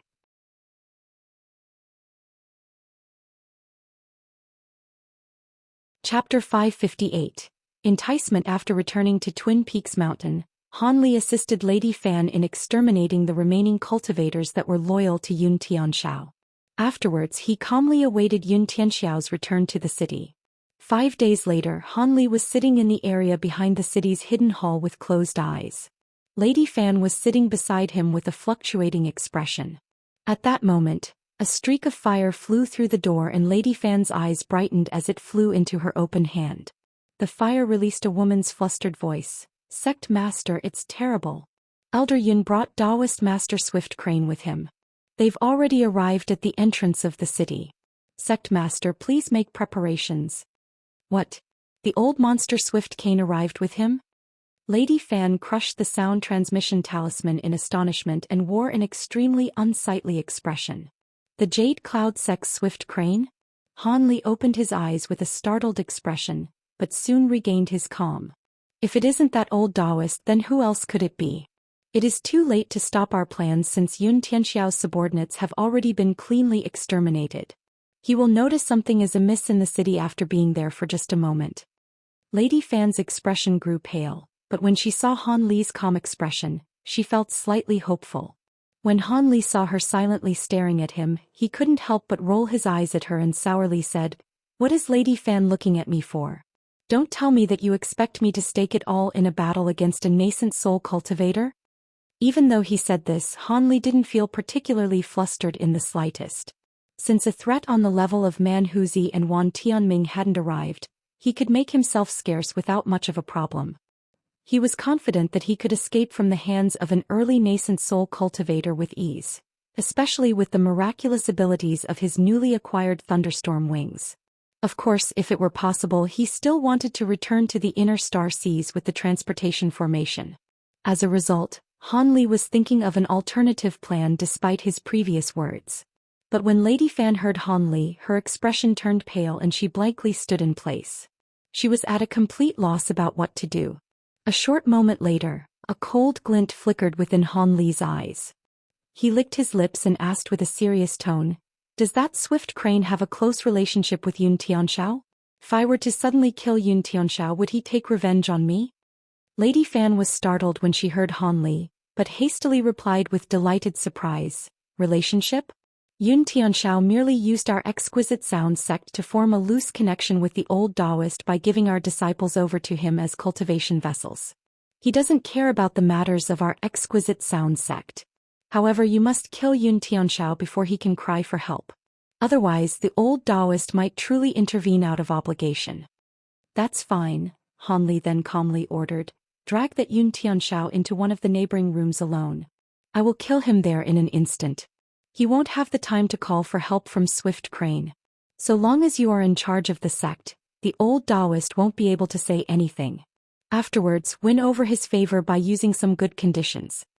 Displaying staunch decisiveness, Lady Fan gritted her teeth and agreed, "Yes. Since matters have reached this point, we can only do our utmost. Senior must exert his complete strength and kill Yun Tianxiao as quickly as possible. Please wait in the room farthest away from here for the time being. I will bring him over." When Han Li saw this, he immediately walked to the hall's side door that led to a hallway with many variously sized rooms. When he arrived at the door, Han Li thought of something and suddenly stopped. He turned around with a gloomy expression and icily said, "Sect Master Fan, after I kill Yun Tianxiao, don't get any ideas of revealing my identity to curry favor with old Taoist Swift Crane. With my current abilities, I can easily escape from Swift Crane's grasp despite not being able to fight against him. If that happens, Lady Fan should know what would happen to her. These words are only a warning to help you avoid doing something that wouldn't benefit either of us during a moment of panic." When Lady Fan heard him, she was startled for a moment. Her expression shifted several times before settling on a bitter smile. "Senior jests, I would never do such a wretched thing. Also, I am fully aware that Senior Han is far from a common core formation cultivator. Please be at ease, Senior. So long as you eliminate Yun Tianxiao, I will definitely follow through with our agreement." Han Li took a deep glance at the woman before heading off to the farthest room in the hallway without further hesitation.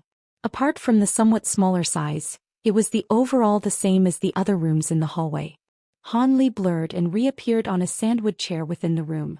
Afterwards, he closed his eyes and thoroughly restrained his qi, preventing himself from being discovered by either Swift Crane or Yun Tianxiao.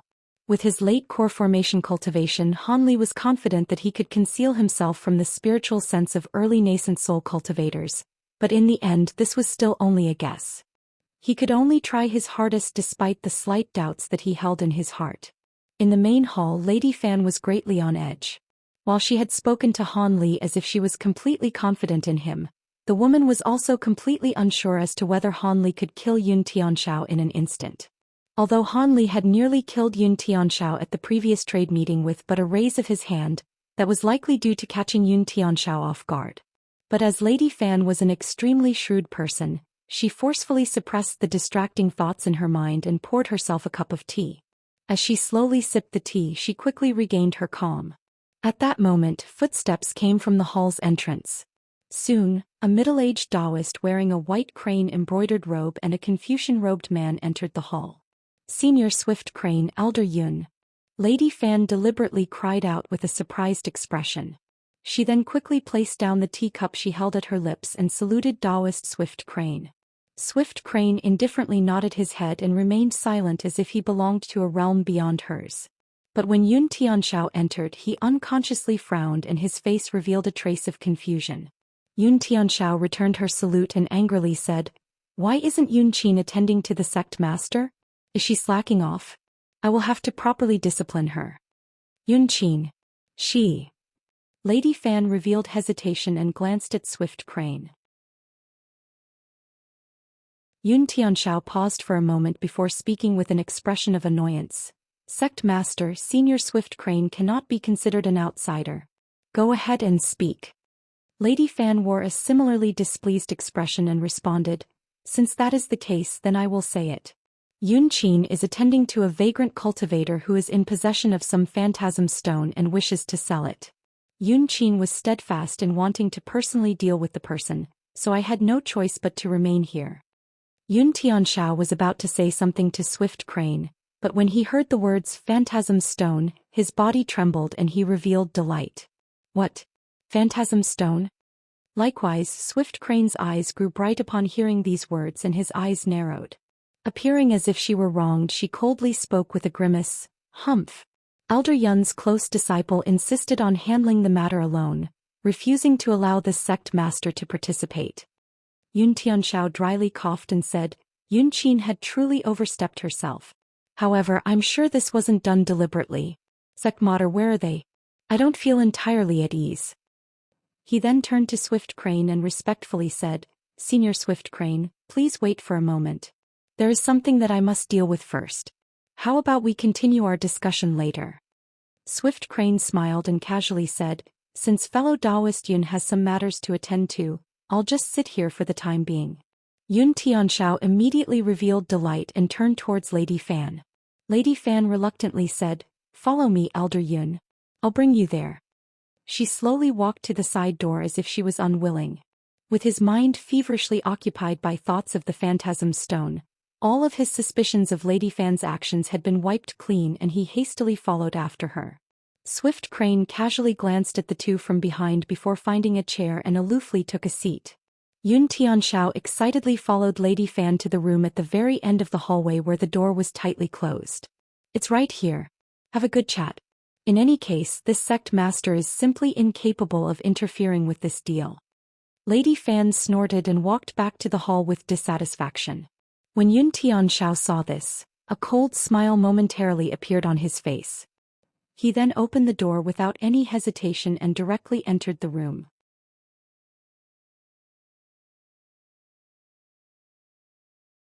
Chapter 559. Sudden developments. Upon entering the room, Yun Tianxiao spotted a male cultivator sitting at the room's center. He appeared to be fiddling with something sparkling in his hand. Yun Tianxiao then swept his gaze across the room and astonishingly found no sight of Yun Qin. Startled, his heart trembled as he grew vigilant. He stared at the man and slowly said, "Who is your esteemed self and where is that girl Yun Qin?" The magic treasure in his body was already stirring restlessly inside body. Han Li chuckled and raised his head. "Could it be that Brother Yun has already forgotten about me? It's you." Yun Tianxiao was greatly shocked when he clearly saw the man's appearance. Without any further thought, he fled in a streak of light. Too slow. Just after Han Li emotionlessly said this, a light pulsed from his hands. Then with a flourish of radiance around Yun Tianxiao, 5 copper bands of varying colors appeared around his limbs and neck. These bands released a low hum before tightening and restraining him. He screamed out of fright and hastily thought to release his magic treasure. However, his magic treasure didn't move in the slightest, as if it were shackled. Yun Tianxiao was frightened out of his mind and couldn't help but panic, loudly screaming, "Senior Swift Crane, please save me." But just as he shouted this, Han Li opened his mouth and spat out an azure streak of light. It revolved once around Yun Tianxiao before cleaving off his head. Then without the slightest hesitation Han Li snatched the storage pouch from the corpse and recalled his 5-element bands. The chain of events had concluded at lightning speed. But at the same moment Yun Tianxiao's storage pouch entered Han Li's grasp, he heard a loud explosion from within the room. The room's wall had been smashed open and Taoist Swift Crane flew inside the room through the cloud of ash. The old Taoist gloomily glanced at the beheaded corpse on the ground and turned his gaze to Han Li. With killing intent shining within his eyes, he shouted, "You're courting death." He then flicked his hand and a streak of blinding, scorching white light arrived in front of Han Li in an instant. With pupils contracted and a trembling heart, Han Li wildly enlarged the 5-element bands in his hand, covering his body in a multicolored cylinder. At that same moment he took a red and yellow jade scepter out with a turn of his hand. Since this was the first time Han Li had blocked a nascent soul cultivator's attack since reaching late core formation stage, he naturally had some interest in testing whether or not his incisive treasures could receive the attack. However, despite his calm exterior, he felt completely perturbed and uncertain. Bang! White and rainbow light collided. Han Li felt as if he was struck by a heavy hammer, and was sent flying before striking the wall behind him. His head was left spinning from the impact. Huh! While Han Li was still in a daze from the strike, Swift Crane let out an astonished shout. With yet another white light appearing before his eyes, Han Li took a cold breath and resolutely waved his jade scepter. A red and yellow barrier of light appeared around his body from within the rainbow cylinder. As a result, he was able to receive the next attack much better than the first. He only staggered a few steps away before regaining his bearings. Han Li then steeled his heart as his mind began to stir, and a pair of silver-white wings emerged from his back. Leaving a roll of thunder behind, he instantly disappeared, dodging the next streak of white light. A moment later he reappeared at another corner of the room. Han Li had now identified the true form of Swift Crane's white light. It was a small jade hammer covered in sparkling white light and the oval head was covered in talisman characters. Although it was only the size of a palm, it released astonishing spiritual qi. After Swift Crane's strike had missed, his face stirred and he extended his arm. With a rustle of wind, the small hammer returned into his sleeve. A trace of astonishment flickered from Swift Crane's eyes as he said, "I didn't expect that a core formation cultivator would be in possession of so many ancient treasures. What is your name?" Han Li pursed his lips and was about to say something when the door of the room suddenly opened as Lady Fan excitedly entered the room. Lady Fan gave Swift Crane a formal bow and spoke to him with an exceptionally respectful tone. "Senior Swift Crane. This is Senior Li, who I specially invited in order to deal with the traitor Yun Tianxiao. I hope Senior will be at ease. I am willing to double any conditions that the traitor may have raised." When Swift Crane heard this, he frowned and turned his gaze to the corpse on the floor. His expression wavered. Fortunately, Han Li only had to silently stand in place.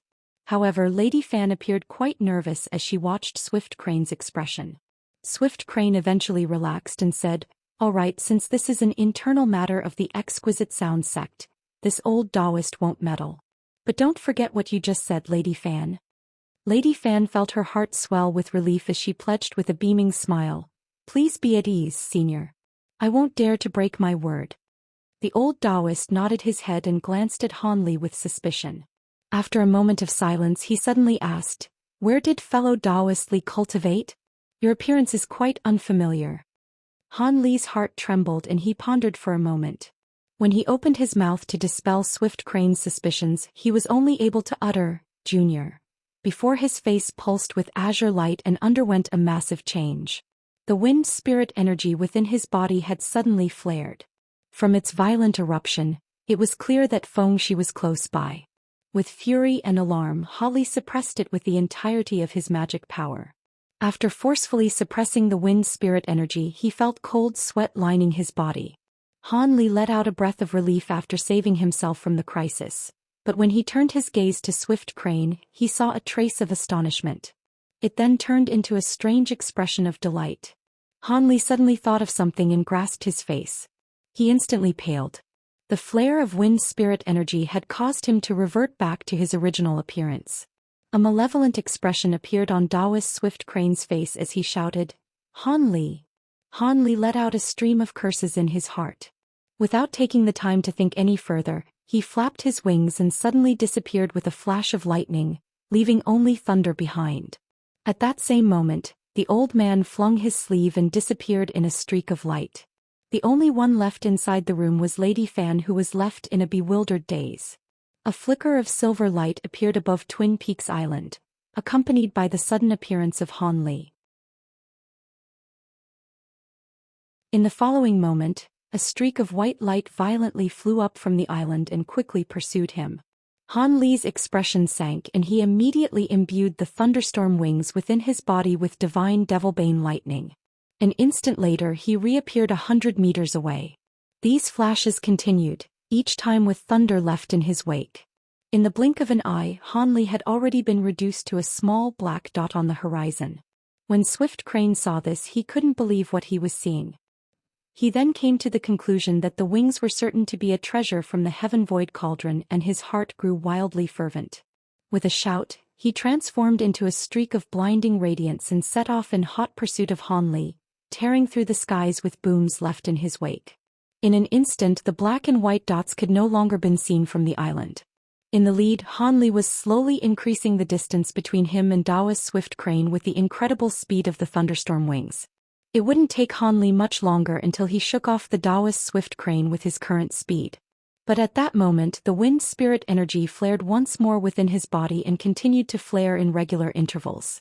Han Li was forced to periodically stop and use his magic power to suppress the backlash of the wind spirit energy. However, this delay had given Swift Crane the opportunity to latch his spiritual sense onto Han Li, allowing him to ceaselessly pursue him. However, this wasn't Han Li's biggest worry. The flares of wind spirit energy were growing increasingly violent, displaying just how close Fengxi was to him. Helpless and on the edge of despair, Han Li steeled his resolve and rushed towards the small island with the transportation formation. He hoped Lady Fan had truly given the order to complete the transportation formation and that they had managed to complete it by the time he arrived. So long as he was able to reach the island, he would have the opportunity to escape pursuit from Swift Crane and Fengxi. Although the thunderstorm wings were astonishingly fast, it consumed a significant amount of divine devilbane lightning. As a result, after he gained enough distance from Swift Crane, he swapped the wings for his blood-red cloak.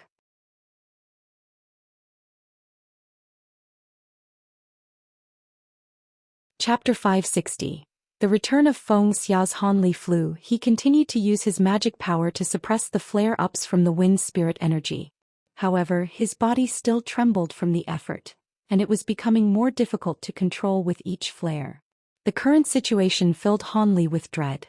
He now suspected that the reason why Fengxi hadn't used the wind spirit energy more frequently during the previous chase was likely due to a combination of his exhaustion from refining the magic treasure and the backlash from the green liquid.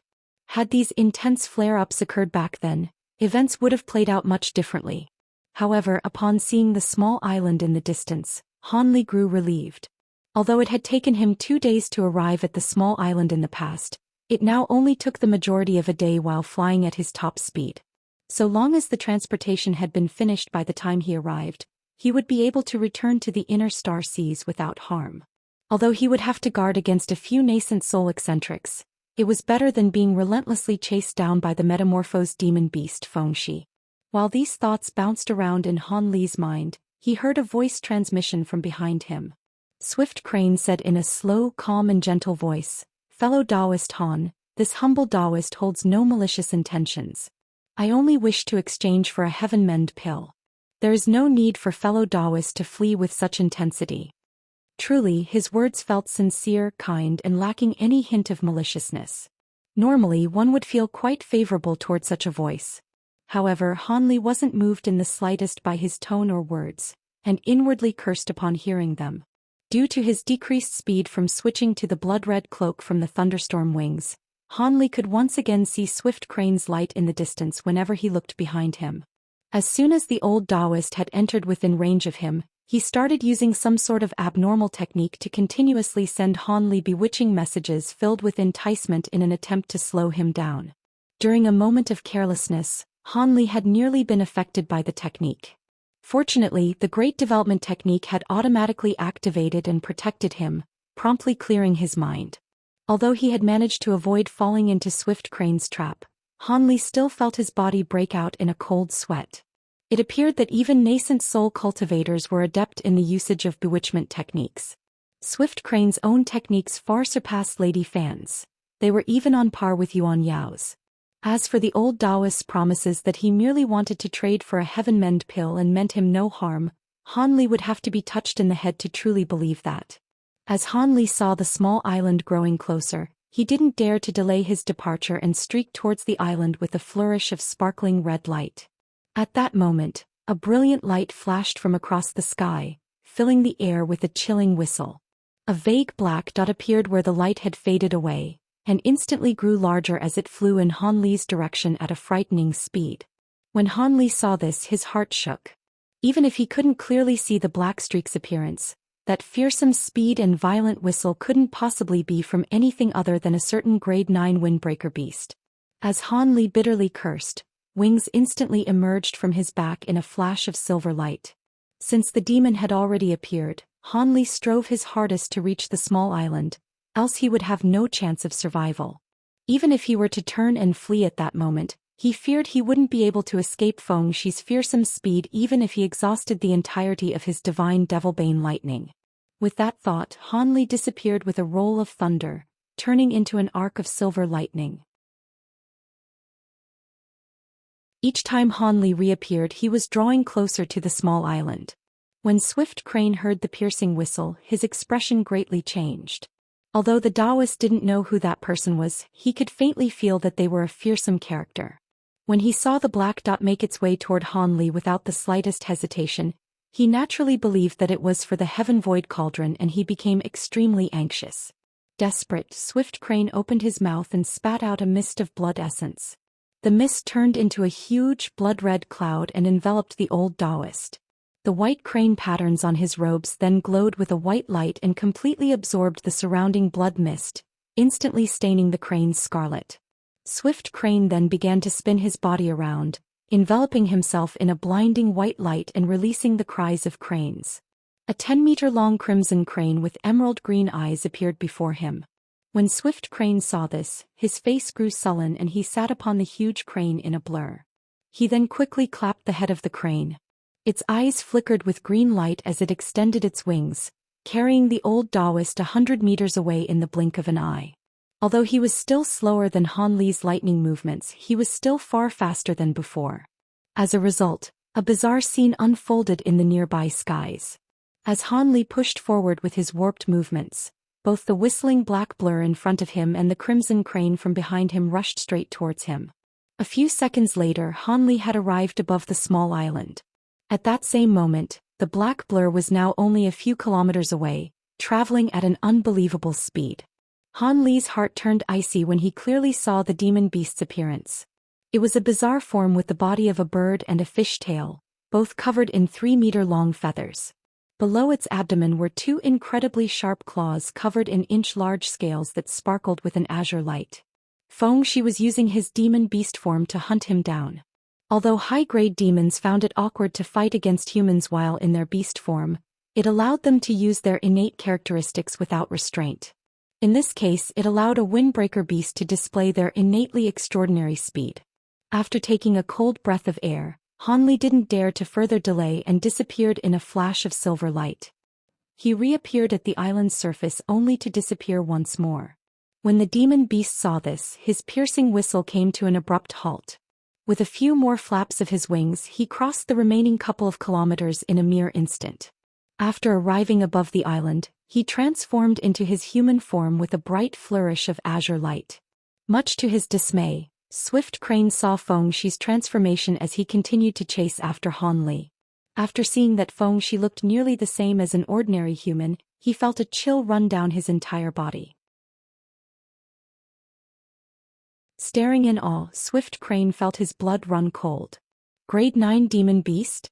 And it's an extremely fast bird type.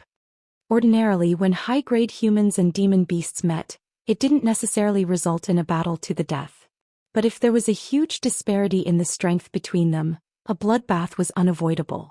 After all, regardless of whether it were for the demon beast's cores or the human's nascent souls and golden cores, They were both extremely coveted by the opposing side. As grade 9 demon beasts were slightly above mid-nascent soul cultivators, the old Taoist inwardly cursed at the encounter. Were this any other time, he would have already turned tail and fled without a word. But with the heaven void cauldron before his eyes, he couldn't bring himself to relinquish it. As a result, he raised his hands with a pale face and held an ancient blue mirror in one hand along with a small jade hammer in the other. With the two ancient treasures in hand, the old Taoist's courage was strengthened and he gloomily stared at the demon beast. When Fengxi saw Han Li's wings and his adept usage of them, he was initially amazed before subsequently becoming filled with an immense, bitter regret. Even if he managed to kill Han Li and refine the thunderstorm wings, he would only be able to draw out 70% of the magic treasure's might at most, since it had already recognized another master, further stoking the flames of hatred towards Han Li. As a result, even though Fengxi had seen Swift Crane, he had completely ignored the old Taoist. His mind was completely focused on Han Li. He faced an Taoist and coldly shouted, "F***ck off," before blurring in the direction of the island. Taoist Swift Crane was stunned for a moment before gritting his teeth and flying in pursuit. The Heaven Void Cauldron was the top-ranked secret treasure in the Scattered Star Seas, and even if he had to risk his life, he had to acquire it. At that moment, Han Li quickly changed his face while he was flying through a passage after breaking through the stone gate. After several more flickers of lightning, he appeared before the transportation formation where several exquisite sound sect cultivators were currently bantering with each other. When they saw Han Li appear, they instantly found their throats choked from the shock. Han Li appeared at the side of the transportation formation before wildly roaring at the disciples. "Is the transportation formation finished?" One of the disciples recognized Han Li and respectfully replied, "Yes, Senior Li. The transportation formation has been finished. However, we've yet to test it." "We were." But before she could finish speaking, his body blurred and he appeared inside the transportation formation. At nearly the same moment, a hole was suddenly ruptured from the ceiling and the demon cultivator Fengxi dropped down in a streak of azure light. Han Li's face instantly drained of blood.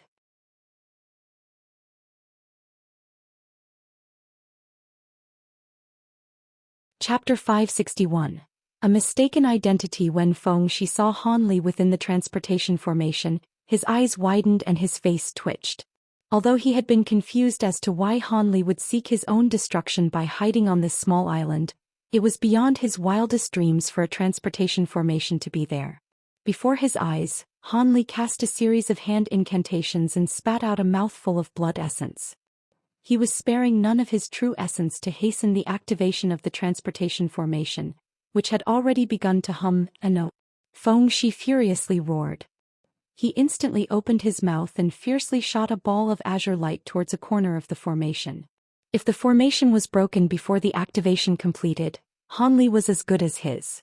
Immediately after unleashing the attack, Fengxi's body blurred as he madly rushed at the formation with a fervent bloodlust in a desperate attempt to interrupt Han Li's teleportation.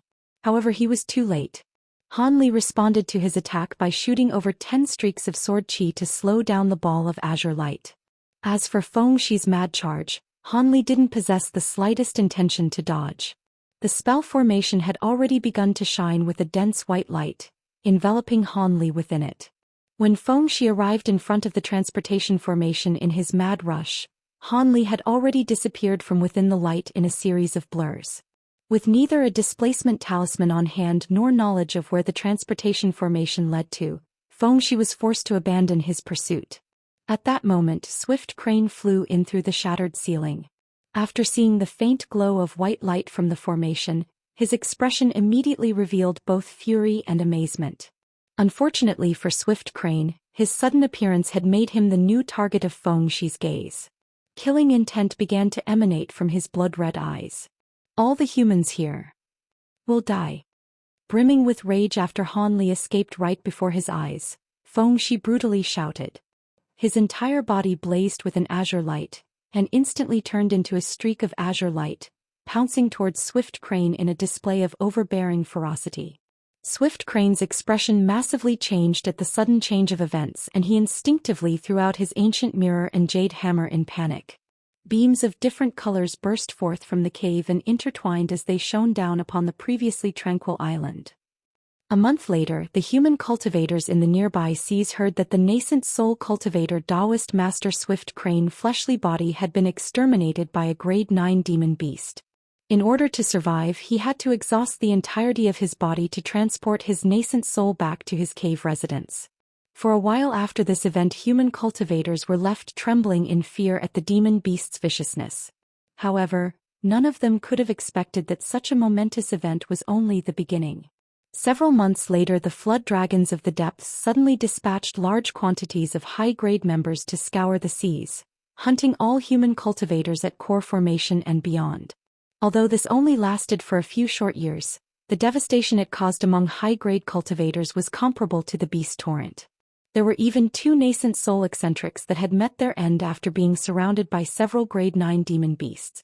From that moment on, whenever word of any flood dragons appeared in the nearby seas, no humans dared to rashly leave their cave residences.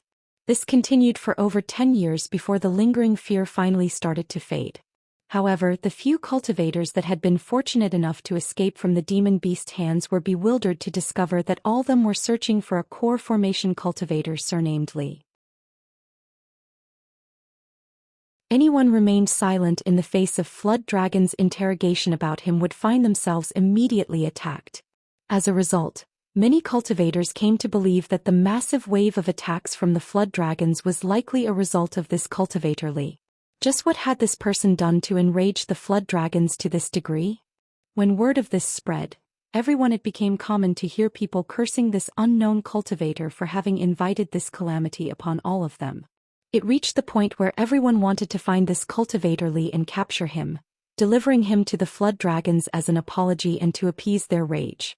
However, everyone was bewildered to discover that there was no one by the name of Li among the higher-grade cultivators. So even if they wanted to apprehend him for his offenses, they were incapable of even trying. In a flash of white light, the now infamous Han Li appeared in an unfamiliar place with a greater displacement medallion in hand.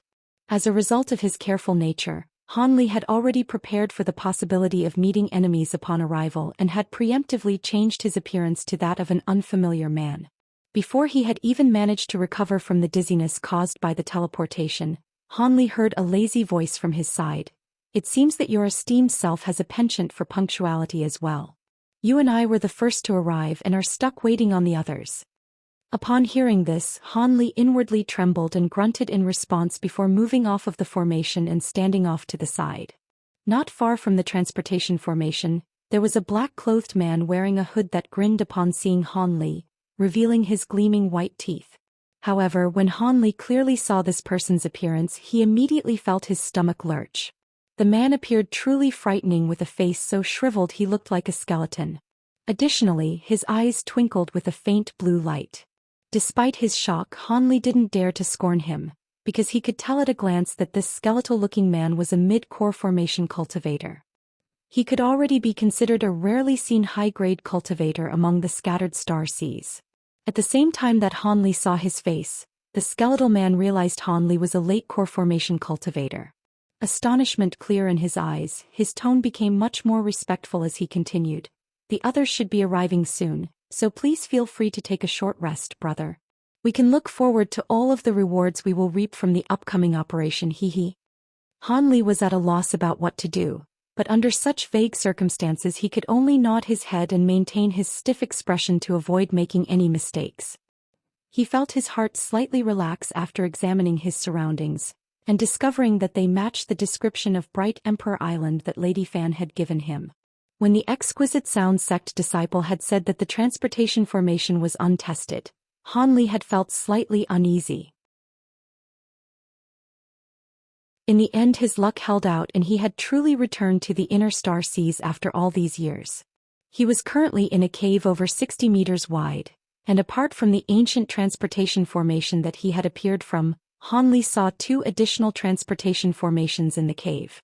While Han Li chatted with the skeletal man, another transportation formation flickered with yellow light, faintly revealing a tall silhouette. The black-robed man's eyes immediately brightened and he hurriedly walked over. Han Li took the opportunity to quietly shoot 2 small streaks of azure light from his legs into the transportation formation below him, creating a crack in it that would be difficult to spot. As a result of this small crack, the ancient transportation formation was disabled and he no longer had to fear any pursuit from either Swift Crane or Feng Shi. It appeared that Han Li's covert sabotage had gone unnoticed by both the black-clothed man and the cultivator that had just arrived. While the two of them were lively bantering with each other, Han Li inspected the new arrival and discovered it was a large man with a fiendish appearance. When Han Li saw them speaking with each, he silently walked down from the transportation formation and headed towards the cave opening. However, he had only walked a few steps before he heard the black-robed man say with an astonished tone, "Brother, not everyone has arrived yet. I was told that there would be 5 people simultaneously taking action, and the rest of our orders and members have yet to arrive. It would be best for us to wait in the cave for the time being. Otherwise it will be hard to explain. Now that I think about it, fellow Taoist's appearance is quite unfamiliar. Is there any chance that this is the first time that brother has participated in an operation like this?" For some unknown reason, the black-robed man hadn't doubted Han Li's identity since he arrived despite not recognizing him. Han Li slightly frowned at the question before mumbling with a deliberately impatient voice, "How troublesome, none of this was explained to me. He. Since fellow Taoist's cultivation is quite high, it is only natural for your guide to be hesitant in telling you what to do. However, brother should exercise some patience. So long as you complete your task, you're free to do as you wish." The black-robed man faintly smiled and seemed to be implying something. When Han Li heard this, he managed to come up with a fairly certain idea about what was going on. After slightly rolling his eyes, he intended to give a vague response, but right then another transportation formation began to radiate light before bringing forth 2 more people. A strange expression flickered deep within Han Li's eyes upon seeing the new arrivals. One of whom was an old man who had blue flame emblems that emitted a faint spiritual qi, and flickered as if they were alive embroidered on his wide robes. Based on his appearance, he seemed to be some notable character, while at his side stood a lean, elegant man. With the appearance of these two, there were now 5 people in the cave and Han Li was the sole late-core formation cultivator. The skeletal man was at mid-core formation while the large man and the old man were both at early-core formation. As for the lean, elegant man, he was only at the late foundation establishment stage.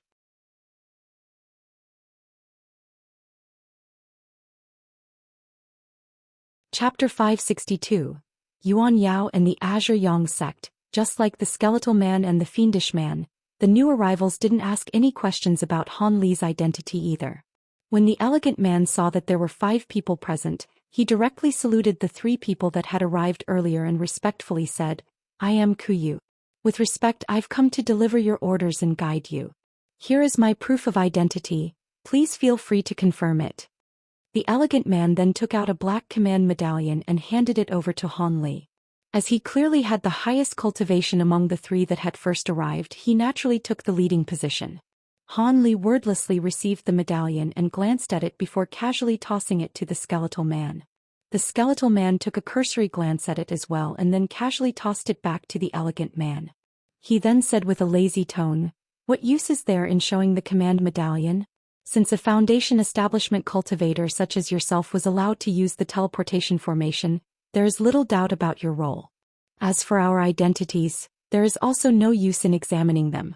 We've only arrived here due to receiving orders as enforcers.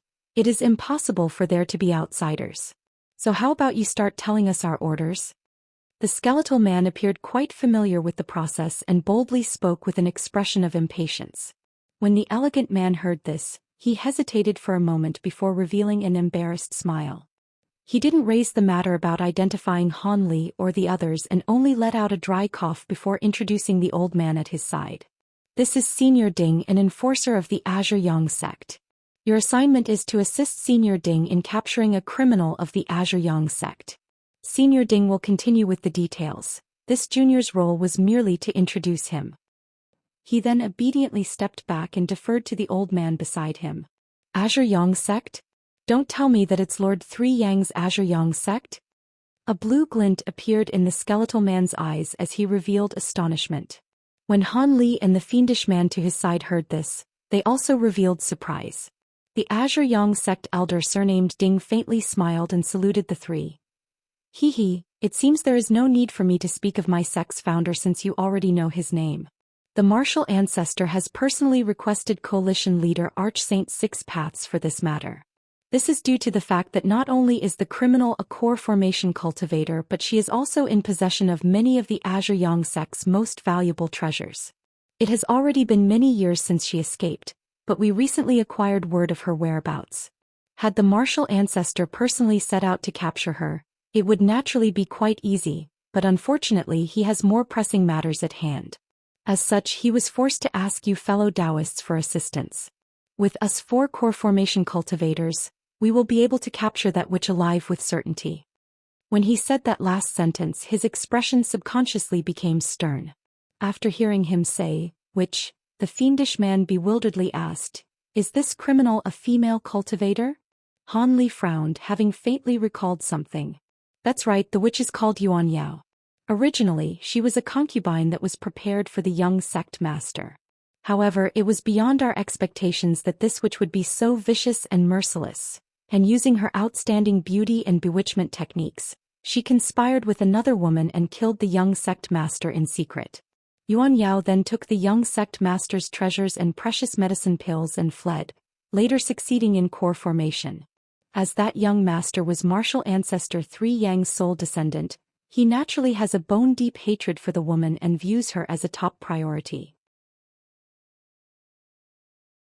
So long as you 3 assist me in capturing the woman alive, our sect will be certain to repay you accordingly.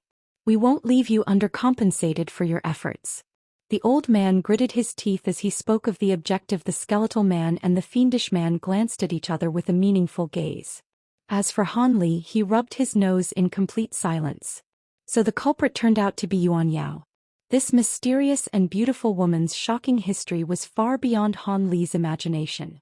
He had been suspicious about how the woman had managed to reach core formation in such a small period of time and why she had acted in such a secretive manner, but he wouldn't have guessed that she had stolen everything from the corpse of a young sect master and was being pursued by the Azure Yang sect. The many precious medicine pills on the young master seemed to have greatly benefited Yuan Yao. But now, it seemed the woman was trapped in a troublesome situation, and vague thoughts of disrupting their plan had sprung into his mind. However, they remained nothing more than thoughts for the moment. While they couldn't be considered to have a particularly close relationship, they could at least be considered acquaintances. At that moment, the skeletal man at his side started to speak. "Since we've already received orders from our superiors, my brother and I would have participated regardless. Do you know where this woman appeared?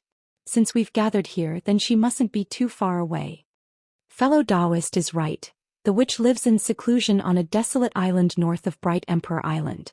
When she went out to purchase a few goods, one of our disciples happened to recognize her and followed her back to the island. Up until that moment, we didn't have the slightest idea about where she could be. This woman is extremely cunning and she possesses treasures with tremendous might, not to mention our sect's precious azure flame blasts. As such, everyone should take proper care. When the old man gave his warning, he spoke towards Han Li especially. Since Han Li was a late core formation cultivator, the old man held him in even higher regard than the others. But against their wildest imaginations, while Han Li was expressionlessly nodding his head, he was inwardly pondering whether or not he should exterminate them. However, when Han Li heard that Yuan Yao was located nearby and that she had many precious treasures on hand, his heart stirred. After a mere moment of thought, Han Li decided that after he saved her, he would take the opportunity to demand heavy rewards from her. With the explanation completed, Qiu finished examining the people in the room and respectfully asked them for confirmation that they understood before setting off from the cave. Somewhere else in the inner seas, a cultivator with disheveled hair glanced down at the transportation formation under his feet with confusion. The transportation had been flickering with light when he had entered, but once he was about to teleport, the formation had lost power for some unfathomable reason. This caused him to gloomily rub the back of his head. He was at a loss of what to do. Leaving behind the people guarding the formations, Han Li and the party arrived on the side of a mountain. In the distance, a village could vaguely be seen. The party of 5 then took to the skies and under the guidance of the Azure Yang sect elder, they left the island and flew north.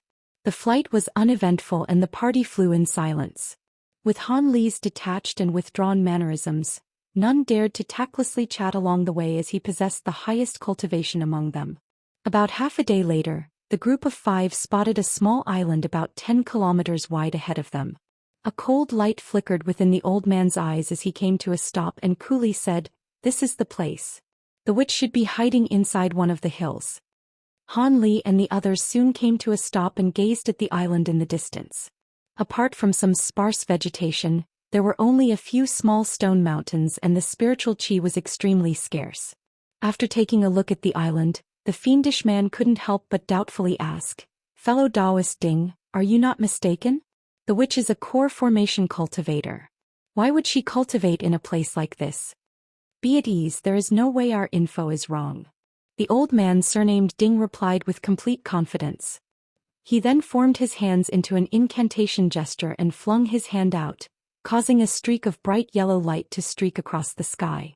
A short moment later, a burst of yellow radiance suddenly shone from one side of the island. The old man was happy after seeing this and hastily turned his head to the other 3 and explained, "One of our sect's disciples remained here to monitor the woman. It seems that she has yet to leave the island." After that was said, they waited for a moment more before a streak of red light approached them from the direction of the yellow light. A moment later, the red streak of light arrived in front of them and faded away to reveal a gray-clothed mid-foundation establishment cultivator that appeared to be about 40 years old. His robes were identical to the old man's robes with azure flame emblems embroidered into them, but the flames were far smaller than those on the old man's robes. When the man recognized Old Man Ding, he hastily bowed to him and respectfully said, "Disciple greets Martial Uncle Ding and seniors." The old man waved off his greeting without paying it any attention and asked in a deep voice, "Is the witch still on the island?" "She's still there. The witch has yet to leave ever since this disciple tailed her back to this island." The middle-aged man spoke with certainty. The old man spoke with a deep tone, "Good, you've done well in your assignment. When this matter is over, you will be promoted to an inner disciple within the sect. Go ahead and lead the way." When the middle-aged man heard this, he had a rapt smile as he repeatedly thanked the old man. He then turned around and flew to the small island. In the blink of an eye, the party arrived above the small island. The middle-aged man then pointed to a stone mountain and respectfully said, "On the witch's return, this disciple saw her approach that mountain and then disappear without a trace. Although I couldn't investigate closer due to my low cultivation, I reckon that woman's cave residence is inside that mountain." When the skeletal man heard that, a strange light flickered within his eyes as he gazed at the mountain. He then slowly nodded his head and said, "That's right. The mountain's exterior is clearly under the effects of high-level restrictions. Unless one were to examine that particular mountain up close, they wouldn't be able to discover anything strange about the island." It is no wonder why the woman was able to conceal herself here for so many years.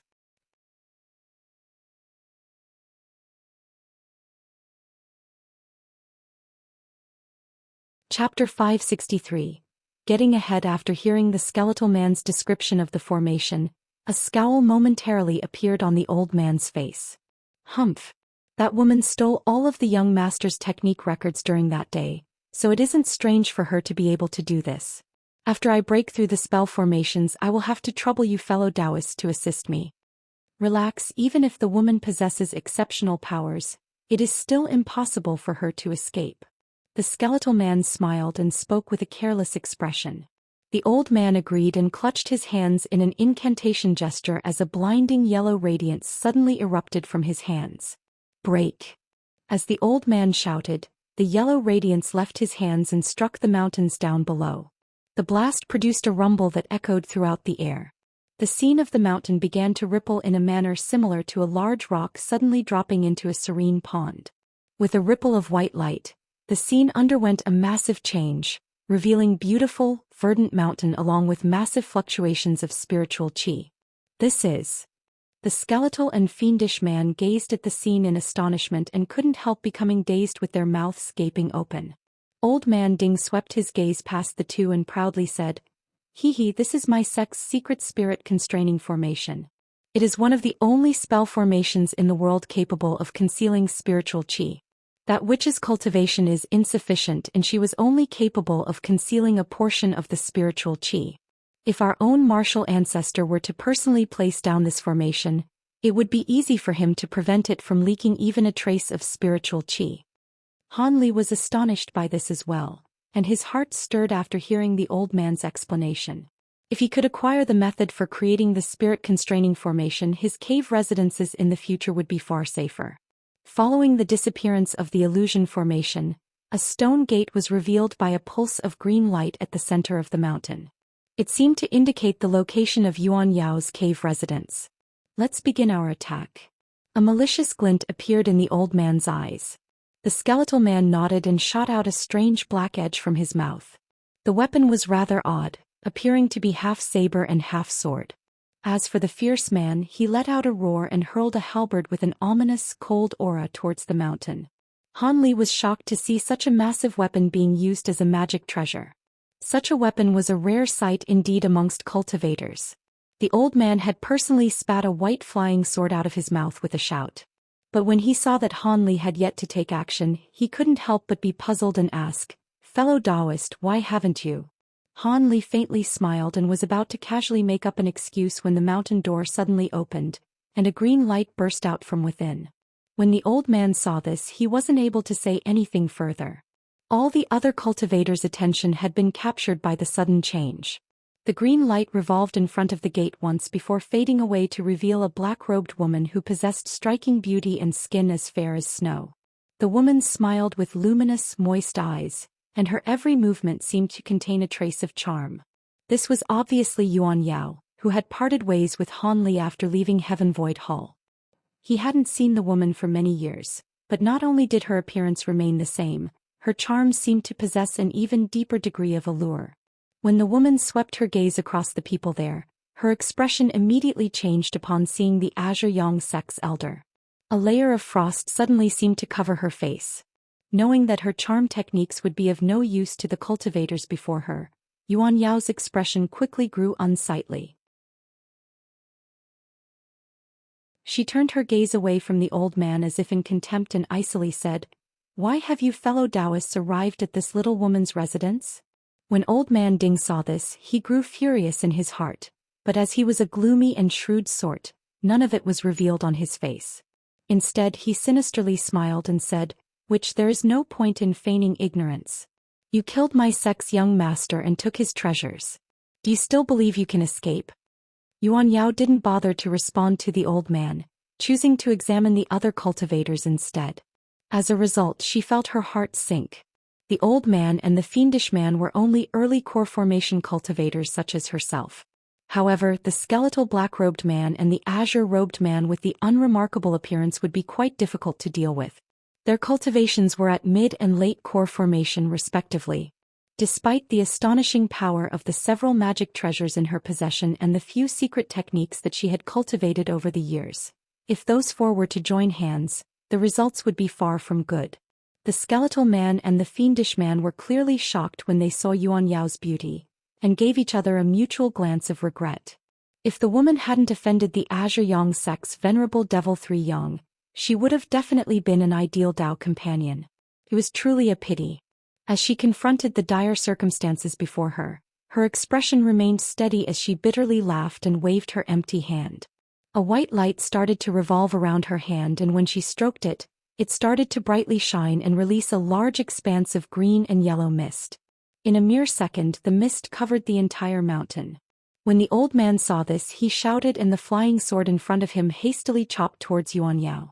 However, Yuan Yao merely laughed and silently disappeared into the mist with a blur. The old man frowned when he saw this. Then, with an expression of disdain, he clutched his hands in an incantation gesture and pointed at his flying sword. "Humph! You dare to display a trifling illusion formation in front of me." The flying sword released a clear ring before wildly twirling through the skies.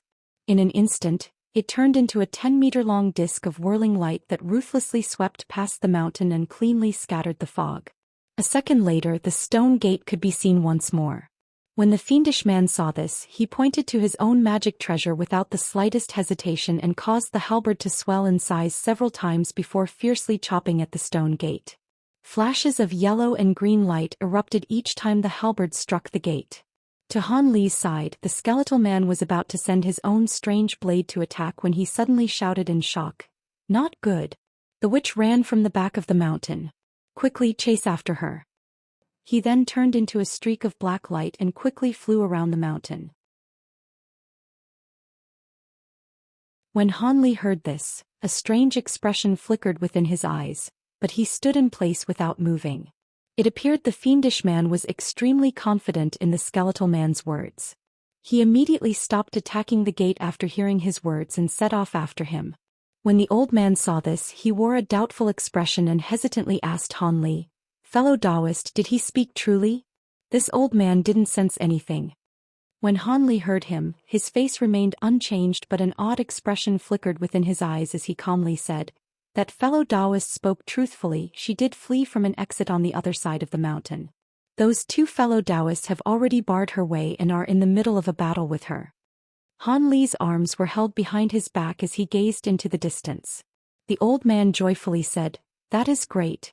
If we arrive to assist them, we will certainly be able to capture that witch." Han Li turned towards the old man and gazed at him with a peculiar expression as he leisurely said, "Yes, if we were to head out, that woman would be easily captured. But before that, there is something I'd like to borrow from you." Old man Ding appeared perplexed and paused for a moment before asking, "Borrow? What does fellow Taoist wish to borrow from me?" "Nothing important. Just your head." Han Li rubbed his nose with a smirk. Then before the old man could respond, he spat a streak of bright azure light from his mouth. It circled once around the old man before his head tumbled off of his body. Soon after, Han Li shot out a streak of azure light from his hand, wrapping up the head and dragging it into his hand. He then narrowed his eyes and enveloped the azure light around the head. Because he had acted so quickly, the head still wore an expression of a strange bewilderment and had yet to even smell of blood. Han Li sighed and muttered, "Don't blame me. Blame the terrible luck you had for seeing me arrive through the transportation formation." When Ku Yu and the Azure Yang sect sentry saw this, they were immediately terrified and tried to hastily flee on their magic tools. Unfortunately for them, a casual wave of Han Li's arm released two streaks of sword light that immediately penetrated their chests. He then raised his head and turned to the direction of the mountain while wearing a strange expression. Han Li clicked his tongue and said with an impressed tone, "I didn't expect for Yuan Yao's cultivation to have reached such a higher level." He then flew off in a streak of azure light. In the sky behind the Green Mountain, the skeletal man and the fiendish man were in a contest using their magic treasures against a strange red hammer as they continuously cast magic techniques in Yuan Yao's direction. At that moment, Yuan Yao was completely enveloped in a cloud of black smoke and shot over 100 streaks of green devil fire, intercepting their magic techniques with rings of explosions. But as she fought, she continuously retreated and attempted to think of a plan to flee. As her opponents were rich with battle experience, their perfectly coordinated strikes forced Yuan Yao to focus the entirety of her attention on defending against their attacks. When the fiendish man and the skeletal man saw Han Li flying over, they were overjoyed. When Han Li arrived near the battle and his light faded away, the fiendish man appeared discontent and hastily called out to Han Li, "Fellow Taoist, quickly help. If we attack together, the woman will be captured without fail." "Wait, where is fellow Taoist Ding?" This was a matter of his own sect, how could he possibly delay? "You don't need to wait for him. Fellow Taoist Ding is right here." Han Li then expressionlessly reached behind him and tossed the old man's head to the fiendish man.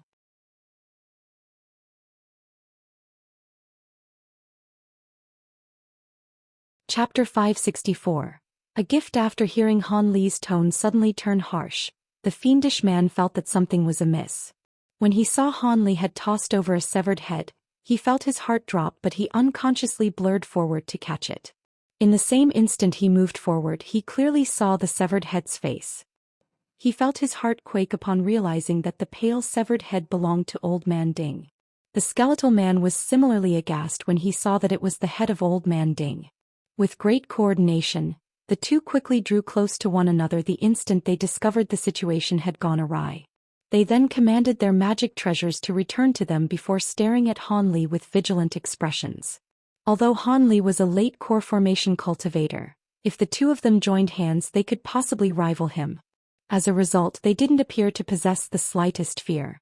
Not far away, Yuan Yao was watching all of this unfold in utter confusion. Despite not using the opportunity to escape, She still maintained the devilish technique that surrounded her body and had her strange red hammer revolve around her out of caution as she silently observed the strange actions of Han Li and the others. Han Li shot a deep glance at Yuan Yao before turning his gaze back to the skeletal man and the fiendish man. Without offering any further explanation, he waved both his arms with a faint smile and over 20 small azure swords flew out from his sleeves like 2 schools of fish. Then in a sudden burst of light, the flying swords shot directly at the pair of cultivators. When the skeletal man and the fiendish man saw this, they couldn't believe their eyes and had incredulous expressions on their faces. Ordinary core formation cultivators had to exhaust most of their fortune just to refine a single magic treasure. And now this traitorous ally before them had suddenly took out over 20 flying swords. With this single display, the two immediately knew that Han Li was no ordinary late core formation cultivator, and didn't stand a chance against him. The skeletal man's expression paled and he suddenly yelled, "Scatter! To each his own." Just as he finished yelling, he transformed into a black streak of light and flew away. Upon hearing this, the fiendish man immediately retrieved his halberd without another word and rushed away in the opposite direction. His speed wasn't much slower than his partner's. He seemed to be exceptionally proficient in running away. When Han Li saw this, his expression sank and he quickly formed an incantation gesture with both his hands before pointing to his flying swords. The swords then glowed with azure light before each sword produced 3 identical sword lights, transforming the original 24 swords into 96 and doubling the strength of each of their auras. Han Li then flung his sleeve and imposingly uttered, "Separate." As soon as the word was uttered, the azure swords split off in 2 groups. Each group of flying swords then united together with a pulse of azure light and formed their own distinct swarms of light before swiftly setting off. Han Li's use of the divine ability Sword Shadow Phantasm technique left the skeletal man and the fiendish man deathly white when they turned their heads around to look. They then began to circulate the entirety of the magic powers in their bodies while fearing for their lives. 1. First introduced in Chapter 217. It is a technique that allows swords to produce an illusory copy of themselves. At his current strength, each of the sword illusions are able to retain 1/3 of the power of the original weapon. Han Li stood still and merely glanced at the two with a trace of pity. The swarms of sword lights traveled at a speed that ordinary cultivators couldn't hope to match. Unless they had heaven-defying treasures similar to Han Li's blood-red cloak or thunderstorm wings, the two of them didn't have the slightest chance of survival. After only a short moment, the swarms of sword light had traveled several kilometers away and chased down the skeletal man and the fiendish man. They could only helplessly turn around and summon their magic treasures in an attempt to block the sword swarms. But under the overbearing assault of their superior numbers, the swords tore their bodies apart in quick succession, each death accompanied by a miserable scream. Han Li then calmly released the Sword Shadow Phantasm technique, and had the swords fly back with the now ownerless storage pouches. With the swords flying back into his robes like birds returning to their nest, Han Li turned to look at the black mist in the distance with a mysterious smile. To his surprise, before he even spoke, Yuan Yao giggled and said, "So it's fellow Taoist Han. I didn't expect that in the tens of years we were apart Brother Han's abilities would reach this stage. This little woman truly holds you in great esteem." Soon after she said this, the black mist slowly dispersed to reveal the stunningly beautiful woman. She then silently gazed at Han Li with luminous eyes and a wide smile. "I didn't expect for fellow Taoist Yuan to recognize me. You gave me quite the fright." Han Li chuckled and then dissolved his appearance exchange arts without hesitation, restoring his original appearance in a flash of white light. "I myself find it quite difficult to believe that apart from Brother Han, there could be another person in the scattered star seas that also possesses such a vast number of flying sword magic treasures." Although she had said those earlier words with a smile, she still let out a breath of relief after seeing Han Li reveal his true appearance. Then after a moment of hesitation she refrained from asking why Han Li had appeared here. Instead she approached Han Li and gracefully saluted him, expressing her sincere gratitude. "It is thanks to Brother Han's timely rescue that this little woman was able to escape calamity." She truly understood that if Han Li had meant her harm, she wouldn't have even been given the opportunity to flee given his current cultivation. As such, it would be far better if she could forge a friendly relationship with him. Han Li naturally knew why Yuan Yao had showed him respect with such a strong smile.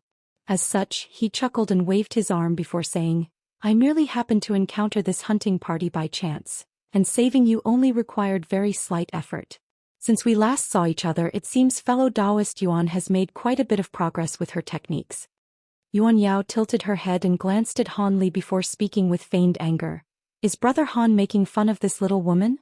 Brother Han has already reached late core formation stage while I am still lingering at early core formation stage. What progress is there to speak of? Hee.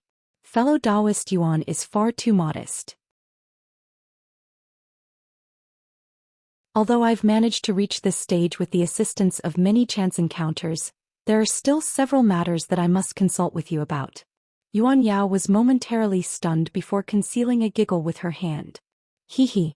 Ask as you please, but if Brother Han doesn't find my humble home distasteful, wouldn't it be better to have our chat there?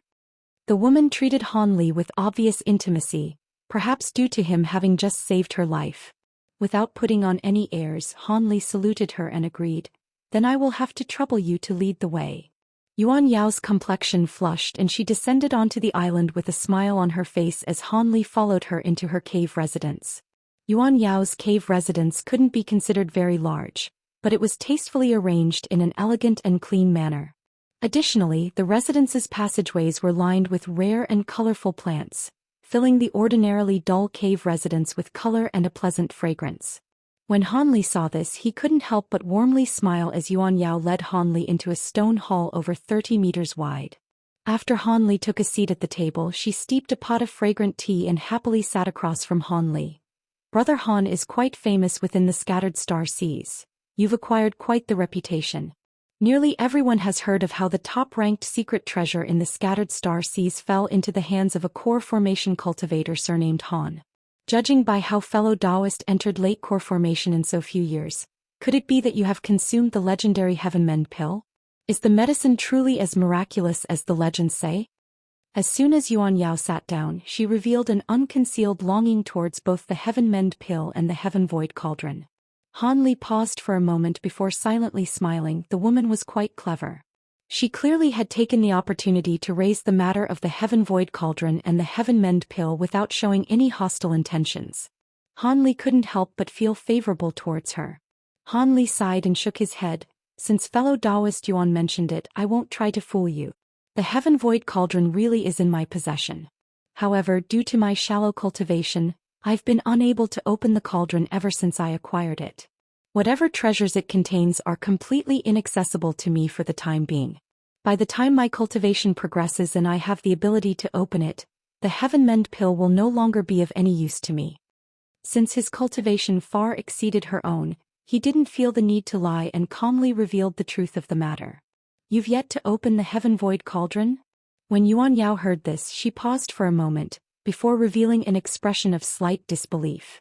Han Li frowned and was disinclined to offer the woman any further explanation. Instead, he coughed several times and decided to clearly strike at the heart of the matter at hand. He stared at Yuan Yao and slowly said, Would fellow Taoist Yuan happen to have any more myriad spirit milk on her? You should know that with the Heaven Void cauldron in my possession, trouble has a way of constantly finding me. This, along with many other unexpected matters, has caused me to consume nearly all the myriad year spirit milk that you gave me. If you have any of it remaining, I am willing to pay a high price for it. You definitely won't suffer a loss. Han Li would have lost his life several times over during his time in the Outer Star Seas, were it not for the myriad year spirit milk. After realizing just how important this item was, Han Li was naturally unwilling to let go an opportunity to acquire the other half of the spirit milk originally in the bottle. With this, he would have yet another life-saving item the next time danger came to seek him out. When Yuan Yao heard Han Li, she paused for a moment before unconsciously frowning. A moment later, she took out a jade bottle from her waist and placed it at the center of the table and pushed it towards Han Li without any hesitation. The woman serenely gazed at Han Li and said, I haven't used even a drop of the myriad year spirit milk. Brother Han can have it as a gift, so there is no need to give me any spirit stones or items for it.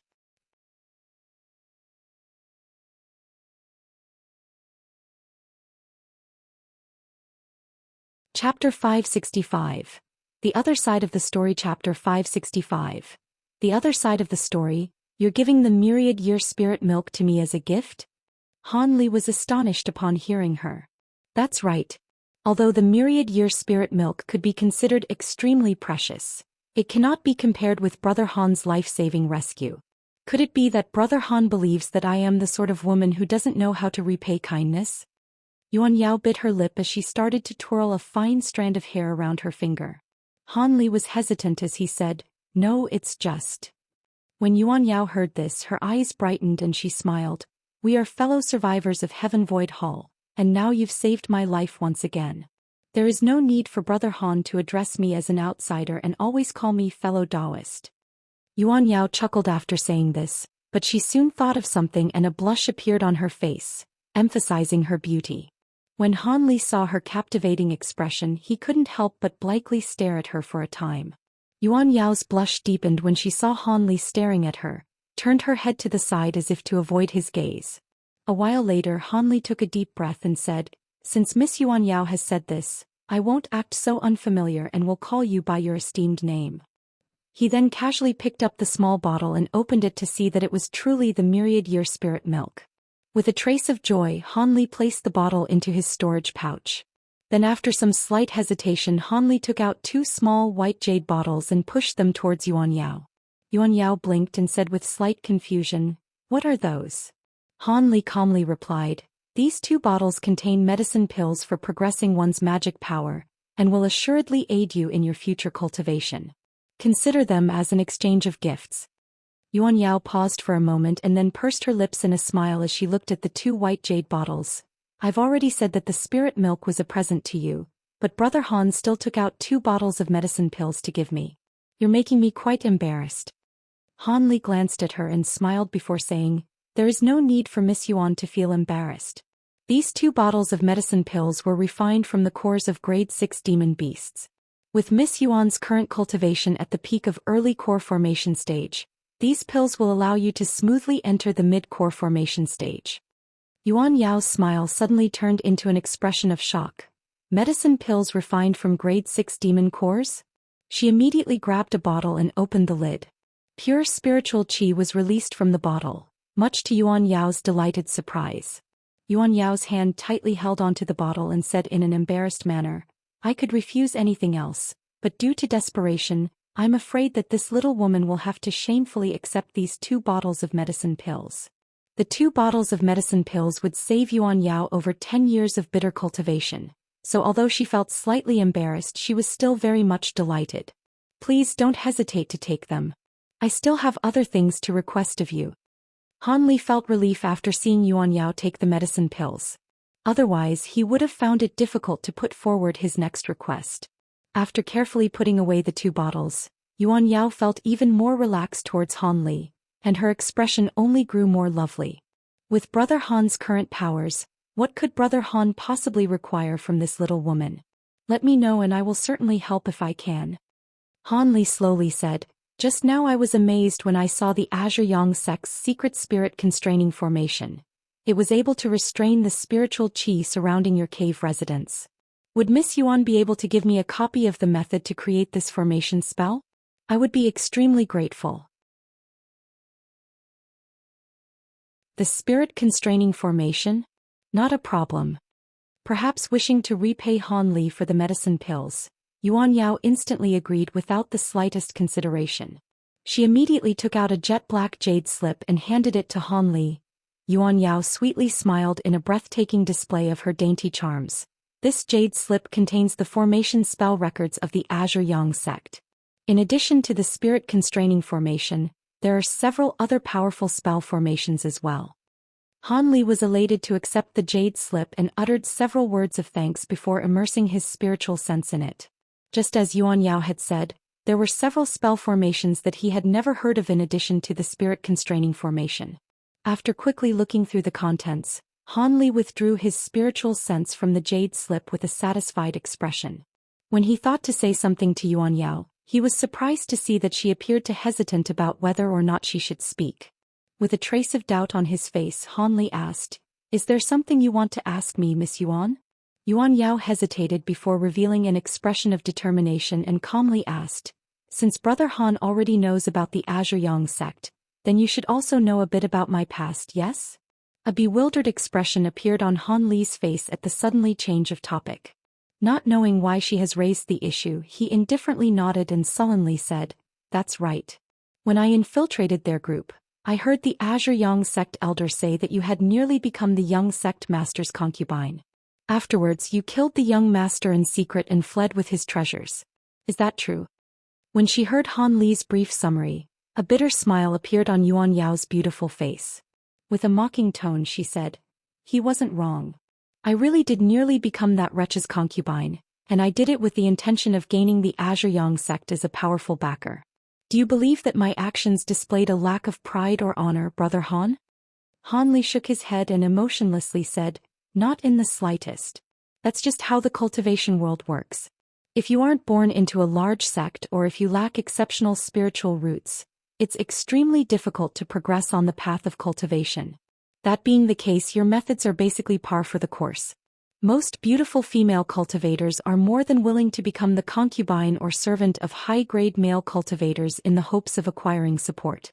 There are even a few female cultivators that have given up on cultivation completely and become cultivation furnaces for others, merely looking for a period of luxury free of worry." Han Li's words seemed to make Yuan Yao feel more at ease. She then forced a smile at Han Li and said, "Senior Martial Sister Yan Li and I were both born in a small cultivation sect. Not only were our aptitudes only average, but our cultivation techniques were mediocre as well.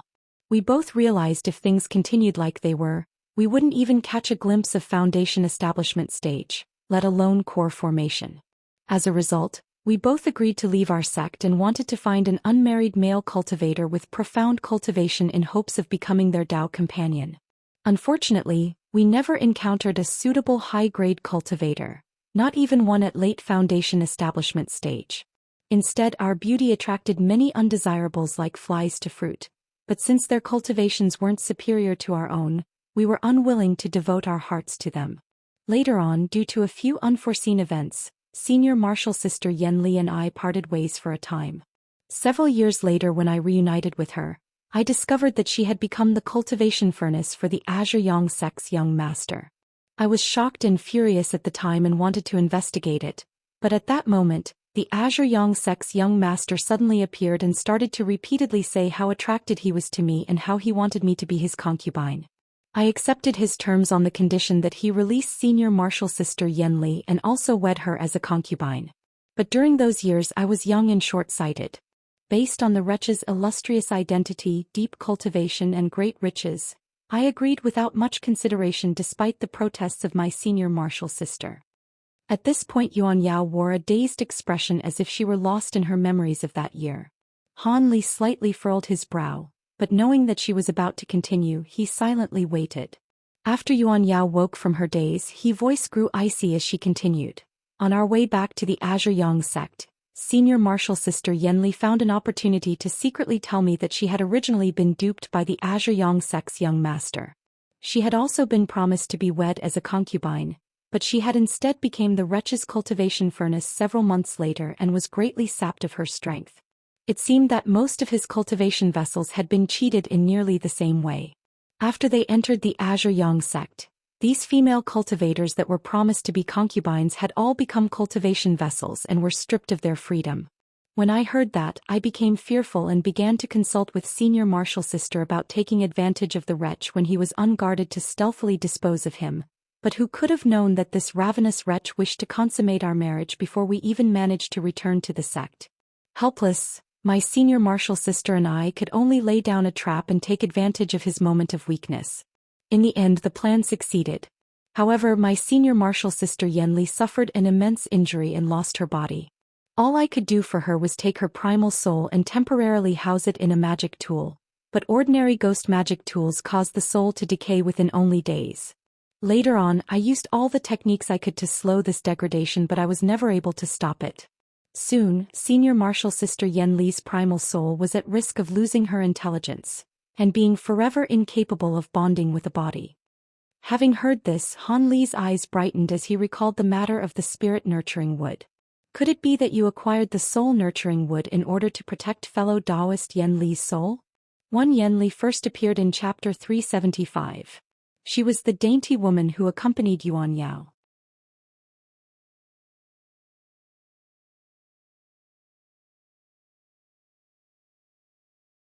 Chapter 566. Soul Rise Technique. When Yuan Yao answered Han Li's question, her face revealed a hopeful expression. That's right. I had acquired a jade slip from the Azure Yang sect's young master that described the soul-nurturing wood contained inside Heaven Void Hall. As such, I prepared myself to go to the Heaven Void Hall with intention of acquiring the divine wood. However, I didn't expect that it would be far more dangerous than the legends made it out to be. Were it not for your assistance on several occasions, I fear I wouldn't have made it out of Heaven Void Hall, as I had only recently entered core formation at the time.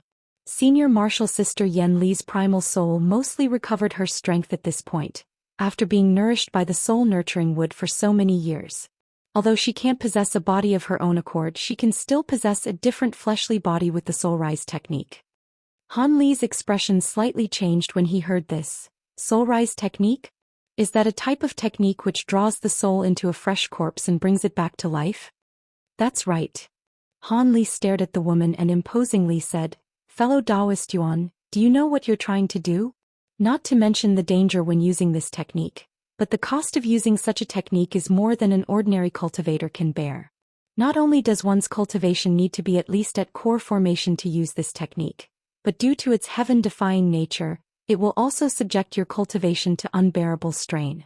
As an early core formation cultivator, it's very likely that you will shatter your core upon using the technique and drop down back to foundation establishment stage. When Yuan Yao heard Han Li's warning, she grew silent for a moment before playing it down by saying, Of course I know all of that. When possessing a living person's body, so long as one didn't violate the 3 inviolable laws, it's a relatively safe matter. Since the Soul Rise technique is fundamentally different from possession and causes a fresh corpse to revive, it naturally possesses a high cost. A trace of spirited light appeared within Han Li's eyes and he solemnly warned, With the aid of the soul-nurturing wood, why can't your senior martial sister take the initiative to possess a body? Can't you just wait until after reaching the mid-core formation stage before using the Soul Rise technique on your senior martial sister?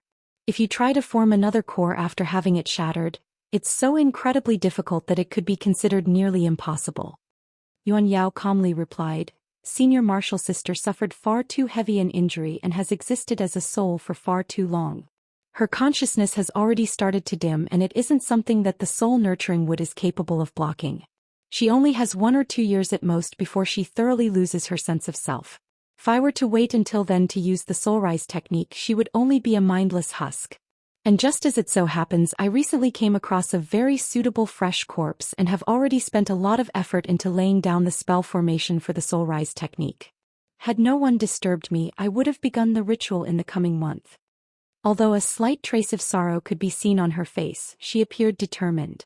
Having heard this, a strange emotion flickered within Han Li's eyes. A short moment later, he let out a breath and asked, Did Miss Yuan say this with the intention of asking me for help? Yuan Yao wore a resolute expression with wide eyes. Brother Han just saved me a moment ago, so it would be improper for me ask you for assistance. However, the Soul Rise technique requires a place of profound yin, and will produce effects that spell formations cannot conceal that will attract the attention of other cultivators.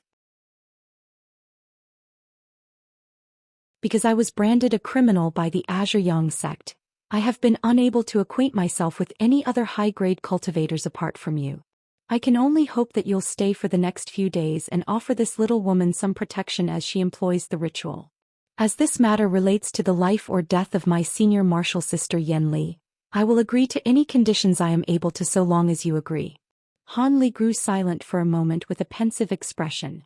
According to how he would ordinarily act, he wouldn't even consider staying behind. He had his own share of troubles and couldn't afford to take on anyone else's. However, Yuan Yao wouldn't hesitate to shatter her own core if it meant she could save her good friend. This touching act had stirred up emotions that Han Li had kept locked away deep within his heart. After a moment of deliberation, he came to the conclusion that so long as he didn't encounter any mid-nascent soul stage cultivators, he wouldn't be in any danger at his current cultivation. If any ordinary cultivators were to spy on what was happening, he would be able to easily exterminate them. If all he had to do was protect the woman for a few days, then it wouldn't take much effort on his part. With that thought, Han Li came to a decision and rubbed his nose. He wryly smiled and said, "It seems I don't have a heart of stone after all, because for some reason I just can't refuse you.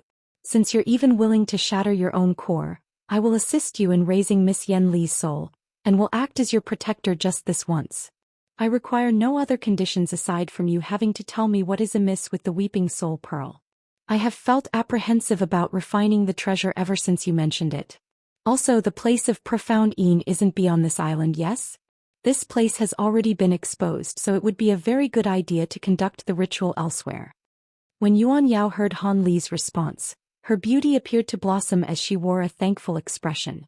She then took out a green jade slip and handed it over to Han Li, saying, "I am truly grateful for your assistance, Brother Han. However, please don't worry. The place of profound Yin isn't here, it's on another island. Although it is only several days away, we should be safe from the Azure Yang sect's pursuit for more than enough time for me to conduct the ritual. As for the matter of the Weeping Soul Pearl, it is quite simple. The Azure Yang sect young master's Weeping Soul Beast wasn't completely refined. As such, the Weeping Soul Pearl used to control it is flawed. After refining it, one would periodically experience headaches. Additionally, once it is more deeply refined, the headaches would become far more severe. I merely refined it to less than half of completion in order to deal with the first trial of Heaven Void Hall, the Ghost Mist, but it still left me restless and troubled. I also have the refinement technique for the Weeping Soul Beast itself. Although I believe that you won't be able to finish refining it on your own, I will give it to you regardless." Han Li came to a sudden realization about why its power was so inferior to how the legends described. It turned out that his Weeping Soul Beast was a half-finished product. Han Li took the jade slip with slight disappointment and casually took a look inside before throwing it into his storage pouch. Then with a bright expression, Han Li said, "Miss Yuan, since this place has already been revealed, we should immediately leave for the place of profound Yin to spare us from any potential troubles that may come this way." Yuan Yao paused for a moment before agreeing, "Yes. I would have proposed the same. I'll quickly tend to my belongings before we depart." 3 days later, Han Li was looking down at a small, barren island. Han Li stroked his chin and turned to the beautiful woman at his side, asking, "The Yin Qi is truly dense on this island, so it must have been quite difficult for you to find it. Perhaps by drawing on the support of the immense Yin Qi, Miss Yuan won't suffer much backlash when using the technique." Yuan Yao glanced at the island with a slight smile and said, "Of course. I only managed to find this nameless island after searching through the records of the nearby seas. Long ago this island was a demon beast graveyard. Before humans had established themselves among the scattered star seas, the nearby low-grade demon beasts would approach this island of their own accord when they reached the end of the lifespan to die here. After countless years, the island has developed an astonishing amount of Yin Qi, but few know of it since this island is so far from commonly traveled routes and is quite small." With that said, the woman flew down without any further hesitation, with Han Li calmly following after her. After descending onto the edge of the island, Yuan Yao brought Han Li to a small empty valley that was littered with fist-sized black stones. When Yuan Yao arrived at the edge of the valley, she formed an incantation gesture with both hands and shot out a streak of red light.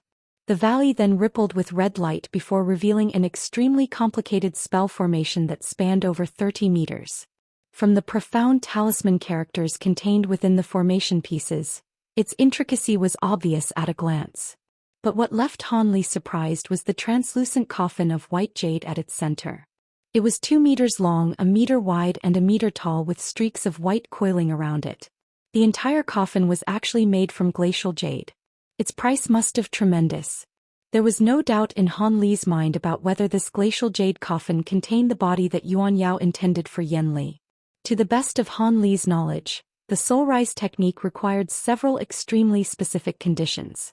Not only did it require a corpse with the same spiritual roots and age as the soul when it died, but the owner of the corpse must have suffered in the same manner as the soul did when they died.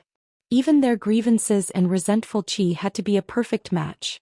If any of these conditions weren't met, The soul rise technique couldn't be used. As Han Li examined the coffin of glacial jade, Yuan Yao took out a blackwood box from her robes with extreme care and placed it on the coffin before taking several steps back.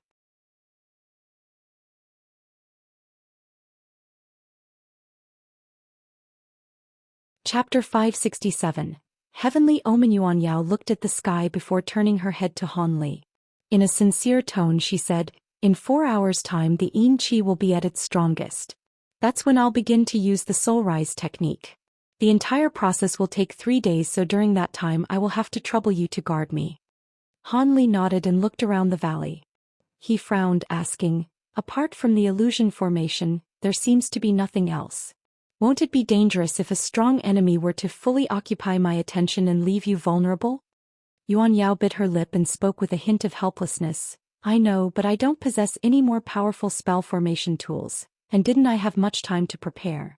So it's a risk I have to take."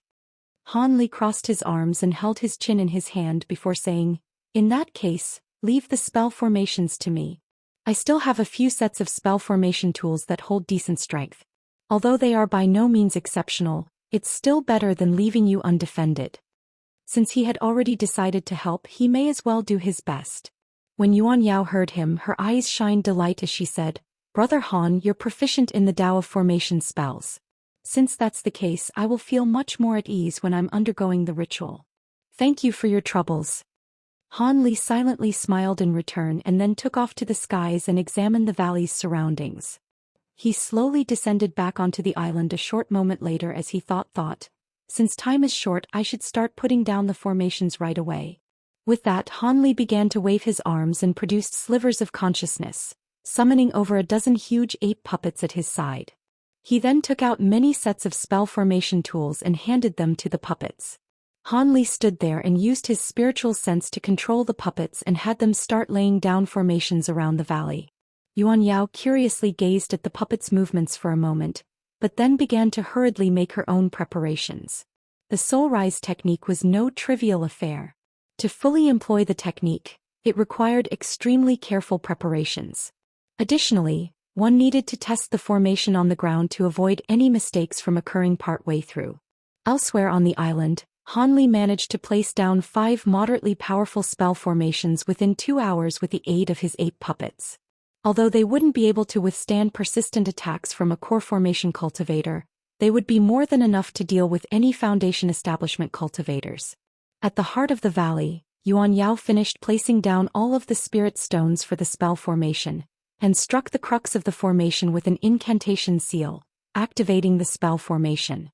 In response, the spell formation began to hum and flicker with a jet black light. Eerie strands of black qi suddenly began to appear around the formation, converging towards the glacial jade coffin at the center.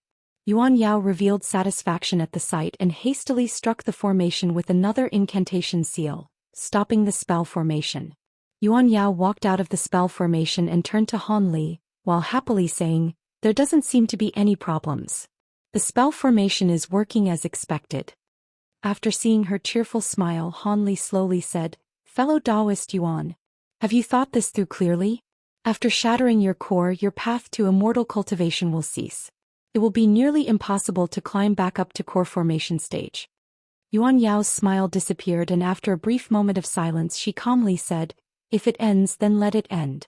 The only reason I was able to live until now was so I could accomplish this." Yuan Yao then combed a strand of loose hair from her face to the side and emotionlessly said, "Brother Han doesn't know what relationship I had with my senior martial sister. I grew up with her ever since I was small, and for tens of years, we lived together, ate together, and cultivated together in our sect. We may as well have been true sisters. When we killed the Azure Yang sect master, she blocked a retaliatory strike aimed at me and perished as a result. As such, it is only right that I suffer from the soul rise technique for her. So long as senior martial sister's primal soul doesn't perish and she regains her fleshly body, a shattered core is a trivial cost." An odd expression momentarily appeared on Han Li's face. After muttering to himself for a moment, he nodded his head and no longer tried to dissuade her. Yuan Yao returned to the center of the spell formation and sat down in front of the glacial jade coffin while waiting for the optimal time to start. Not a word was spoken until she eventually looked at the skies and slowly stood up. It's time. Let's start. Regardless of whether or not the soul rise technique succeeds, I will always remember your kindness, Brother Han, and will be forever grateful. Yuan Yao gracefully saluted Han Li before activating the formation beneath her without any reservations. Han Li sighed and slowly walked out of the valley. A moment later, the surrounding yin qi began to flow towards the formation. Even with his current cultivation, he didn't wish to be near such a vast quantity of yin qi.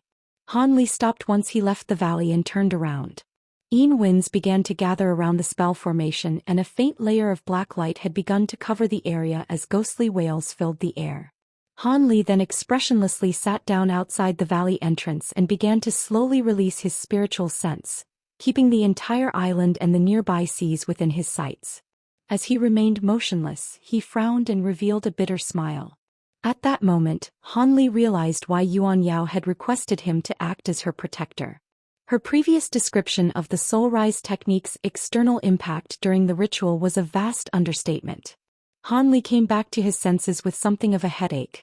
The yin winds had already obstructed most of the valley from view, while sand and stones filled the air as they blew all over. Ghostly sobs reverberated throughout the valley. The heart of the formation was shining with blinding black light and was surrounded with yin qi so dense that the very sight of it inspired fear. What Han Li found most shocking was the black cloud that had appeared 5 kilometers in the air at some unknown time. It roiled with yin qi and released startling claps of thunder as it started to take the form of a cone pointed downward at the valley. This was clearly the sign of a heavenly omen. Any cultivators living in the nearby seas were certain to be shocked. After all, this astonishing scene wasn't normally accompanied by a treasure, but by a human performing a heretical act that defied the heavens. Such a scene would arouse a great curiosity in anyone who saw it. Furthermore, who knew whether or not this would provoke a fearsome character? As Han Li inwardly considered this, his expression stirred while he gazed into the distance. 8 streaks of light were approaching the island from the southwest. In an instant, they had stopped 5 kilometers away from the island, revealing a group of male and female cultivators.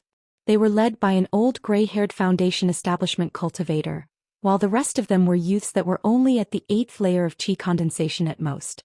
From their matching blue robes, they appeared to all be from the same sect. The old man in charge gazed at the heavenly omen with a doubtful expression as his expression fluctuated.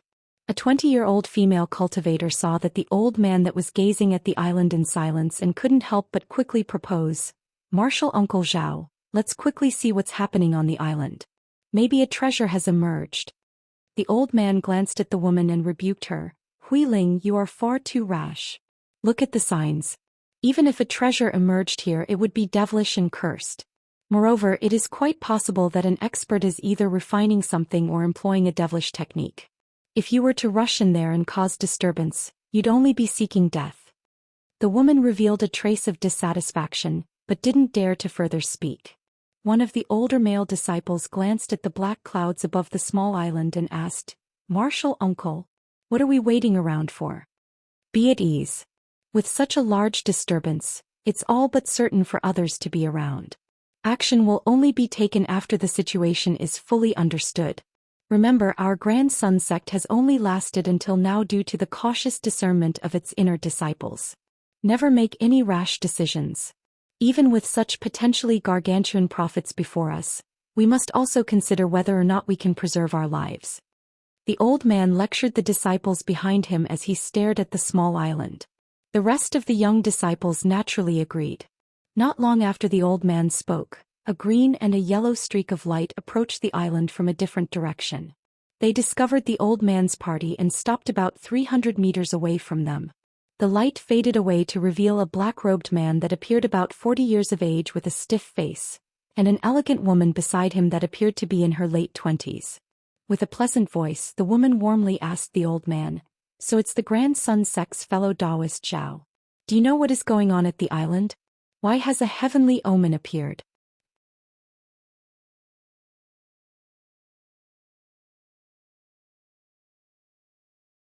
Chapter 568.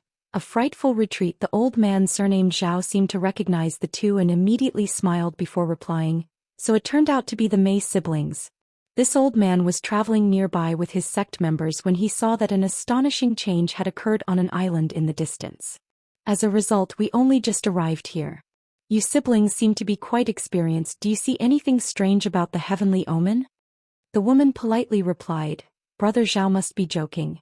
If you don't know about the heavenly omen, then how are my brother and I supposed to? However, it seems to be intertwined with quite a bit of yin qi. I suspect that an extremely vicious and evil treasure is being brought into this world. As for the man by her side, he merely nodded in a detached manner. The old man didn't mind how the man behaved. Instead, he lightly coughed and thought to say something else when the melodic sounds of a flute arrived from a distance away. A green streak of light twinkled in the distance and streaked towards them. The woman's expression changed several times after hearing the flute sounds, but her face soon returned to normal.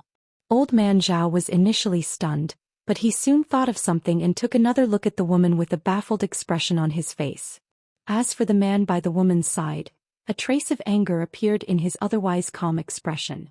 A short moment later, a green speck of light approached them, revealing a young man who was flying through the air as he held onto a flute in front of him. With his handsome appearance and fluttering white robes, he appeared confident and relaxed. The white-clothed man flew before the group of people and loudly spoke to the woman with high spirits. I would have never guessed that Miss Mei had already arrived here.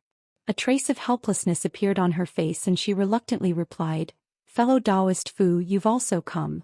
She didn't seem particularly happy to see him. The woman's elderly brother spoke with a hoarse, cold voice. Why are you here? My little sister has already said that she is unwilling to become your Tao companion. Why do you continue to try and associate with her? Do you think that I won't dare to drive you away just because you have a core formation cultivator as a master? Regardless, I am sincerely enraptured with your younger sister. So long as she remains unmarried, I will always pursue her. Fellow Taoist Mei has captured my utter devotion. The white-clothed man went into a daze as he glanced at the woman surnamed Mei. When the woman heard this, her cheeks blushed and she turned around, no longer paying him any heed. As for her brother, he revealed a harsh expression. Combined with his monstrous, undead appearance, he appeared particularly frightful. Still, the white-clothed man continued to stare at the woman from behind without paying any attention to anyone else. Old man Zhao rolled his eyes and decided to alleviate the tension by changing the subject to the island. Cough. There is no need for emotions to cloud your reason. In a short moment, I fear there will be far more fellow Taoists, so if any treasures truly appear on the island, then we had best act quickly. Otherwise, a core formation senior could arrive and we will be left helpless. The three were slightly shocked upon hearing that. The white-clothed man casually took a look above him and his expression suddenly changed. The heavenly omen has started to change. The old man and the Mei siblings couldn't help but look up in shock upon hearing him. Sure enough, the incessantly rolling black cloud had started to revolve around a center point, and the huge cloud of yin qi that gathered down below the island had suddenly started to expand, as if a black monster had suddenly emerged. What is that? Could it be that a treasure has suddenly entered this world? The woman asked with a face pale from astonishment. A strange expression appeared on her brother's face as he gazed at the island and said, Let's go take a look regardless. Perhaps an opportunity will appear before us. When the woman heard her brother, she hesitantly said, But what if it isn't a treasure? What if it is an expert refining a top-grade technique? Can we afford to provoke such an individual? Her brother impatiently said with a cold voice, There is nothing in this world without risk, and there is always a level of danger associated with acquiring treasure. Additionally, if there truly is a senior on the island, we will merely ask to be excused with some polite words. Then, without paying any further attention to the others, he stamped on the sword magic tool beneath his feet and flew in the direction of the small island. The woman paused for a moment before rushing after him with a worried expression on her face. The white-robed man revealed some slight hesitation and looked in the direction of the old man. Seeing that the old man had yet to act, a trace of doubt appeared on his face. He frowned and asked, Fellow Taoist Zhao doesn't want to find out what is happening? You were the first one to propose heading to the island, but you seem to have changed your mind.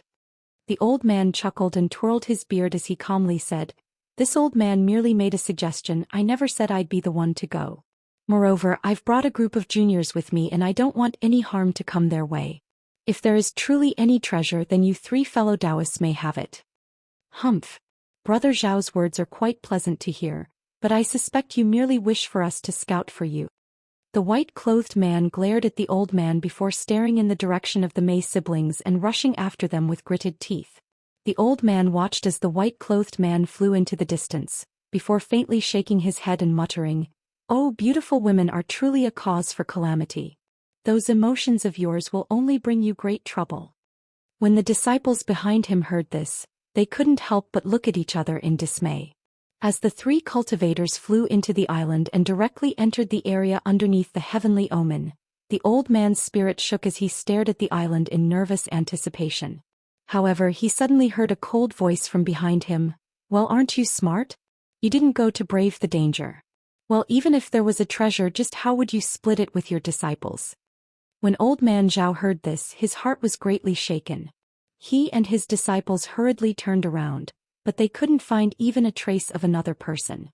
The old man grew fearful after spotting no one, but he hastily spoke with a hurried tone. "I don't know which senior has graced us with his presence, but I, the grandson Sex Zhao Qiao, pay my respects to you." Without a body in sight, the cold voice fluctuated throughout the air without an obvious point of origin. The grandson sect. "Who is Budian Kong to you?" The old man trembled and hurriedly replied, "The sect master is my senior martial uncle." "Does senior recognize him?" After a moment's pause, the voice spoke with a warmer tone. He. I've met him once. I had originally intended on killing you to reduce the irksome presences in the area, but since you are the disciples of my acquaintance's sect, I will spare you. However, if you juniors are foolish enough and dare to move, don't blame for being ruthless." "Of course, we absolutely won't inconvenience senior." When the old man heard this, his face grew pale. However, he felt somewhat relieved and was inwardly praising his seniors for maintaining friendly relations. At that moment, the white-clothed man had caught up to the Mei siblings and they had approached the nearby valley, but when they were about to enter, their surroundings trembled and they suddenly found themselves surrounded in a barrier of light. The 3 simultaneously heard the man's calm voice, "Return. If you continue forward, my hand will be forced." The 3 Foundation establishment cultivators glanced at each other with bewilderment.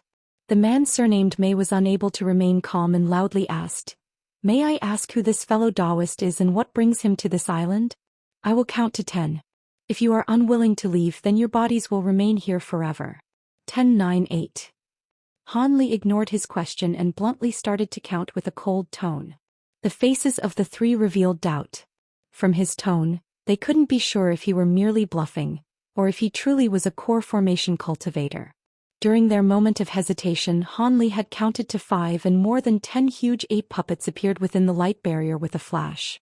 They were arranged in a semicircle and orderly approached the 3 cultivators. "Not good. Quickly leave. Those are high-grade puppets. We aren't capable of fighting them." The woman seemed to recognize the ferocity of the puppets and her face quickly paled. She then grabbed her brother's arm and flew away without any further explanation. The white-clothed man also perceived the fearsomeness of the puppets and felt his breath turn cold before quickly following after them. After seeing the 3 turn tail, Han Li stopped counting, and the huge ape puppets ceased their pursuit after having only chased them for about 100 meters.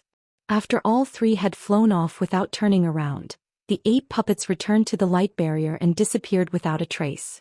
Han Li was still sitting down cross-legged at the valley's entrance and slowly opened his eyes, but he appeared completely solemn.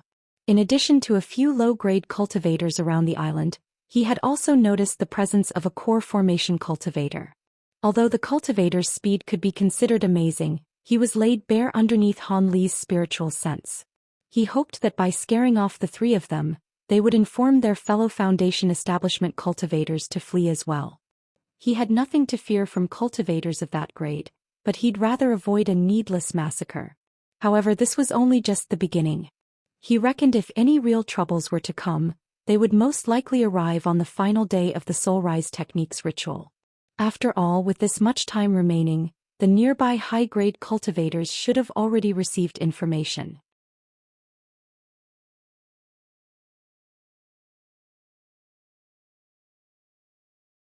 Chapter 569.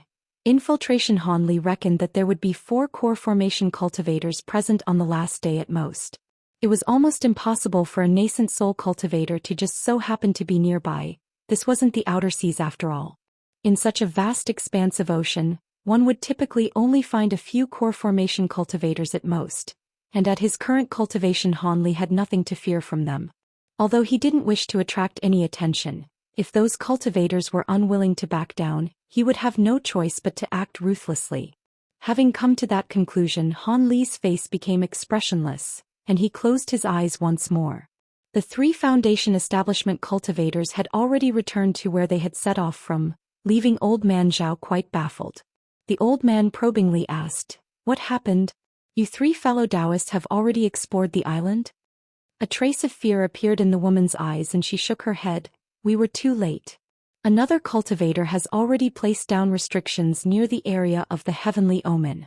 The cultivator controls a few high-level puppets and spoke with a domineering tone.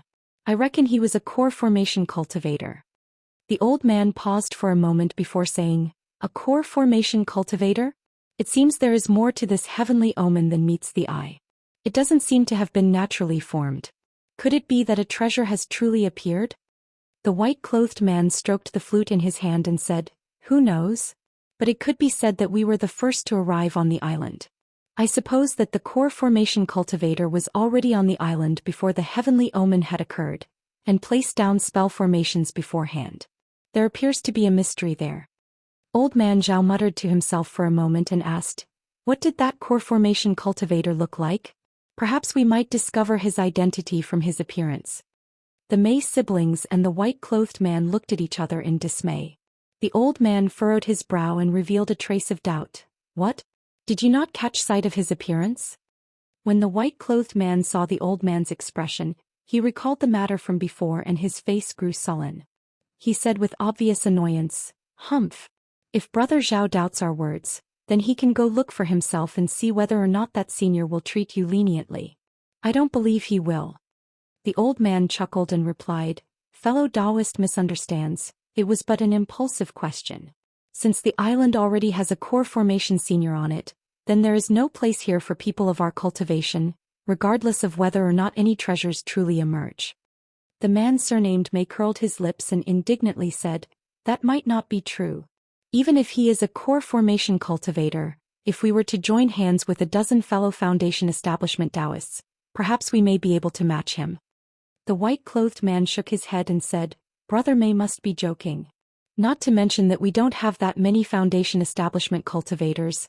We don't even know if there is truly a treasure on that island or how valuable that treasure could be. Who would be willing to blindly offend a core formation cultivator over potentially nothing?" When the siblings heard his words, they grimaced and opened their mouths, but they couldn't think of anything to refute him with. As a result, they could only sigh and silently close their mouths. The woman surnamed Mei turned to her side and gently said, "Elder brother, since there is too much uncertainty, we should leave. There is little point in involving ourselves any further." Her brother was clearly hesitating due to the uncertainty. Although he knew that a core formation cultivator had taken action and that it would be impossible to acquire any gains, it also wasn't common to come across a rare treasure appearing in the world. As such, he was reluctant to leave. After all, to vagrant cultivators like him and his sister, this was a very rare opportunity. "Leave? In your dreams. No one is leaving until I give them permission." Before the brother could finish his thoughts, a cold voice suddenly arrived from varying directions. The Mei siblings and the white-clothed man were shocked and immediately grabbed onto their storage pouches as they vigilantly looked all around. However, they were unable to find a single trace of the speaker. With his spiritual sense continuously sweeping his surroundings, the man surnamed Mei asked the old man in a chilling tone, "Fellow Taoist Zhao, what is going on?" The old man bitterly smiled in a helpless manner and said, "Don't ask me, I'm not allowed to leave either." When the other 3 heard this, they instantly pondered over whether or not to believe the old man. However, their musings were interrupted by a flash of yellow light 30 meters away, that revealed a white silhouette. White chi was wrapped around the figure and it appeared blurry like a mirage. When the three saw this, they were immediately frightened and reflexively released their magic tools in front of them as they vigilantly watched the silhouette. The white figure spoke with an icy voice and an irritated tone. "Humph! Could it be that you juniors wish to attack me?" Although the woman surnamed Mei was incapable of seeing the true appearance of the white silhouette, from his spiritual chi fluctuations, she recognized him to be a core formation cultivator. Her face paled and she tactfully explained, "We don't dare to. It was only that we don't know how we offended Senior and why he won't allow us siblings to depart." "Offend me? No, I was merely don't wish to allow any word of this to spread outside. And until I figure out whether or not a treasure has emerged on the island, no one is allowed to move even a step. Otherwise I'll end you immediately." The white silhouette spoke with tremendous arrogance. When the three heard this, they were shocked. The white-clothed man took a deep breath and slowly asked, "Since that is the case, then how about Senior go and take a look?"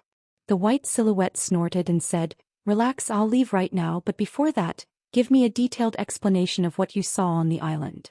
When the three heard this, they couldn't help but glance at one another. The woman frowned and calmly said, "Actually, we don't have much to say. We fled after many puppets were unleashed on us. At the time." The woman then gave a detailed narration of what had occurred on the island.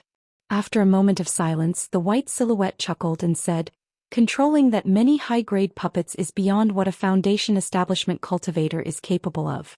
Seems you three are somewhat intelligent. Had you delayed, you would have surely died." Soon after, the white silhouette blurred and streaked towards the small island. The others grew elated at having seen a potential opportunity for escape. However, they heard the silhouette's voice slowly speak from a distance. "I've already told you once, if you dare to leave before I have returned, don't blame me if I head off to kill you. I am not a forgiving person." His words gradually grew softer as he grew more distant. With the white light now so far away, they had originally planned on slipping away. But after some consideration of the consequences, no one dared to leave and provoke the core formation cultivator. At nearly the same time, Hanli opened his eyes and wore a sullen expression. Hanli muttered in a seemingly irritated voice, "I thought that he'd come tomorrow. I didn't expect him to be the impatient sort." Hanli's expression then stirred, and he glanced in another direction with a pensive expression. He turned his head to the sky and sighed, "There is yet another one. It seems I'll have to deal with them one at a time. It's impossible for me to just scare core formation cultivators away." With that said, Hanli patted the spirit beast pouch at his waist and released a large cloud of buzzing black-tainted gold-devouring beetles. After revolving once around his head, they condensed into a huge tricolored lance. "Since you're courting death, don't blame me for killing you." Hanli stared at the lance for a moment and shouted, "Go!" The lance then immediately trembled and shot off without a trace. As Hanli gazed in direction of the huge lance, a trace of murderous intent appeared within his eyes. The white silhouette approached the small island and stopped at its edge as the white chi then disappeared to reveal a middle-aged cultivator that appeared bloodlessly pale. He took a look up above at the heavenly omen in the sky and a strange expression flickered within his eyes. He then wrapped his body in white chi once more and blurred his appearance before disappearing in a blur. The white silhouette had used a concealed movement technique, wanting to sneak into the island and investigate. At that moment, over 10 red streaks of light flew over from the other side of the island while escorting a gorgeous flying chariot. The flying chariot was 27 meters long and was manufactured from an unknown type of fragrant wood. It was layered with talisman characters and shined with a white light. The carriage was being pulled by 3 azure demon birds. These ferocious birds were 3 meters long with 6 eyes and 4 wings. They flew at an extremely quick speed and pulled the chariot to the small island in the blink of an eye.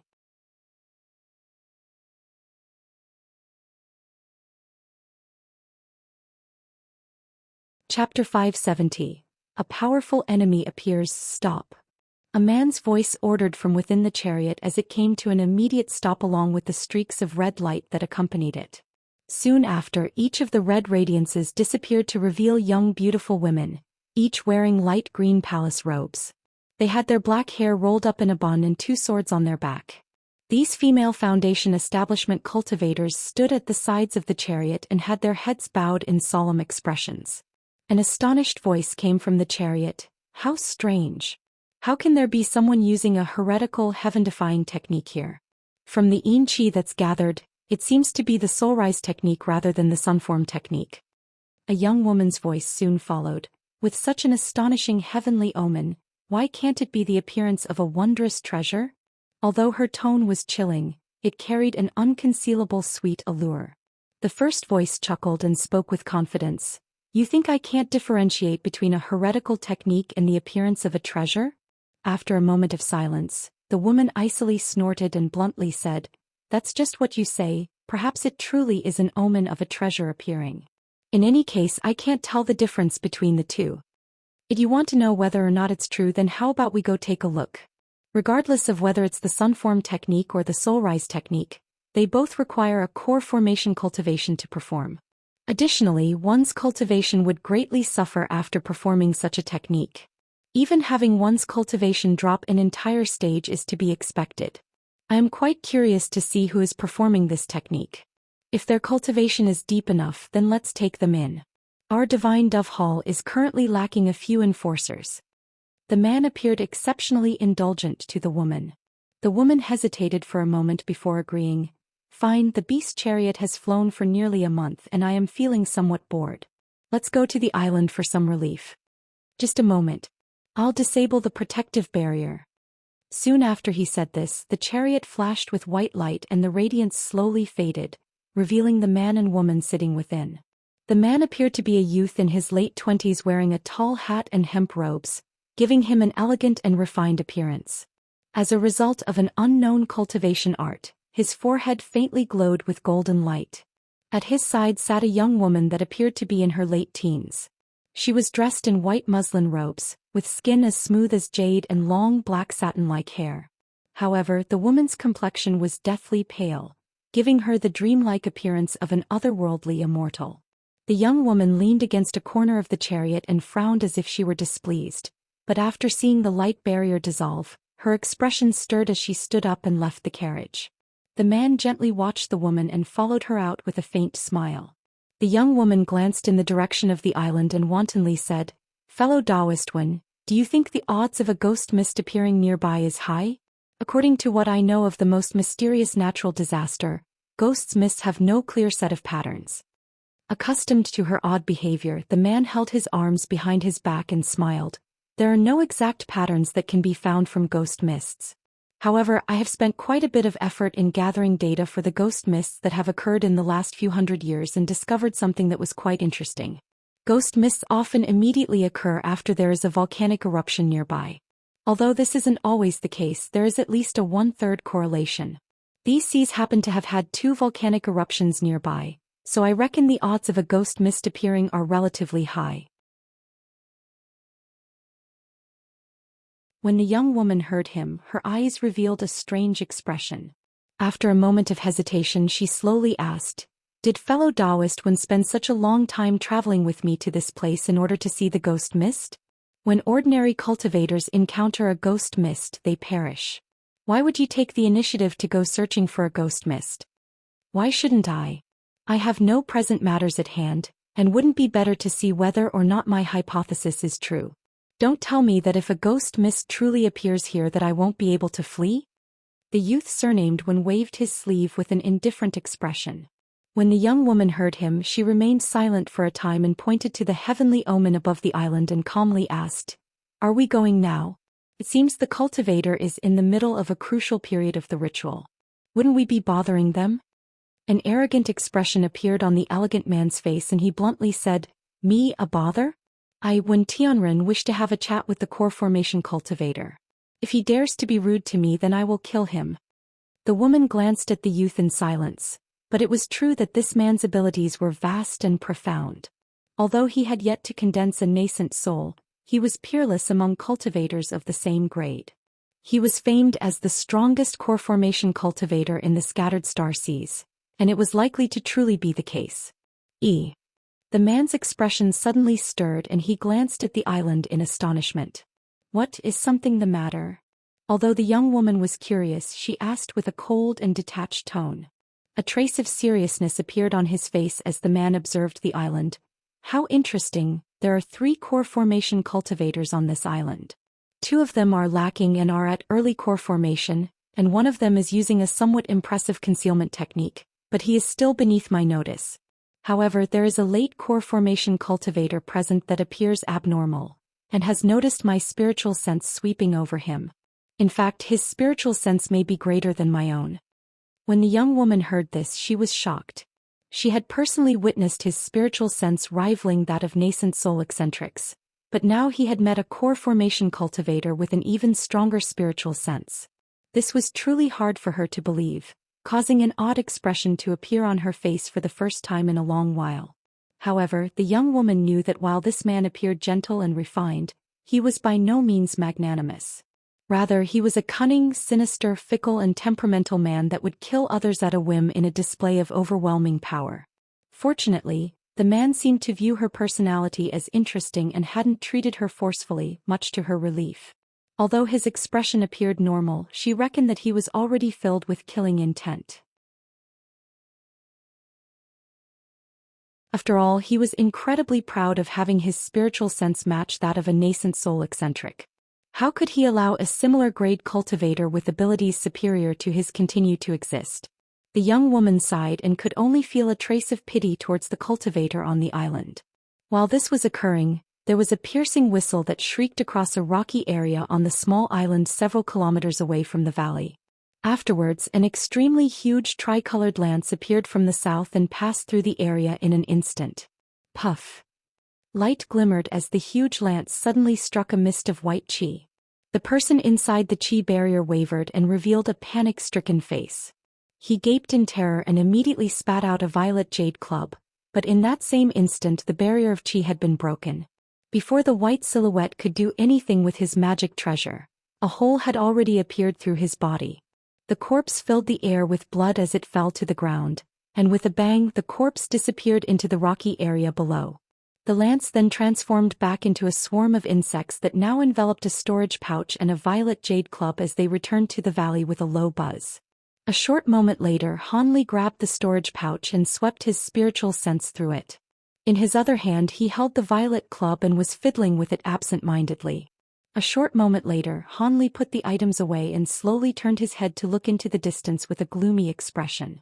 Not long after he had released his gold-devouring beetles, he had felt a well-concealed spiritual sense sweep past his body, causing him to nearly jump in fright. It had left an impression very similar to that of a nascent soul eccentric. As a result, he had carefully tracked it back to a group of cultivators that had just appeared. He was shocked after discovering the owner of the fearsome spiritual sense to be an imposing late core formation cultivator with a young appearance. In fact, he didn't seem all that different from Hanli himself. Hanli was dumbstruck. In the instant he had swept his spiritual sense past the cultivator had discovered his prying and used some sort of restriction to forcibly repel his spiritual sense and leave him incapable of observing any further. Hanli grew sullen at the sudden development.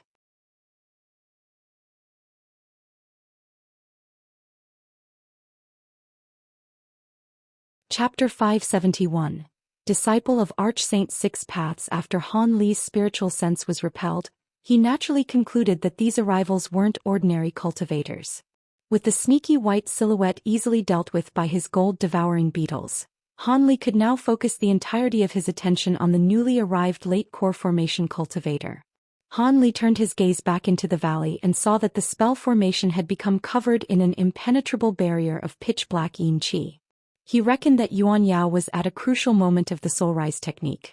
If she were to be disturbed at this point, not only would Yanli doomed to forever be nothing more than a disembodied soul, but Yan Yao would also receive terrible a backlash and injury.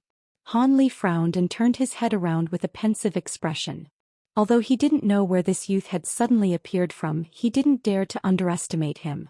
Of course, Hanli wasn't afraid of him in the slightest either. Confident in his fantastical magic treasures, Hanli viewed no core formation cultivator as a threat. He then pondered about whether or not he should take the initiative to eliminate him. After all, the new arrival appeared to be a rather problematic individual, and if he were to join hands with other cultivators, it could prove extremely troublesome. With a sudden change of expression, Hanli immediately stood up with narrowed eyes.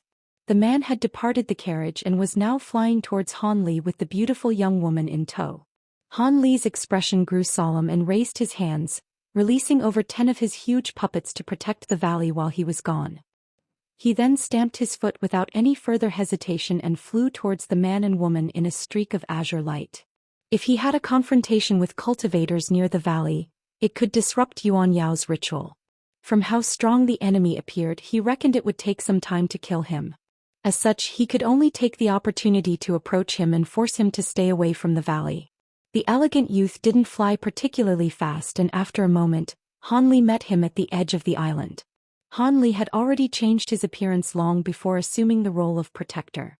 As a result, he had no fear of being recognized as the one who had seized the Heaven Void Cauldron. With about 400 meters separating them, Han Li expressionlessly gazed at the elegant man and the beautiful woman following him. A trace of astonishment flickered within his eyes after he examined them.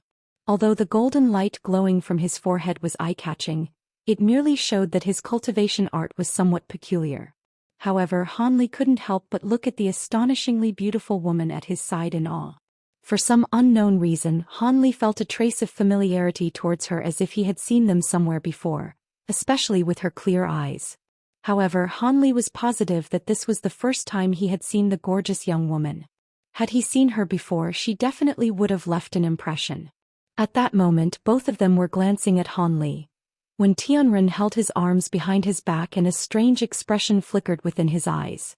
He then smiled and said, "Might I know your esteemed name? Is the one performing the heaven-defying technique your Dao companion?" When Han Li heard this, he felt his heart tremble.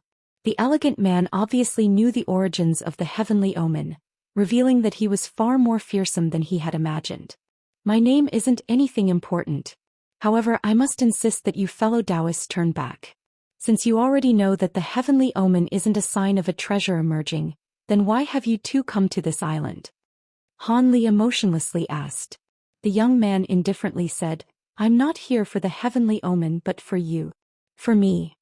Han Li frowned. This was beyond what he had expected.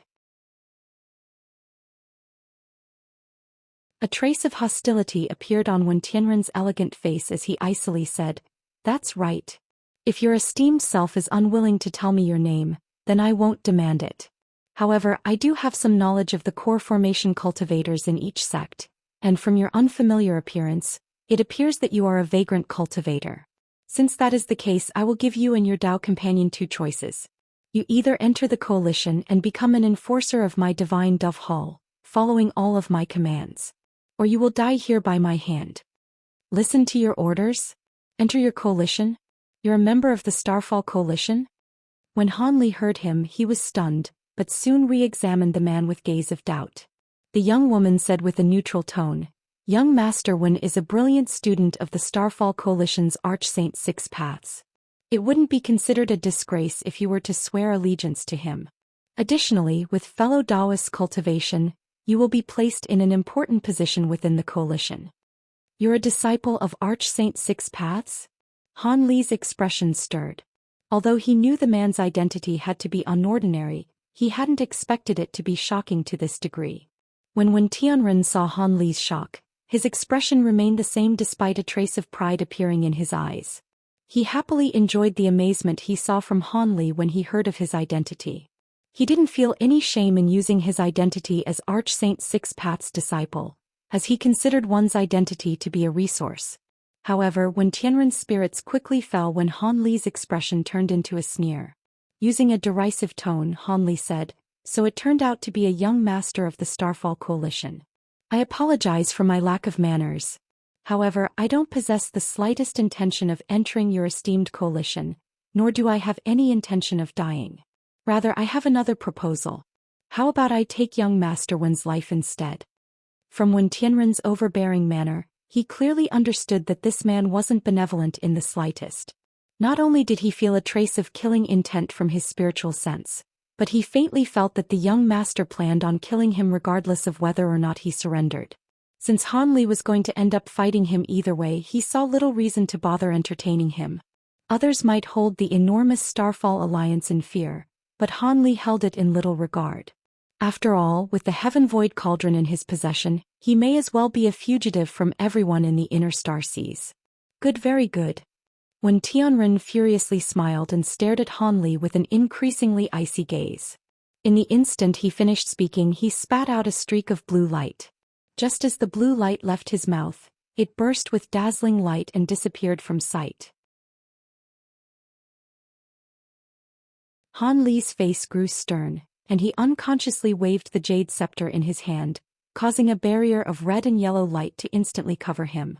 In the moment the barrier appeared, the blue light had struck the light barrier with a muffled thump. Han Li's expression faintly changed after being pushed back 10 meters by the strike. At that moment he clearly saw that the blue streak was a peculiar all that was several inches long. It crackled with blue light and had talisman characters winding around it. Without any further thought, Han Li flicked his fingers, sending 10 streaks of azure sword qi in the direction of the blue all.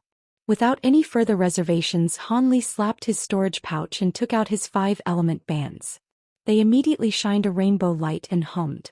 With his other hand he flung out over 20 flying swords in the direction of Wen Tianren. Wen Tianren didn't appear surprised in the slightest at having his attack blocked. Instead he calmly pressed his hands together and summoned a small flag. The 4-inch-long flag flickered with purple light and possessed an astonishing spiritual qi. At that same moment he glanced in front of him to see a swarm of flying swords and revealed an expression of surprise. He didn't dare to be negligent and quickly waved the purple flag in his hand, causing countless purple clouds to be spurred out. They completely enveloped him and hid him from view. A trace of annoyance appeared in Han Li's eyes, as he had wanted to use the 5-element bands to restrain Wen Tianren. Instead he had the bands combine into one huge ring and protect his body. At that same moment he formed an incantation gesture with his hands, activating the Sword Shadow Phantasm technique. The 24 azure swords suddenly blurred and multiplied into a swarm of 96 azure streaks, piercing through the azure cloud in an overbearing assault. When the gorgeous young woman saw this from a distance, she revealed astonishment and her expression paled from shock and disbelief. Soon, a complicated expression flickered across her face. The azure streaks of light were like countless wasps as they continuously pierced through the clouds. However, their countless strikes passed through the cloud as if nothing were there. When Han Li saw this, he unconsciously frowned and his expression turned grim. Although he knew that he wouldn't so easily rid himself of Wen Tianren, this person had yet again exceeded his expectations. With that thought he pointed to his flying swords and had them revolve once more around the azure clouds as they hummed, transforming into 10-meter-long swords that emitted a suffocating pressure. At that same moment Han Li slapped the spirit beast pouch at his waist.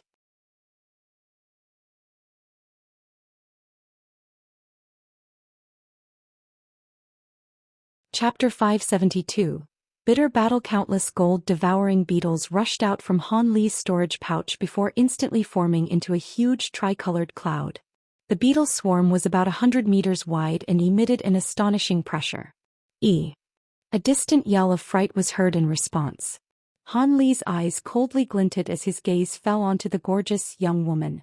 The woman was covering her small, delicate mouth while her eyes revealed astonishment. Han Li was surprised when he noticed that her expression seemed to hold an inexplicable hint of joy. Han Li was momentarily distracted by her inexplicable display when 2 massive rumbles erupted and tore his attention back to the battle at hand.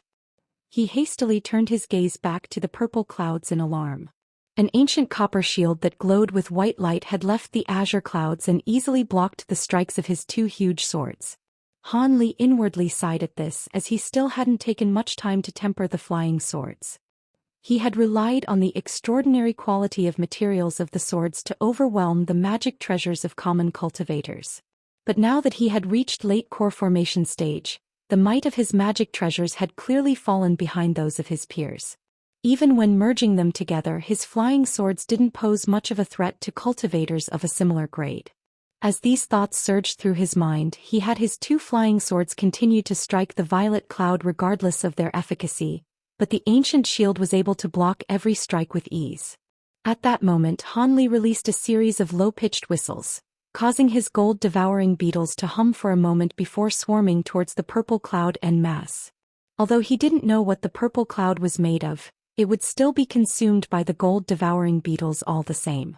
Seeing that huge cloud of insects suddenly appear, Wen Tianren couldn't help but coldly snort in disdain. Humph! Insect techniques. You're courting death. When Han Li heard this, he immediately felt a surge of joy.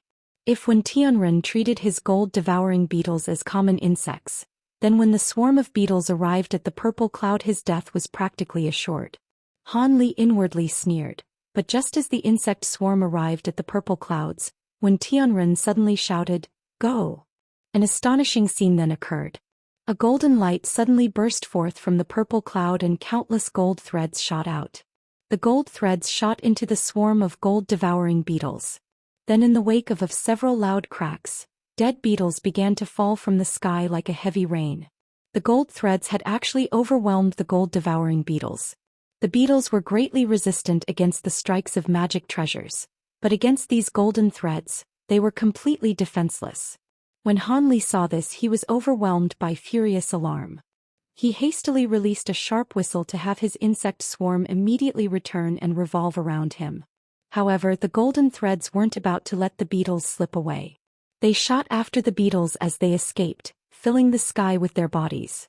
Han Li grimaced, and without any further thought, he hastily slapped his storage pouch and took out the ancient flower basket, before tossing it out without hesitation.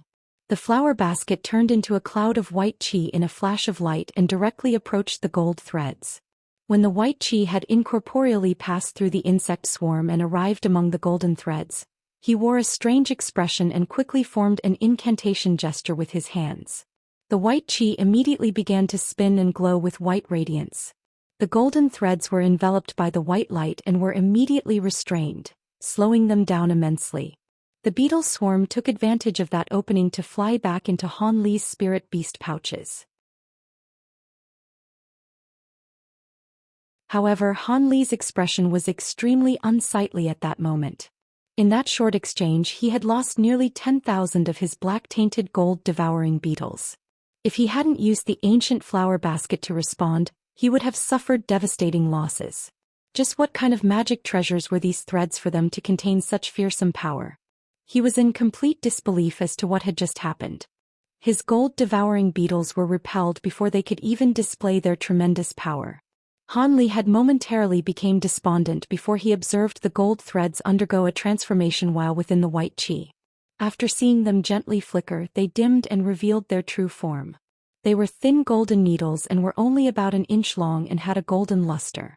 When Han Li saw this, he was truly shocked. When Tianren actually used flying needles, the most difficult magic treasure to refine, and in a number of at least several hundred of them no less. This caused Han Li's blood to run cold. However, Han Li's thoughts stirred as something soon came to mind. At that moment, the lightless golden needles had simultaneously released a dazzling gleam and hurriedly gathered into one spot before condensing into a golden sword in an instant. The golden sword gently trembled before suddenly breaking through the restrictions of the flower basket and shooting in Han Li's direction. Han Li's expression sank and he took out a sparkling azure talisman from his storage pouch. This was the treasure talisman that Layman Qingyi had given to him at Heaven Void Hall.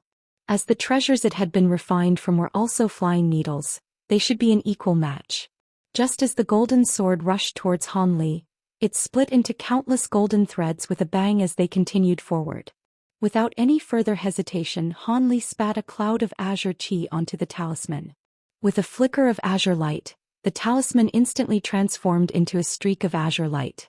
As soon as the azure light left Han Li's light barrier, it instantly transformed into an overbearing number of azure threads of light. At first glance, they appeared no different from the golden threads apart from their color. What are those? When Tianren was stunned and spoke with a surprised tone. The golden threads had already arrived at Han Li's side and began to interweave themselves amongst the azure threads, resulting in pulsing balls of light. When Tianren shouted in alarm and coldly asked, "The night azure needles? What relationship do you have with Layman Qingyi?" "That's a treasure talisman of his night azure needles. That old ghost has always been annoyingly stingy and treats those needles as if they were as valuable as his own life. Could it be that you are his disciple?" When Han Li heard Wen Tianren shout out the name of the night azure needles, his heart trembled, but he soon regained his calm. It appeared that although the matter of the Heaven Void Cauldron had been leaked, the specific details of what had occurred weren't widely known.